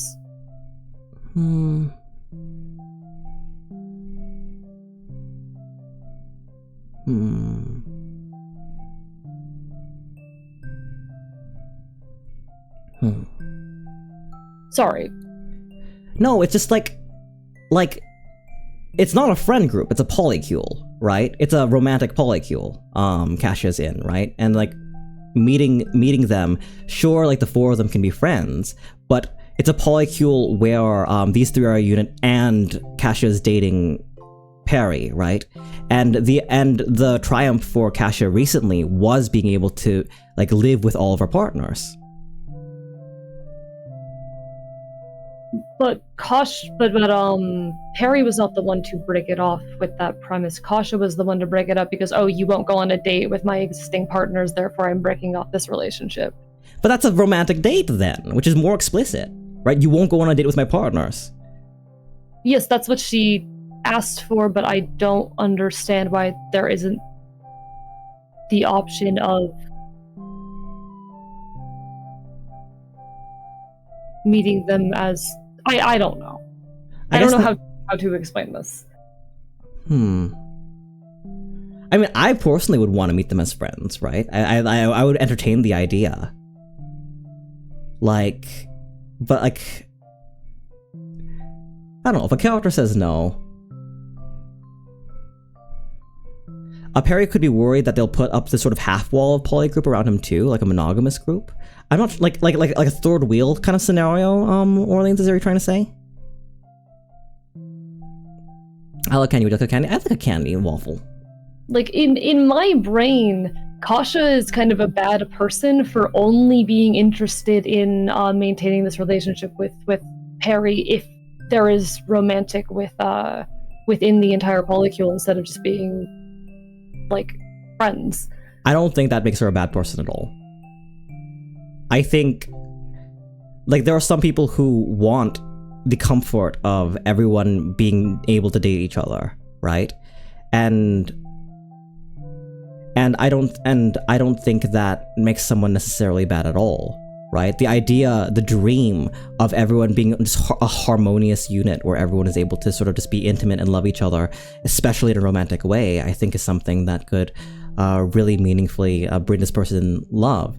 And if she's pining for Perry amid being in this relationship, and has the expressed desire of like being able to live her life with the three people that she loves and everyone be like happy and good for each other, then like I don't think that's like an inherently evil or bad thing. I don't think Kasha's a bad person for that. I think I struggle to see much distinction between this and the time friends have essentially cut ties with me for turning them down romantically. Longtime friends cutting ties with me because I would not date them. I think I struggle to read distinction in there. I would argue there is distinction because you weren't already in a romantic relationship with them, right? Even if you play the affect of it, right? Like there's a difference between pressuring someone into a romantic relationship and dating multiple people and wanting to merge those two worlds, which Perry is against, right? Aww. Like to coerce an aromantic individual into a polycule romantic relationship is different from already being in a polycule and dating a person individually and wanting to get them all in one relationship and one of them saying no. Aww. Right? Or I suppose so. I just can't wrap my head around it. Fair enough. Ultra Kill, this is Archivist. He is a really cool punk. What's the word for? He's a really cool punk Enfield from Earth 2. Hi. How are you doing? Welcome on in. Hope you're having a wonderful evening. I'm here with Celerity doing a bit of voice acting. We are doing Starry Flowers, a gay, what's the word for it? We're doing a gay visual novel I've been enjoying a great deal. And Celerity is one of my closest friends, and I invited them. Cassius sees Perry as a romantic partner. The fact that he doesn't agree with this idea of being part of a relationship might have left her bitter.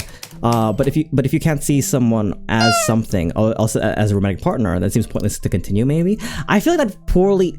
I mean, I don't know. As a poly individual, I don't like the idea of like it being bitterness or anything like that. I think having a developed idea of what we want the relationship to be and it not being that, it's not an inherently bad thing for a person to do to excuse themselves from it, right?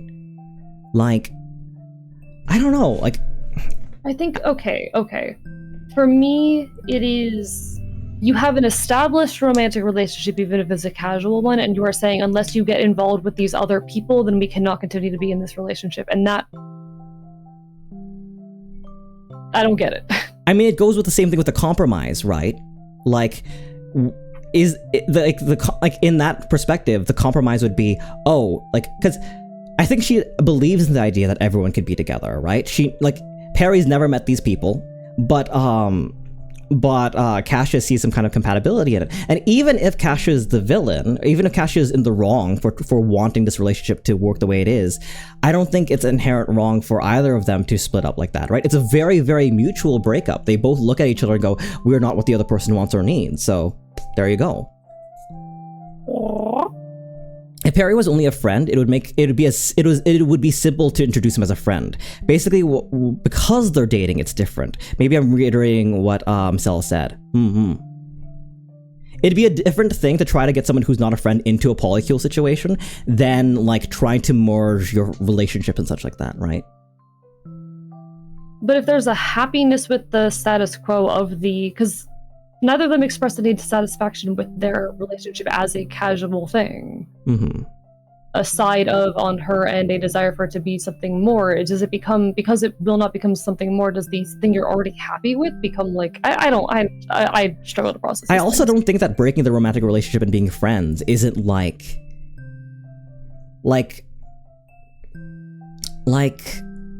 if with the conceit that our friendship can be as deep or as close as a romantic relationship, just albeit with different expectations out of it from both parties, is it really that much of a loss that they just turn to friends instead of romance partners? They're both a little bit hurt, but like I don't think that like Cassia is gonna stop interacting with Perry and vice versa. I know in particularly like straight relationships, a breakup romantically is like a death sentence for a friendship and a relationship, right? And like we expect that because these people have been so intimate that them breaking up means like so much awkward that the relationship basically can't survive afterwards. But from what I can tell, or at least if this is meant to be like not a power fantasy, a wish fulfillment situation, where these two people can just break up romantically and just be friends, right? And maintain some level of intimacy and closeness. But like this is not what Cassia wants, and this is not what Perry wants.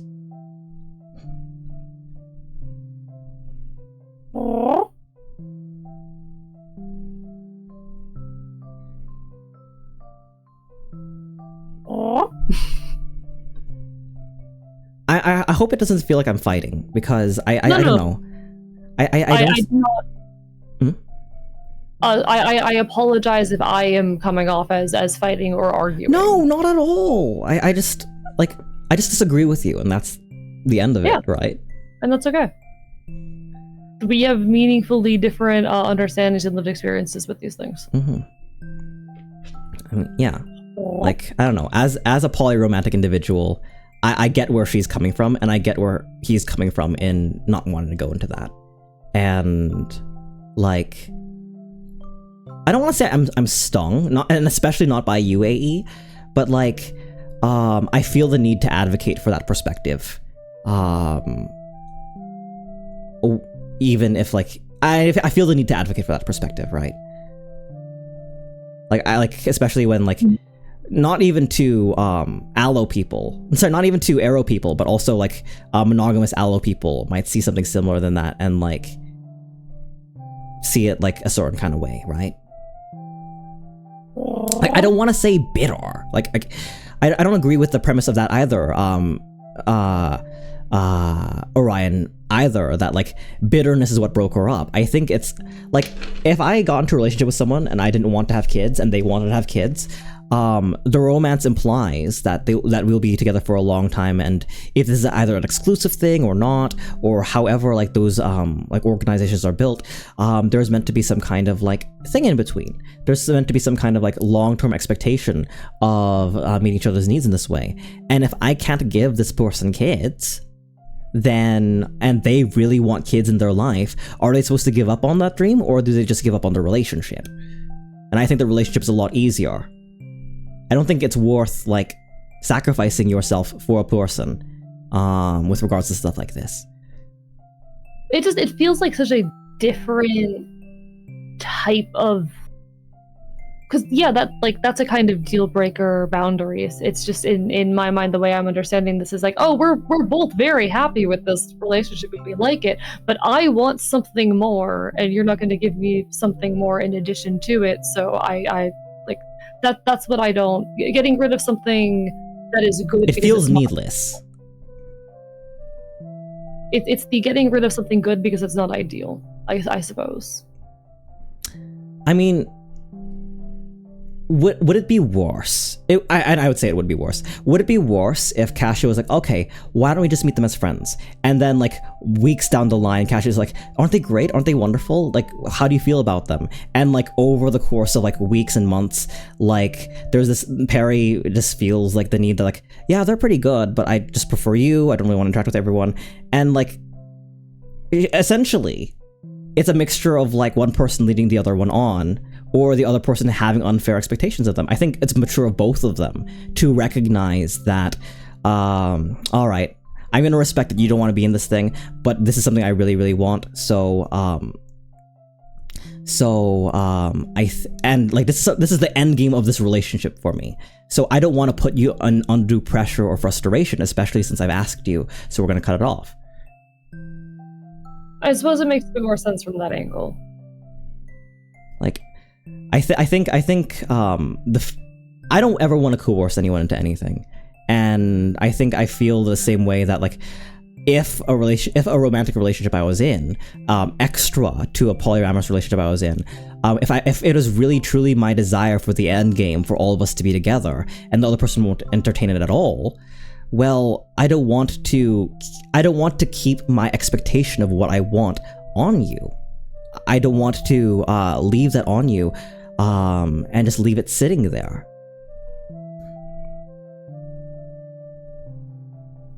No, I think it makes more sense from that angle. It makes more sense from that angle. And Kasia is so sweet. Kasia, like, at least on screen, is a very intimate person, intimate romantic person and a cuddly person, and just wants like everyone like to be able to entertain with that. At least, what, from like 50 lines of dialogue, not even that many. But I feel like it makes sense a little bit. It makes sense to me, at least. It doesn't have to make sense to everyone else, but like I relate to a great degree. I was in a relationship wherein my partner wanted to date someone else, and I was okay with that. And after a while in that relationship, feelings percolated and like bubbled inside of me. Like, wouldn't it be nice if we were all dating? When it, like I get on with this person's partner so well, and they with me, and like just the fantasy of like the three of us just like being able to, and like we could have done this as friends too, but the idea of like us like romantically cuddling, or like more than just like physical like intimacy or romance, but just like engaging in all of these like things like as the three of us, was something that was like the relationship didn't work out in the end, LMAO. But it's a desire of just feeling overwhelmed with this kind of love that I heavily relate to, and I guess that maybe is why I'm fighting for it so hard. And as for you, you mentioned like the inherent coercion that there can be sometimes of a person's relationship being contingent on following through with something, and I think that's also a very fair wound to have. And I don't fault you at all for having the conclusion that you ended up in. And I think in any other circumstance, it would be like unreasonable to just, hey, oh, you won't do this thing I want? Relationship ended. That is just cruel.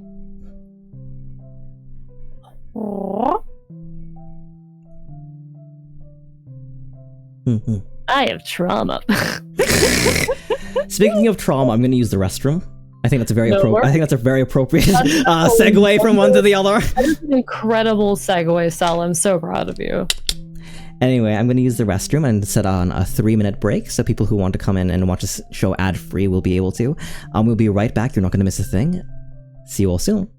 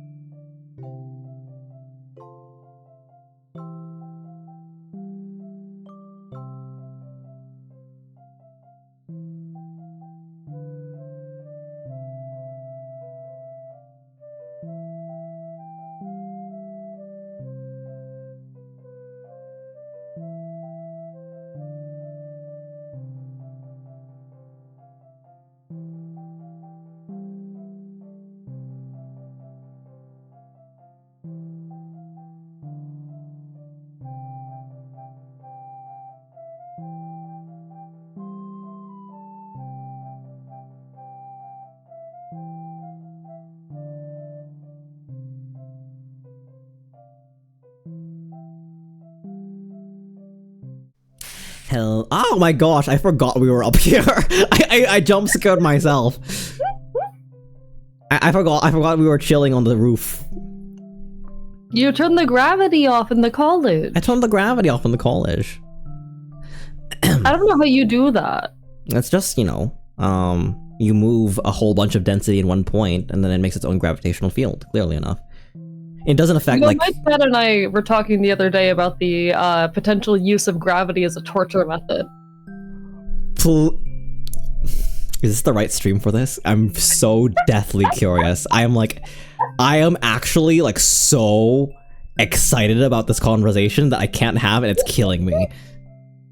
Like like, can you type that in our shared like little server, like the one that we just like send like messages and like memes at, and can you just like send that so I can interrogate that later? That's really cool. I will absolutely throw that at you later. But for the brief, sustained force of 6 or more G's can be fatal to a human.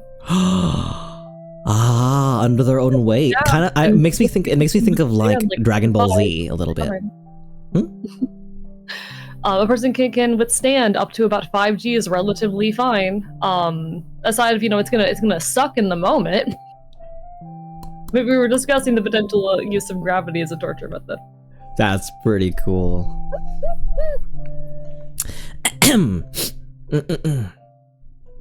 Oh, maybe I'll let it spiral further into chaos. I'm just so competitive, you know.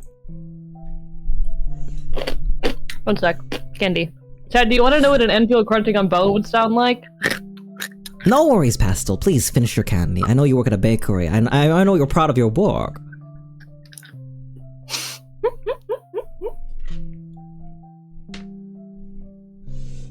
Six sustained G's, not short form. It'll take a hot minute to die from 6. A hot minute? How long is a hot minute? Good question. Don't answer that. We have comfy to go through.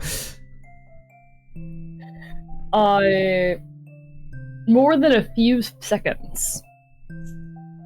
I feel like unless there's time dilation involved, that's too... Okay, anyway. I'm just so competitive, you know.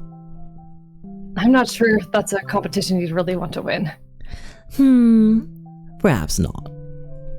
Periwinkle carefully steps over some of his clutter to dig through one of the boxes in the far corner of the room. Ah, here they are, my personal favorites. This row here contains more potent scents, most of them for relaxation, things to calm the nerves. The rest I just happen to be things I like. Sweet scents like strawberry, banana, bubblegum, mango. Is there a reason you're only naming candy flavors? Hey, yo! Must be a coincidence. Pastel picks out an unlabeled bottle filled with a pale pink liquid. What's this? Boy smell. It's my favorite. Hey, yo. Let's do that line again. What's this? Ah, watch out. That one's an aphrodisiac. We'll see about that. Hey, yo, Pastel! Pastel opens, locks eyes. Pick up. Pastel locks eyes with Periwinkle as he opens the vial without hesitation. How bold. Oh, it's Peach. I almost expected it to be overpowering. Yes, well, the aphrodisiac bit was a bit of a lie, but I'm glad you like it. You're really good at this type of magic. I've never done anything like it. Would you like to try it on? Oh, no. I don't do perfume or cologne or anything like that. You've never tried it? Oh, so would you say you're a perfume virgin then? I hate that. That is such an uncomfortable sentence. I'm not. Who even says stuff like that? Periwinkle, apparently. I'm also like an eye roll at that. In my line of work, you'd be surprised. It's probably just you. Maybe so. If you're not gonna try it, I'd like to have it back now, please. I could try. I just don't know how I'm supposed to apply it. May I? Pastel nods, handing over the small vial. Periwinkle seals the opening with his fingertip and swiftly tilts the bottle over and back. Here. He lightly rubs his spot on Pastel's neck, engulfing them both in a pleasant scent of his magic. Their eyes meet, neither of them daring to be the first to move.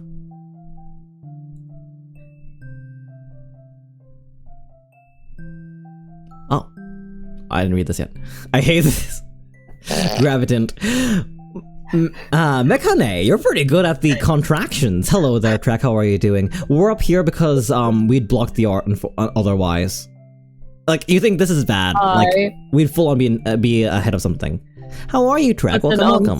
Celerity has reversed their own gravity. I'm hanging on with my talons. Gravity is the same for everything else. If you just look around the room, my computer is there, my table's there. It's just for us. Yeah, I don't know how you did that. It's alright. We don't need to go into the semantics of magic. Gay. We already have gay visual novel, that's true. So I can't leave the stream. What is that? Celerity turned off the gravity, so I can't leave the stream. I mean, you could bounce. Oh, you're stuck here for now. We'll fix it later if you really want to go. Oh, why would I ever? Their eyes meet, neither of them daring to make the first move. Maybe the aphrodisiac bit wasn't a lie after all.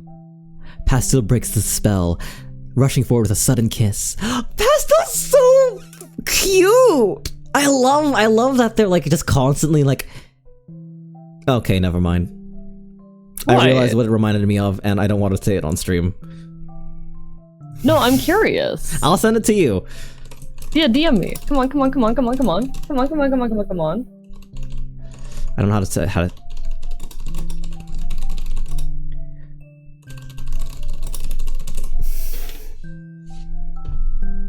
Let me see what you have to say for yourself. There you are. There it is.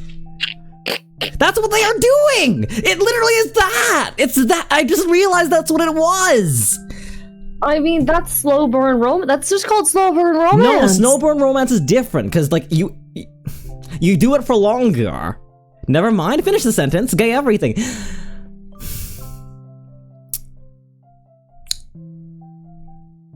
Like... You're referring to slow burn. I feel like slow burn is longer, right? Like I feel like the release is a lot like more prolonged, which I mean maybe that there's just an advanced version of this, but at least like this person's doing it in like slower bursts, right? I think how do I?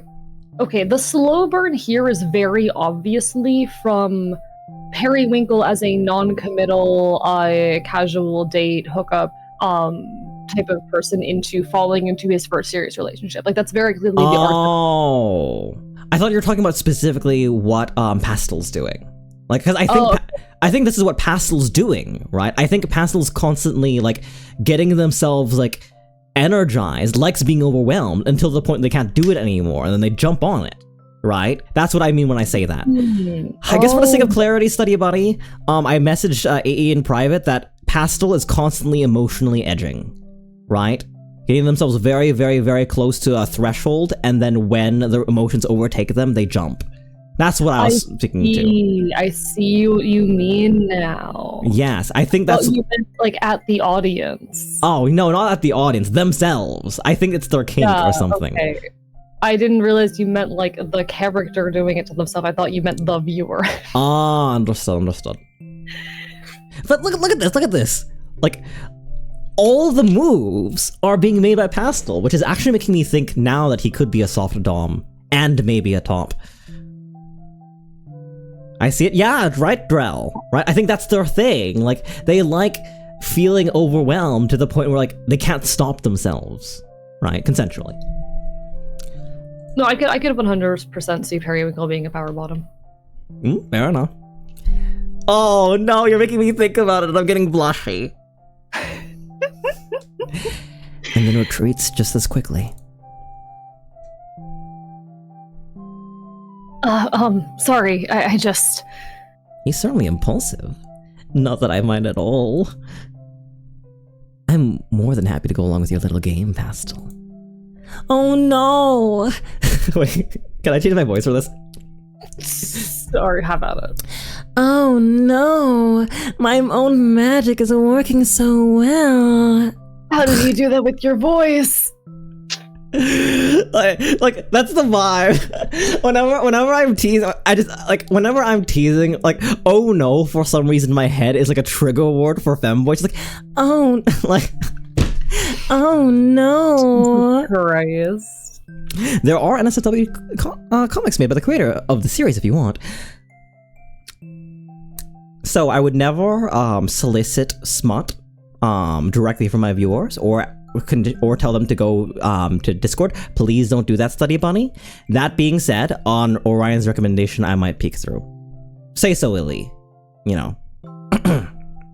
Sure, Cell. Just sure. don't chat. Don't be the source of it because I don't want that power dynamic. All right. see till play. I guess there's no choice but to have my way with you, my sweet. Oh no. Can you take another stab at that line with different direction? Can I give you some direction? Sure. Just go like oh no. like not at all like playing in, just like ah. Go for it. Got it. Oh no. Pastel's half-hearted protests end there. Periwinkle's hands were already upon him, and that would continue for the rest of the night. They go really hard, really fast, Mekane. Missteps, uh-oh! Drama!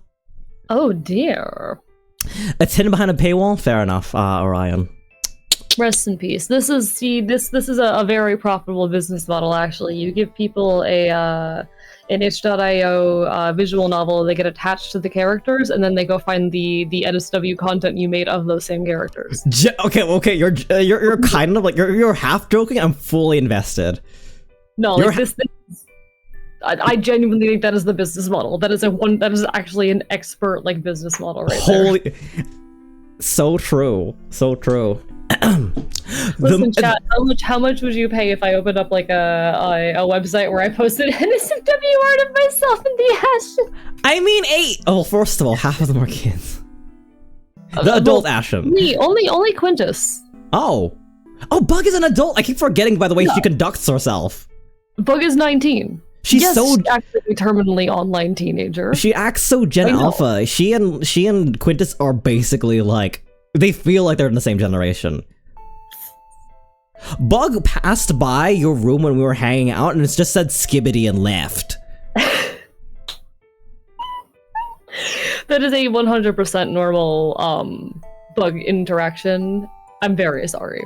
I don't understand half of what comes out of her mouth. I mean, AE, if you wanted to open up like a Fansly or something like that with like that kind of stuff, honestly, I might be a hit with certain circles.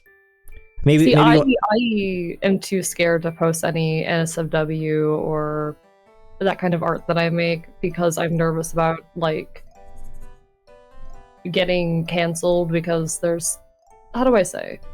I don't know. I am open about like with my community. I do occasionally NSFW and gore art and whatnot in my spare time as self-expression and as ways of like coping with certain things.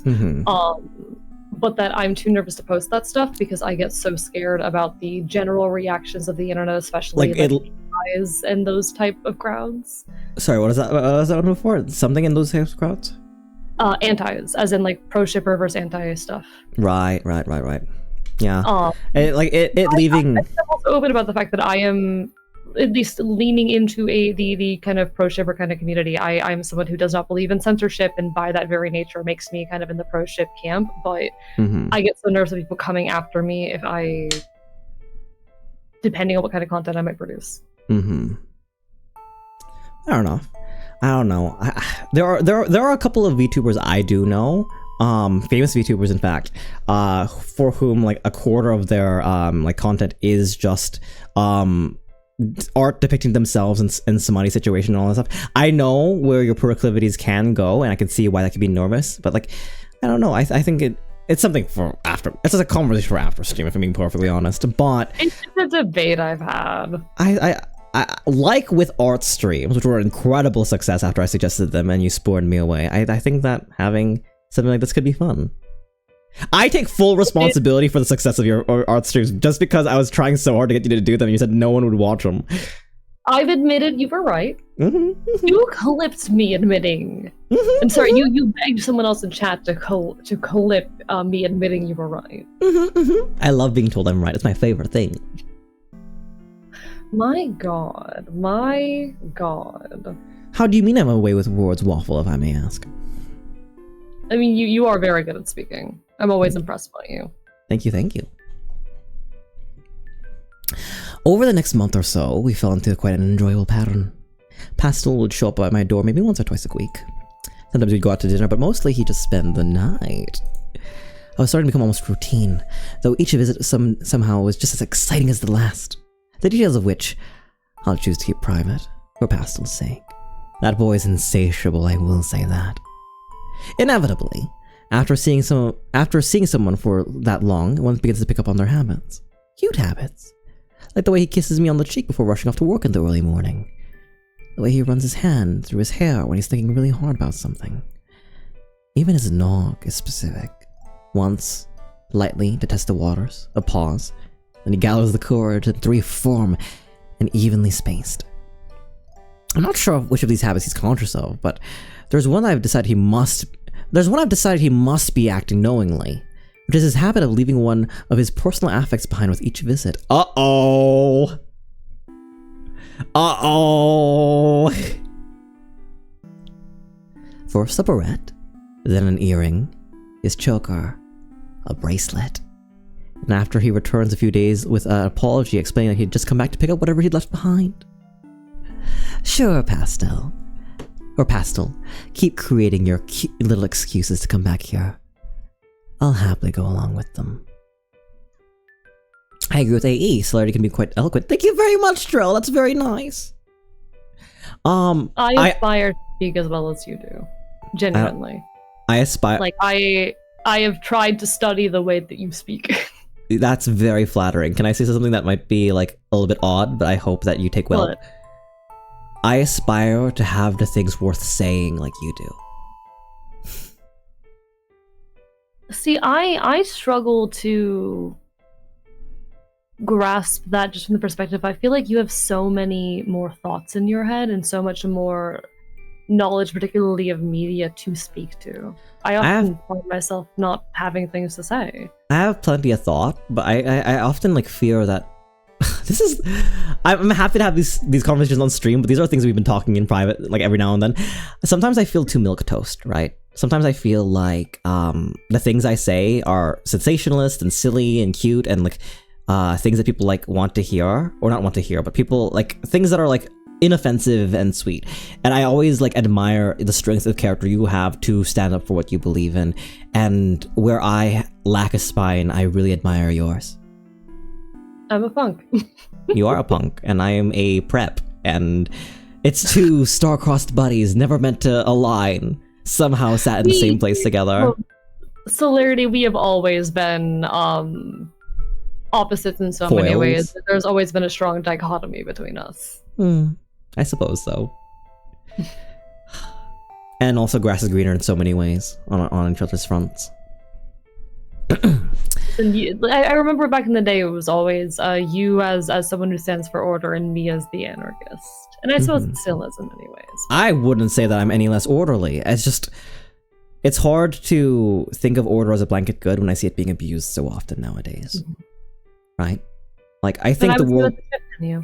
You go? I would say that's a shift in you.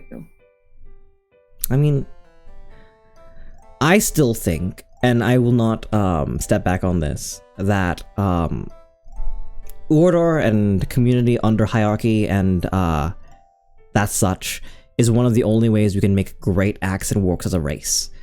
I still stand by that, like, I don't think that so much can be accomplished with one or even a couple of small tribes and one empire or army. and I very much, and I don't want to be mischaracterized or read in saying that I believe that kind of unity and organization is the very essence of civilization and society. I think that is the bright flaming torch that people walk behind. I think I refute or oppose or protest these ideas that like we would be better off if we had just never coalesced into something so much larger than small communities and groups. That being said, I'm now not as naive as to think that just because something is orderly, it means that it is good. However, the call just as a causality is a blanket good in my opinion. I'm never going to change your mind on that one. Why are you laughing at me? I'm right. Why are you booing me? I'm right.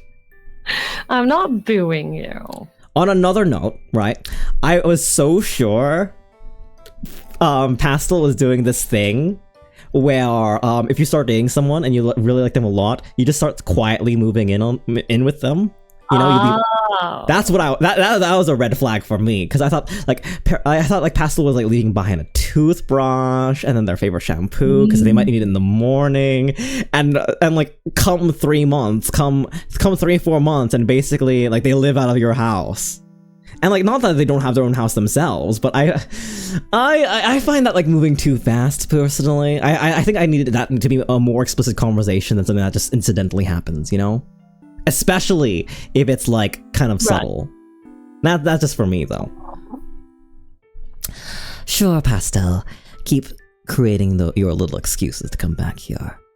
I'll be happy to go along with them. What fun! I wonder what he'll come looking for this time. Periwinkle gathers the discarded garments that had been left strewn across his bedroom, tossing them into a pile to be dealt with later. You disaster child! You disaster witch boy! Bin that I put them in. I at least have a plastic bin. A plastic bin is leagues ahead of on the ground in a pile. Every now and then things will end up on the bed, but... He couldn't possibly leave his underwear behind, could he? No, that would be impossible to explain. Earrings, sure, but no way he'd walk out of here like that. Periwinkle hums to himself as he makes the bed, double-checking between the sheets while he's at it. I'm almost disappointed. It's been so consistent up until now. I suppose he could just be that forgetful. Oh no! Oh no, what if this is signs for a misstep or a bad relationship thingy? I'm so invested! You're adorable sometimes. Nah. You are adorable Would sometimes. an adorable person do this? Nah. Platonically, you're adorable sometimes. Thank you, AE. I think it's kind of cute, but definitely moving too fast if you slowly move into someone without talking to them. Yeah, I would agree. Game more. And like there are some like incidental things, but I feel like that'd be too rushing. Like some people might be okay with it. Some people might be like already all for a relationship that they're willing to jump into that level. But for me, I think like the sanctity of my space is so incredibly important. I don't share a space with people unless... physical space. Emotional space, I'm happy to hold a space. I don't share physical space with other people unless I really care about that person. Unless I really... If I've carved a place in my house or my room or like my wall for you, that means that like you mean a great deal for me. And like I have all these knickknacks. I have a space dedicated to my late cat. I have space to these knickknacks and charms that Nyx brought for me. I have a part in my wall for the art that AE's ever made for me. I have a place for my books. I have a place for birthday presents. It really,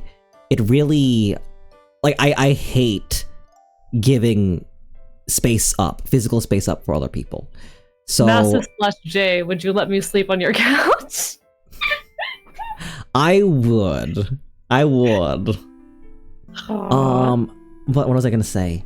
Sorry. It's for that reason that I don't like really put stickers on my stuff either. I like the aesthetic of clear and minimalist and otherwise like work, like something made for work. I tend to make like notebooks specifically for stickers, or like I get like one of my sticker projects. One of the few things that I have stickers on is a mason jar that used to hold Prego pasta. Whoa, you okay? You went like really like gremlin flat for a second. Sorry, I was adjusting my seat. Oh, no worries. I have a Prego jar, I like stickers, but I think I have an addiction to collecting things. That's fair. That's fair. This is just me talking about myself, right? I have like dedicated spaces for stickers and stuff like that, and one of which is a Prego jar that I've been like putting stickers on. I have a Chase Petra sticker. I have a sticker from a dispensary nearby me.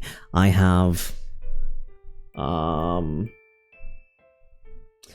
sticker from like the book annex AE, you know, from Barnes and Nobles, all that kind of stuff. Mm-hmm. Anyway. I've been trying to get braver with stickers, actually. It's kind of started with, like, chat bought me a giant water bottle. Because I kept having to refill my water bottle during stream, so they bought me a 64-ounce water bottle on Throne. And I've started covering it with stickers, and it's basically completely covered to the point where I'm considering removing some things to make room for some stickers I've gotten more recently. But I'm starting to debate putting stickers on my laptop. Ooh. Well, okay, one of the issues is I have my own merch stickers, and I want to use them, but I don't know where I can safely put them. That's fair. You know what? Oh, right, your laptop. Yeah. I have some stickers I've debated whether I'm going to put like on my laptop, on my guitar, on this water bottle. Mm-hmm. I've got like some furry stickers I got recently. So fair. No, it's usually punk stuff as well. I'd feel similarly. You know, I would have expected you to put more stickers on a whole bunch more stuff. It's, how do I say? It's kind of a commitment issue thing, probably. Like, I put that down, now I can't decide to put it elsewhere if the thing breaks. Which I'm someone who's going to try to reuse something for as long as I possibly can, but... I mean... part of it's the money thing for me. I fully expect you to peel off the stickers as carefully as you can and put them somewhere else and or laminate them and like or use Mod Podge to like put them on a different thing so they have a home still. You don't strike me as the kind of person to throw it away, huh? Started. That's very me coded, and when I do remove stickers, I try to do that. But some of them on my water bottle started to get scuffed up. Like I have Oh no. I had a trans rat sticker that got so messed up that I've had to cover it up with a non-binary sticker. Poor rat. Everyone, can we have a 03 and 03? Sorry, an 07 or an 07? A salute for trans rat. Thank you, trans rat, for your service.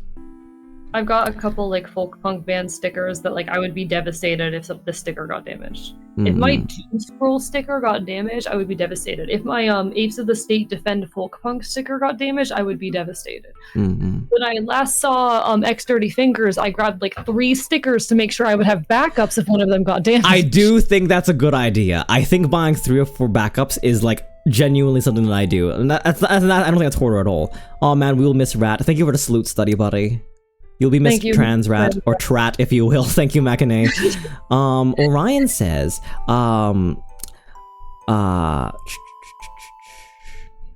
2 hours, my butt. We've stretched this game out so long. That's the thing. I don't know if you've seen the most recent addition to my my spreadsheet, is we have started to include the time to beat off of times 2 beat, and then doubling it as a stream estimate on the spreadsheet. So that makes sense. I think double is even 2. We're 5 hours in. It usually takes 4 hours in. I thought you liked the game, but I didn't expect it to be such an investment. I didn't expect that much investment. I'm happy you like it. I'm really happy for the recommendation, Orion. No, my heart's really... I'm very excited about this game. I'm a big sucker for romance, and I'm really happy that my arrow friend is here and willing to be my what's their name again? Pastel? No.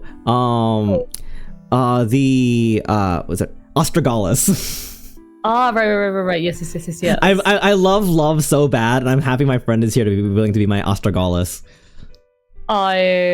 Low-key, I still very fondly remember this one time when you were back in the Genshin days, when you were playing through the early Inazuma quest, and there's like this one plot line where this one soldier gets like taken advantage of. No! Because like he is in love with her, but she is just trying to get off the island, and she kind of uses that to get off the island, and you were so upset. I was really upset. That means a great deal to me. Love is love. Love is so precious. It's very cute.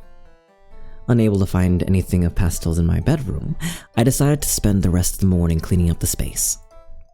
Now, mind you, I never get my house get dirty. Only messy. Leaving garbage or food waste is out of the question. Everything else, though... It's simply that things don't make it back to their proper place, or rather I can never decide on a proper place for many of my things. Toss them in the boxes, shuffle the boxes around the room, then suddenly they become unmanageable piles. To truly put everything away, all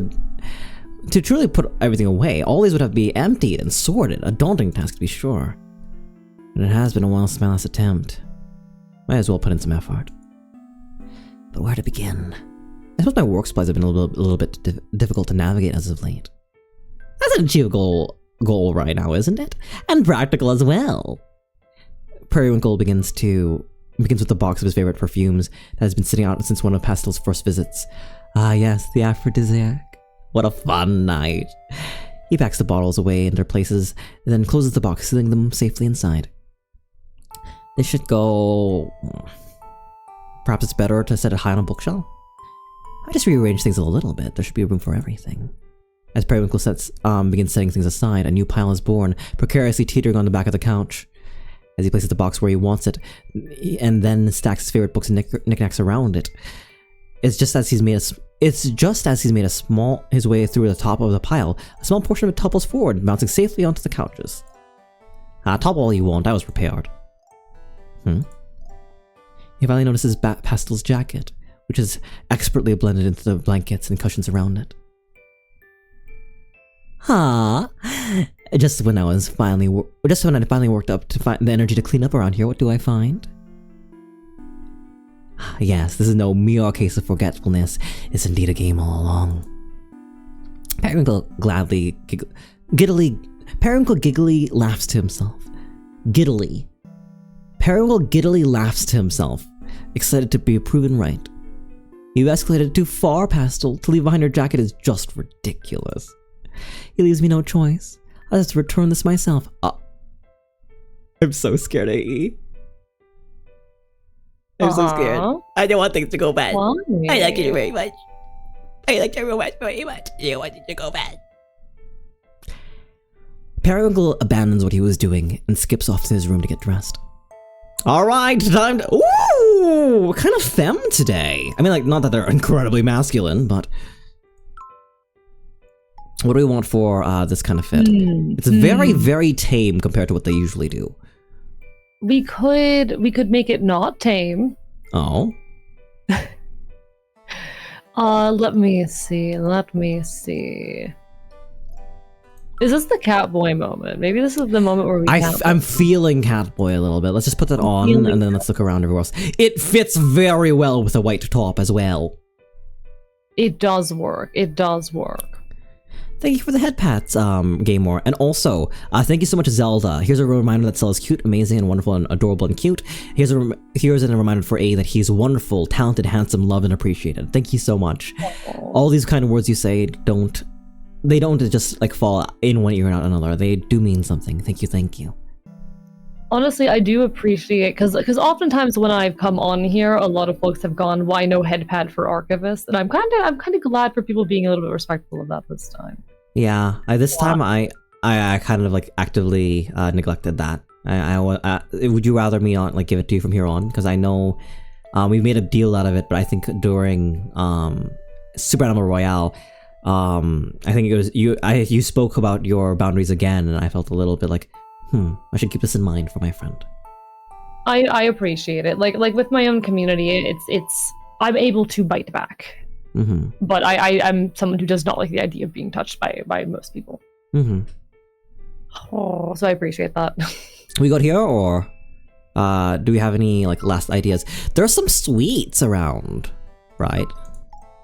Like I'm realizing that there's a sweet. We could go all out in trying to like be all sweets coated.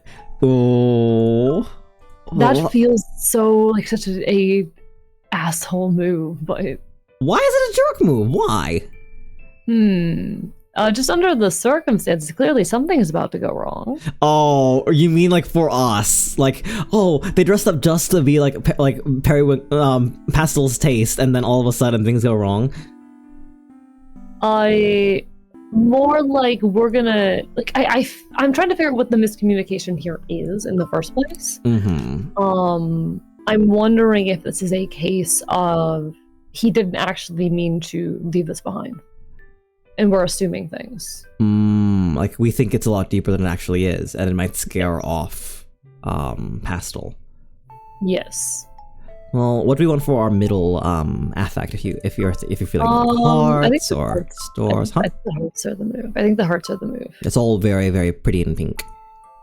Is this as much of a like dress up thing that you were like thinking of, or like you still think it's cute? I knew it was this simple. I still think it's cute. Listen, I grew up on I still have memories of on my like childhood best friend's computer being introduced to the website Girls Go Games. Which was lovely. An icon of free girl gaming back in the like 2000s, early 2010s. That's very much a ruin of its former self these days. Oh, it was such a trash fire of a website. There was so much stuff on there that was like questionable, and there still is a lot of questionable stuff on there. That's kind of the nature, like there's a lot of weird, questionable mobile games out there. I'm sure you can think of the kind of things I'm talking about. Mobile games like dentist, like also dentists and stuff like that. The girls' game, the at the time very much dead girls' game industry is where a lot of that originates. The girls' game industry died in the late 90s. And didn't start seeing a resurgence until the 2010s. But there was that period in between, and a lot of like the modern mobile gaming landscape for kids is based off of the ruins of the gaming industry of the girls' games industry from that era, where it was all of these lazy flash games that focused on oftentimes some kind of gross or problematic content. Makeup, makeover, dress-up games with very minimal. Where they have like the boils and stuff that you have to drain, and like it's essentially like a low-scale body horror. Yes, a lot of that originates in what was left of the. Also, inherently misogynist a lot of these things because like everyone died. Also, inherently misogynist a lot of these things because like. In the appeal or in the attempt to get like pretty, often they'll like over exaggerate things that a lot of women are insecure of, and or the way that women generally are, right? Like for example, like a thick brow when it wasn't very like thick brows will come back in the 2020s, but like I think somewhere between like the 90s and 2005, the thin brow was much more in, like a very, very plucked brow. And like the idea of having to pluck that thick brow into something like thin and like aesthetic when like it is something that's especially prevalent in like South Asian spaces and is still beautiful. And like it is just a mess. Those games absolutely did instill a lot of body dysmorphia and whatnot in young girls. Aww. I hadn't had the chance to return to Atelier Suites since first meeting Pastel. He was always one showing up to my doorstep after all. There was no need. It's about time I paid a visit, yes? I could restock on my favorite candies as well. But this does, like, sorry, just to finish my thought, this does bring me back a lot to, like, the more positive experiences on those kinds of websites. The very simple dress-up games where you had, like, 3 options, but you were still having the time of your life with it. Sorry for cutting you off, but that is wonderful. I'm glad, like, and like I think there's a resurgence with that in Pit Crew, right? Which is not necessarily just for girls. There's, like, a lot of different designs and stuff like that, but, like, there's a lot of ways to, like, meaningfully like make a character from like all these options, and like the art is often like provided by people who want to make like things for that. So it's a really, really wonderful those. Yeah, no, Pit Crew is absolutely like the modern dress-up game, and it pulls it off very well. And I've made very good use of Pit Crew and like doing early character designs and whatnot. I was doing that last night. Yeah. Upon reaching Atelier Suites, though, I hesitate. Would it be weird to barge in while he was working? I just know I wouldn't be able to resist teasing him. As to not become a nuisance, I shall make my presence. As to not become a nuisance, I shall make my presence known from here. Periwinkle boldly approaches the bench directly in front of the candy shop and sits down. all the while wearing Pastel's forgotten jacket. AE. We messed up big time. This is what I was referring to. We messed up so bad. Oh my god. This is what I was thinking was going to happen. And now we wait. A few minutes pass. You can see Pastel through the shop window. He's currently preoccupied with a customer. Luckily, I brought a lunch. A simple peanut butter and jelly sandwich. Will he notice me before I finish it? The customer's walking out now. Our eyes met. Pastel turns away, pacing a bit. I take another bite of my sandwich, still waiting intently. He stops for a moment in front of the door behind the register until finally making his way out of the store, broom in hand. But instead of coming over to me right away, he turns his back to me, sweeping the sidewalk in front of the entrance. Perhaps he has a strict supervisor? He keeps glancing over his shoulder. Just come here, you silly boy. Let me try that again. No, just come here, you silly boy. His face is quite red, so I can say with confidence I've successfully overwhelmed him again. I finish my sandwich by this time, and he approaches. He takes a seat on the opposite end of the bench. I thought you were ignoring me. No, Sorry, one sec. No worries. No, I was just trying to decide what to do. Was this a bad time to return your jacket? Not the worst time. Periwinkle unzips the jacket and shuffles out of it, casually folding it onto his lap. I found it once I was cleaning up the place. I suppose I could have waited for you to return, but since I was in the area... Right. Sorry, it's my fault for leaving it behind in the first place. Pastel can... Do you think Pastel is going to take this as, oh, stop leaving things in my place, and it starts, like, a whole thing? There's a couple ways I could see this being read. Pastel can barely look at me in the... Oh, you go? That's one of them. What are the... Shoot, just like in sentences each, like, what are some other ways? Okay, so there's that. There's also the... I could see this having been an accident the whole time. And this is seen as, like, overly forward. This is the main that I see. Fair. Pastel can barely look me in the eye. It doesn't stop him from stealing glances at what I'm wearing. But who could resist that? I wore my cutest dress for this. Something seems a bit off, though. He's usually a bundle of nerves, yes, but this is a bit much. I'll get right to the point then. Oh, Pastel, you don't have to plant excuses to visit me. I wasn't planting anything. I just forgot it on my way out. I find that hard to believe, considering you've forgotten exactly one thing each time you visit. Really, you should be more honest. Sorry. Thank you for returning it. Oh, it's my pleasure. It gave me a good excuse to see your flustered little face again. Periwinkle sets the jacket on the empty space between them and rises to take their leave. But Pastel gently grasps his wrist before he goes. Perry, I'm, sorry I made you think I was ignoring you. I was just teasing, my sweet. Still, I can't, I'm not ready to be open about who I see outside of work. I like to keep things very discreet. I don't want to have to explain anything to my friends. I'll die of embarrassment. So that's why. Understood. I'm actually used to being someone's little secret. That didn't sound quite right. What I'm trying to say is I don't mind at all. Just from now on, I'll just continue to let you come to me. Thank you. Sorry.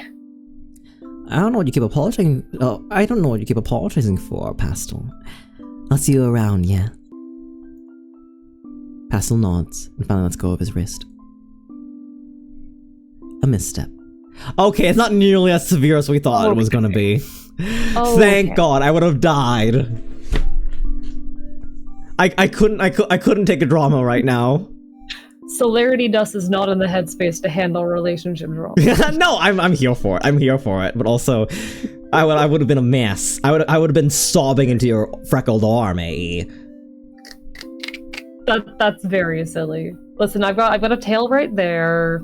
I will hug it and just cry into it. You're allowed. You are one of the few people who's allowed that. A misstep. A huge misstep. I should have guessed it from the hints he's given. Just a few things he said here and there. It was enough to put together, wasn't it? The more obvious one being that he's always comes to me and not the other way around. Our comfortable pattern that I recklessly interrupted. I should have known from previous encounters with closeted individuals. What's supposed to be a fun surprise appearance can turn so quickly into a desperate rally to cling to normalcy, carefully constructed lies to conceal the piece of yourself that may not be accepted. Whether it's by the individuals themselves or by their loved ones. Certainly an unenviable position to find oneself in.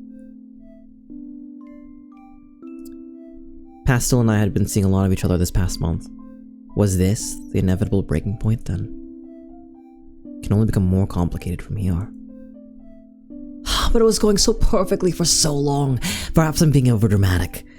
I hadn't grown tired of him at all, which is precisely the problem. Unwilling to return home, I walk in the direction of the apothecary. Astragalus will be able to knock some sense into me. She always does. Astragalus, or are you busy? I know that whine. You shifted into dramatic bitch mode. Take pity on me. I'm having a bad day. All right, you baby. Tell me what happened. Things are slow today anyhow. Astragalus listened patiently as I explained the events of the day. I learned to come straight to her whenever I found myself unable to make a decision. Although she puts things far too bluntly, I do always end up being more grounded after her consolation. So, you're upset because you overstepped his bounds? Accidentally! You leave out key information. And now you think it's over between you two. When you put it like that, I really do sound dramatic. I mean, you are. But you also have a point. If you want to avoid things getting complicated, this is your sign to get out. I gotta say, though, for two guys who aren't in a committed relationship, you sure do sound like you're in one. It's purely casual. I've been seeing a few others amidst this. But all you talk about is Pastel. Every time you come in here. Oh, I know. I know. I just wish I hadn't gone to return the jacket. It was supposed to be fun, but now... Yeah, honestly. I think he's being unfair. He shows up at your place whenever he wants, right? Yes, but I don't have anything else going on. He's got a respectable job, after all. Sounds like you just have less self-respect. This guy isn't treating you right. Now that's unfair. He simply said he wasn't ready. It doesn't mean... Ha, making excuses now? You really are. You are... making excuses now. You are really hung up on him. This is too hilarious to watch. Enough! I simply can't help if he's the cutest thing. Of course I don't want to stop seeing him. At that moment, a familiar chime sounded, marking a customer's arrival. I turned my head instinctively to see. You want me to take this one as well? I kind of want to do this one if that's all right. All right, how about it? Let me see if I still got it in me. In an old friend group, I used to do this voice for a Homestuck character. Oh, Periwinkle, you look so cute today. Why, thank you. Dang, my voice went really good. Why, thank you. I certainly didn't expect to see you here, Jam. Astragalus walks into the back room. No, I need you, Astragalus. Where are you going? I can't do a whole scene myself. Do it, suffer. Yo, is this Yowie? Hey, what are you doing here? A's my bestie. A's one of my closest friends, and I'm making him a gay boy. One of my closest friends. Hi, Juno. How are you doing? Welcome on in. Welcome in, Juno. It's been a hot minute. How you been? You did so well. Thank you very much. Thank you so much, Game More. No, your vocal range is insane. If you couldn't tell, I was in a little like roleplay friend group thing. I was the Nepeta. I've been coming here to buy your magic. Remember when you did a little demo for everyone at the party? You totally sold it on me back then.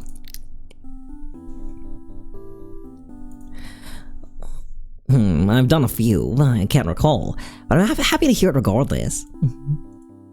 So, what are you doing here? On a date or on the job? No date today. I ruined my chance at that. Oh man, what? That's such a bummer. Really never thought of the day that you, of all people, couldn't get a date, though you date like everyone. It'd be more accurate to say that I go on dates with everyone rather than actually date them. Aw, same dipped. You're like the thirst master. She's right. It's not as if pastel's my only option if I'm looking for a good time. Anyway, are you going to Cheval. Anyway, are you going to Cheval's party tonight? No, first I've heard of it. He's throwing yet another soiree. Yeah, I'm surprised you didn't know. I suppose I've been out of the loop more on these things than usual. I haven't been bothered with as many parties since.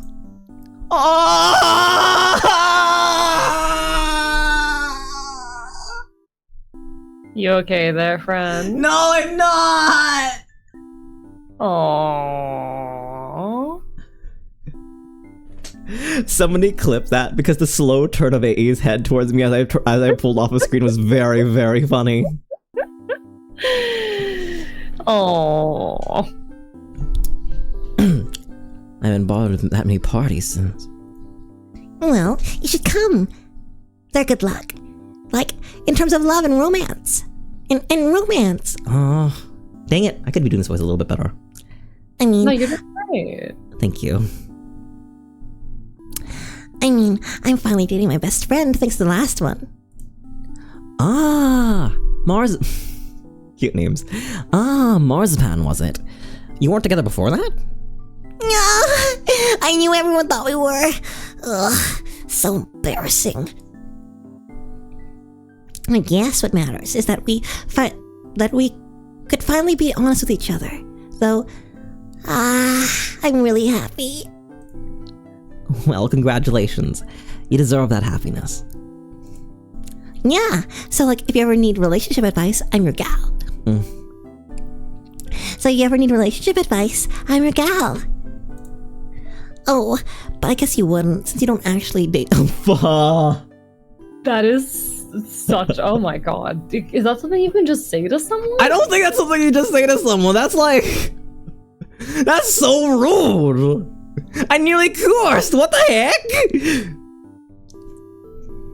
Well, I guess you We wouldn't. figured out how to make a celebrity curse chat. Simply just be unhinged in matters of romance. It's a romance. Romance is my... It's savage is what it is. It's out of pocket is what it is.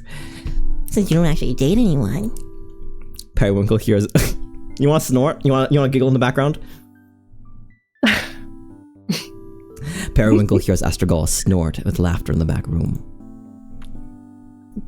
How dare she? I came here to be comforted, not ridiculed. Jam, dear. What time did he say the party started? Oh no, don't invite Pastel to the party. Don't invite Pastel to the party. Don't invite Pastel to the party. The audacity of this. I know, right, Juno? Dear God. This is very funny to me. This is very, very funny to me. Cats will walk all over you to get to where they need to go, no matter how fluffy. So true. Vibes. Oh, like a few hours from now, I think. So the cell takes no shit when it comes to matters of the heart. I do not. I'm sorry. I could never really remember the time difference between here and the other world. No matter. These things tend to go all night, so I prefer to arrive fashionably late. Now, if you'll excuse me, I'm going to return home and freshen up before the soiree. Sure. See you there. Periwinkle marches home in a huff. Stragolas thinks I'm lacking in self-respect. I'll show her. That, bro. This idiot. Bro, like, something, like, it's, some things characters can do maturely, right? But this is just, this person thinks they don't have self-respect? Well, I'll show them by not having self-respect. Or security in my own feelings for myself. This boy. This poor boy. One boy. This boy. This boy.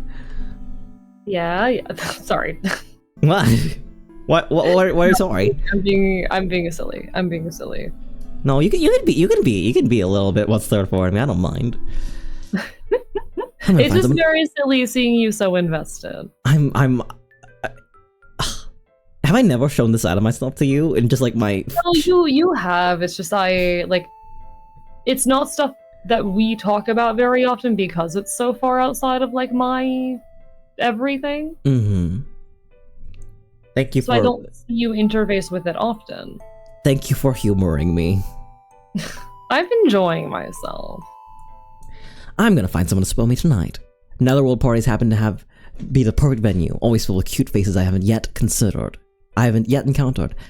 Plenty of incubi as well. They live to please their partners. It's been a while since I've slept with a demon. Looking forward to this now. Incubi are tops, right? And generally mask. And succubi are generally feminine bottoms. I think so. So Periwinkle's a bottom. Good for him. Good for him. We were talking about like top or bottom. Oh, we get to choose. Oh, it's back to the classic outfit. I feel like if we're going to a Netherworld party, demon makes sense. We also already did demon. We did. Wait, did we do? Yeah, we did do demon. We did. We wore the. I think we did. Yeah. We could go Catboy now. That's an option. We could Catboy. I do have a pitch though. I think if we go Angel, it's gonna be like a bit of a contrast, right? Ooh, you make a solid point. Also, we could add the Gloom because he's not in his right mind. True. That might be the vibe. Well, I'll give you the final say because you're the. I think Angel. All right. This poor little guy. Why are you looking for a what's the word for it? I hate it when. I almost said boys do this, but people. I hate it when people like look for a rebound when they're already in a nice relationship. He can carry a body pillow of his partner? That's crazy. He can. He can. For some reason. And so a few hours later, Periwinkle arrives at the soiree. Let's see. Oh no, what if Pastel thinks that they're like an item, like a specific item?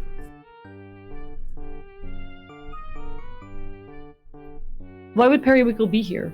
It's not Periwinkle, Pastel. Oh, sorry. Why would he be here? Confusion. No, like sorry, Pastel isn't here. But what if the misstep is that Pastel thinks that they're more serious and Perry doesn't? Oh, okay. Huh. That's my fear. Let's see who's available. Scanning the room, he spots both Jam and Cheval, and happily chatting with other guests. Cheval himself isn't a bad lay, but I can go stealing the host of the party. Periwinkle begins to gravitate towards the snack table, still scoping out various party goers. Plenty of candidates to choose from. However will I decide? Before he can make up his mind on who to approach, a taller demon slides into the empty space between him to start a conversation.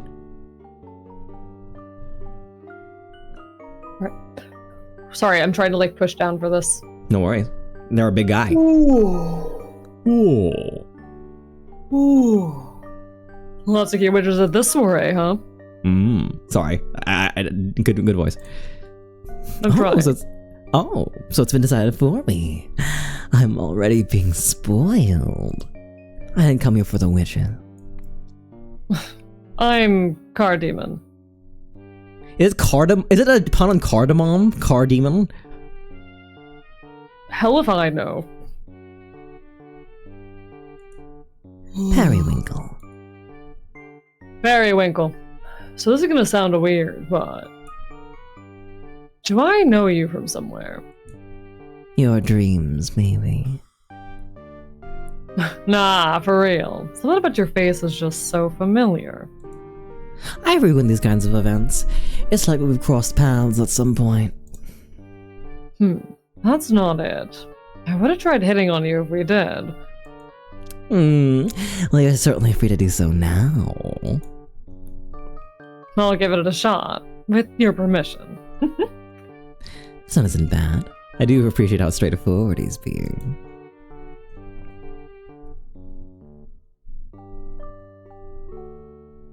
So, what are you here for, if not the witches? I had intended to find someone to spoil me, and incubi are rumored to be good for exactly that. We are. Oh, so the rumors are true. I'm in luck then. Would you happen to have any friends who would be interested in dancing with a cute little witch like me? Is that... I feel like that's kind of rude. I don't know. Like, I think you could have worded that better, Perry. I don't know. This guy's going after you. I could ask around. I guess they're being coy. You know, goodness knows I don't know how to flirt, apparently. So, my commentary over the voice. Or, better idea, you could just settle for me. I suppose you'll do. I present my hand, and Cardamom gives a exaggerated bow. He pulls me in, albeit a little clumsily, with his giant demon hands. Always enjoyable to be swept up in the arms of a larger man. My own hand is almost entirely What? I said Ayo. Ah, fair enough. I was like, huh? Sorry, I was trying to maintain the voice because... Ayo. Ayo. My own hand is entirely consumed by his. Unlike with past. Oh! You're down horrendous. Unlike pastils, which fit so pastel. Am I still comparing everyone to him? I shake the thought and return to the moment. The pair twirls around the dance floor, losing themselves in the music. After a while, Cardemon suddenly speaks up. Oh, I think I just realized where I know you from. Really now? Yeah, you were in the magazine I worked for. I'm an editor. We used your photos for an issue a couple of years back. Huh, what a coincidence. I did do some modeling in the past. And in the past it shall remain. I'm in a different line of work now. Oh, really? That's too bad. Always thought you looked amazing. I appreciate that. Well, this certainly complicates things. I'd much prefer to have been complete strangers. How unfortunate. Just when I was beginning to enjoy myself. Yikes. Wow. Sorry, go. Wow, I can't believe I ran into you like this. Maybe it's a sign. A sign? Of what, dare I ask? I need you to come back to modeling. I can get you in our magazine again, if you're interested, that is. I appreciate the offer, but I've moved on. It put too much of a strain on my relationship with fashion, among other things.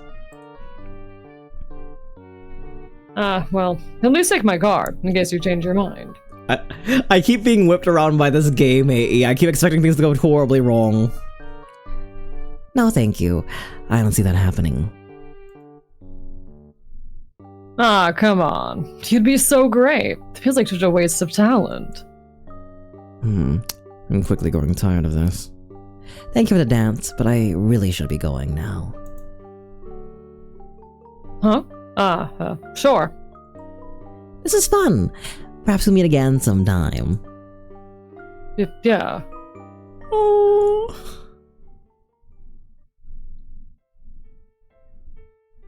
I didn't expect to be reminded of my modeling days of all things. Although his excitement was understandable. The way he went about it completely ruined my mood. I had to admit it, but I've gone into this night far too unstable to begin with. For such a small thing to get me. I'm not even here on my own terms, am I? This is all to prove a point. Certainly not in the spirit of a friendly soiree. It's best I return home and... Periwinkle, wait. He turns his head to find that the cardamom has chased after him, stumbling into the lonely night air. Hey, I'm sorry if I said anything to upset you. Upset me? Perish the thought. It's simply that I'm feeling a little off tonight. I realize I may have come here for the wrong reasons. Look, I'm sorry I suddenly started talking about work. That wasn't why I approached you at all. You came here for a good time, right? Well, the party's definitely the place to find it. Heck, it's what I'm here for too. So you're not going to come looking for that. He's completely This guy didn't realize when to turn off business. Yeah, they were really excited, Orleans. He's completely rips about the situation. Although, it is starting to look salvageable from here.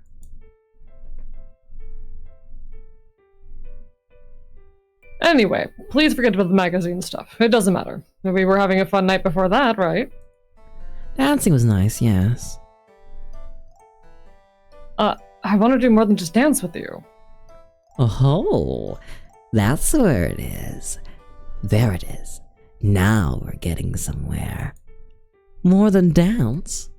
And what could that possibly mean? Well, don't make me spell it out. A kiss, perhaps? Sure, and, well, whatever else you'd like to do. As an incubus, I live to please. Since he apologized, I may as well. Kissing is a fine start. I can feel the storm clouds in the distance! Kissing's a fine place to start. Cardamom holds out his arms, inviting Periwinkle into a soft embrace. Indeed, as you know, Sorbus bottom. Periwinkle's hands glide up his chest and wraps around the demon's neck, their faces just inches apart. He pauses. Huh? Oh, I expected him to close the gap. Pestle would have kissed me. I've grown far too accustomed to that, so I automatically... This was a mistake. Periwinkle gives him a light peck on the cheek before pulling away. My apologies, I do actually need to be going right now. Huh? I shouldn't have led you on. I'm terribly sorry. No, don't worry about that. If you don't want to, it's fine. This is Bluey for adults. We love a man who backs off after being told no. Who shoots a shot and then leaves. Oh my gosh, this is Bluey for adults. I'm a little confused, though. Did I do something wrong? It's not you. You're very nice. For muscles. Dumb Perry. It's not you. You're very nice. For muscles. Thanks. If it were any other night, things would have gone differently. Please believe me when I say that. Seriously, all this mysterious talk's supposed to make me want you less. I'm sure you'll have great luck with the witches inside. You're very charming. Damn. Well, alright. Get home safe, Periwinkle. Hope to see you again. On any other night, like you said. Thank you for keeping me entertained. Farewell. I shouldn't have come. What exactly have I proven here tonight? That I'm willing to pursue the first pink-haired boy I've come across out of sheer desperation. I wanted Astragalus to be wrong for once. To admit I'm just hung up on someone is just... I don't feel like myself at all.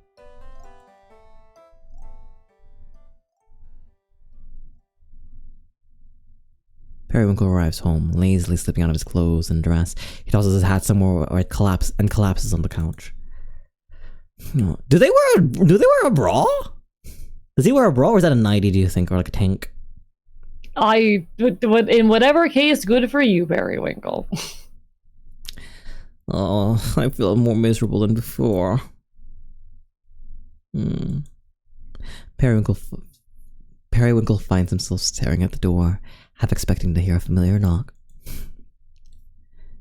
The state pestle would find me if he were to show up tonight. I should get in bed. But he doesn't. He buries his face in the cushions and falls asleep.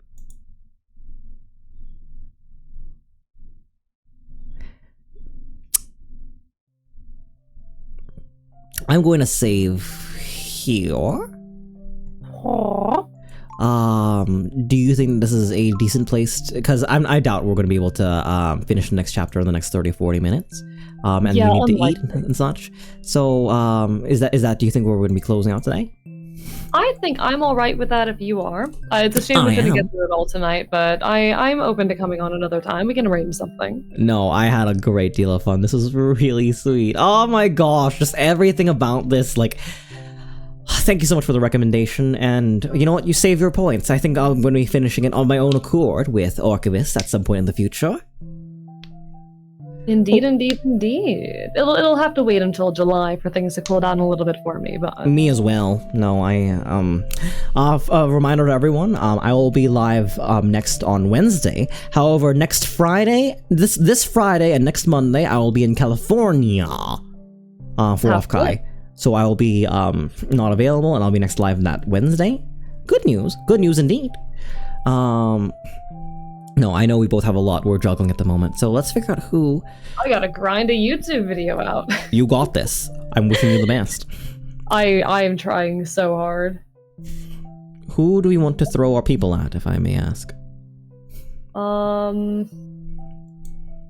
I can peek through my list. Oh, please, I would love for you to lead the raid this time around. I have so many people on. While you do that, though, I would like to shout out once again, Archivist. Please give your spiel. You're very much worthy of my love and my community's love and attention.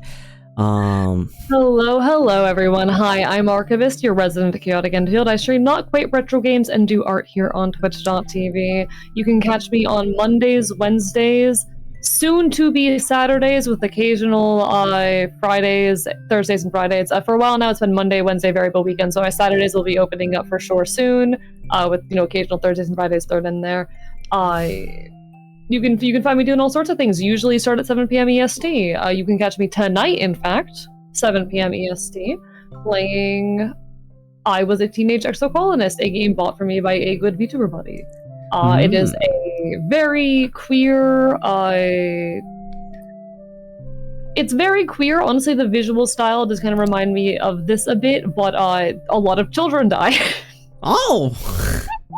Sounds like a game just made for you. You love things like that. If you want a queer game about kids dying, then there you go. I promise it's a good time. I'm a hell of a yapper. I never shut up. So if you'd like to stop one of the by, best. give me a look, give me some support, I would really appreciate it, especially because I'm still on the fence about it, but I might be partner pushing in the near future. Keep an eye out for news. I'm supposed to have news by now. I don't have news yet. I'm doing my best out here. That's all right. You know, we deserve a little bit of grace. We all do. We all do. Speaking of grace, where can we find you, and where are we going to be sending everyone? You can find me, twitch.tv/archivist, here on Twitch. That's where I'm the most active, the most consistent. But you can join my Discord, follow me on Blue Sky, check out my my YouTube, whatever. If I am on a social media website, you can find me at the Pandal Archivist. But I'm looking around. I'm trying to figure who our best bet is at the moment. Sure. I know Royce is on. I know. I think I've led you towards Ray before. Yeah, I've rated Ray like sometime in the past couple months. Look, Whimsical is on playing Resident Evil 2.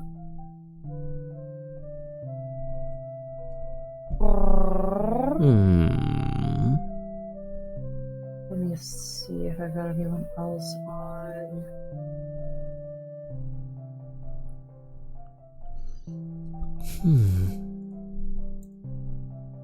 Sorry, I'm scrolling through my list all around. No worries. And sleep well, Makane. Thank you so much for coming in. I do have Magi was taken playing Starvaders, fellow leftist German. Are they a VTuber? PNG tuber, but yeah. That's a VTuber. That's a VTuber by majority, if not all, definition. What's their name again? I'm typing it in chat. Magi was taken. Fair enough. Let's give them a little bit of love. Apologies. What is that? Pickings are a little slim at the moment. I apologize. Not at all. I think you mentioned a couple of very, very wonderful creators. It just so happens that, like, we're just picking through them. All right, this channel is intended for mature audiences, so if you were one of the 16-plussers, I would, like, take a vibe, and if this is not for you, please respect yourself and your own boundaries. I will next be live on Wednesday. I may be doing a hand camera. I may be looking at the Offkai event list, or I may be doing just an extended just chatting. We'll see what happens then. In anticipation for my trip later on, very, very soon. Thank you so much for everyone for coming in, and above all things, be well. Aww.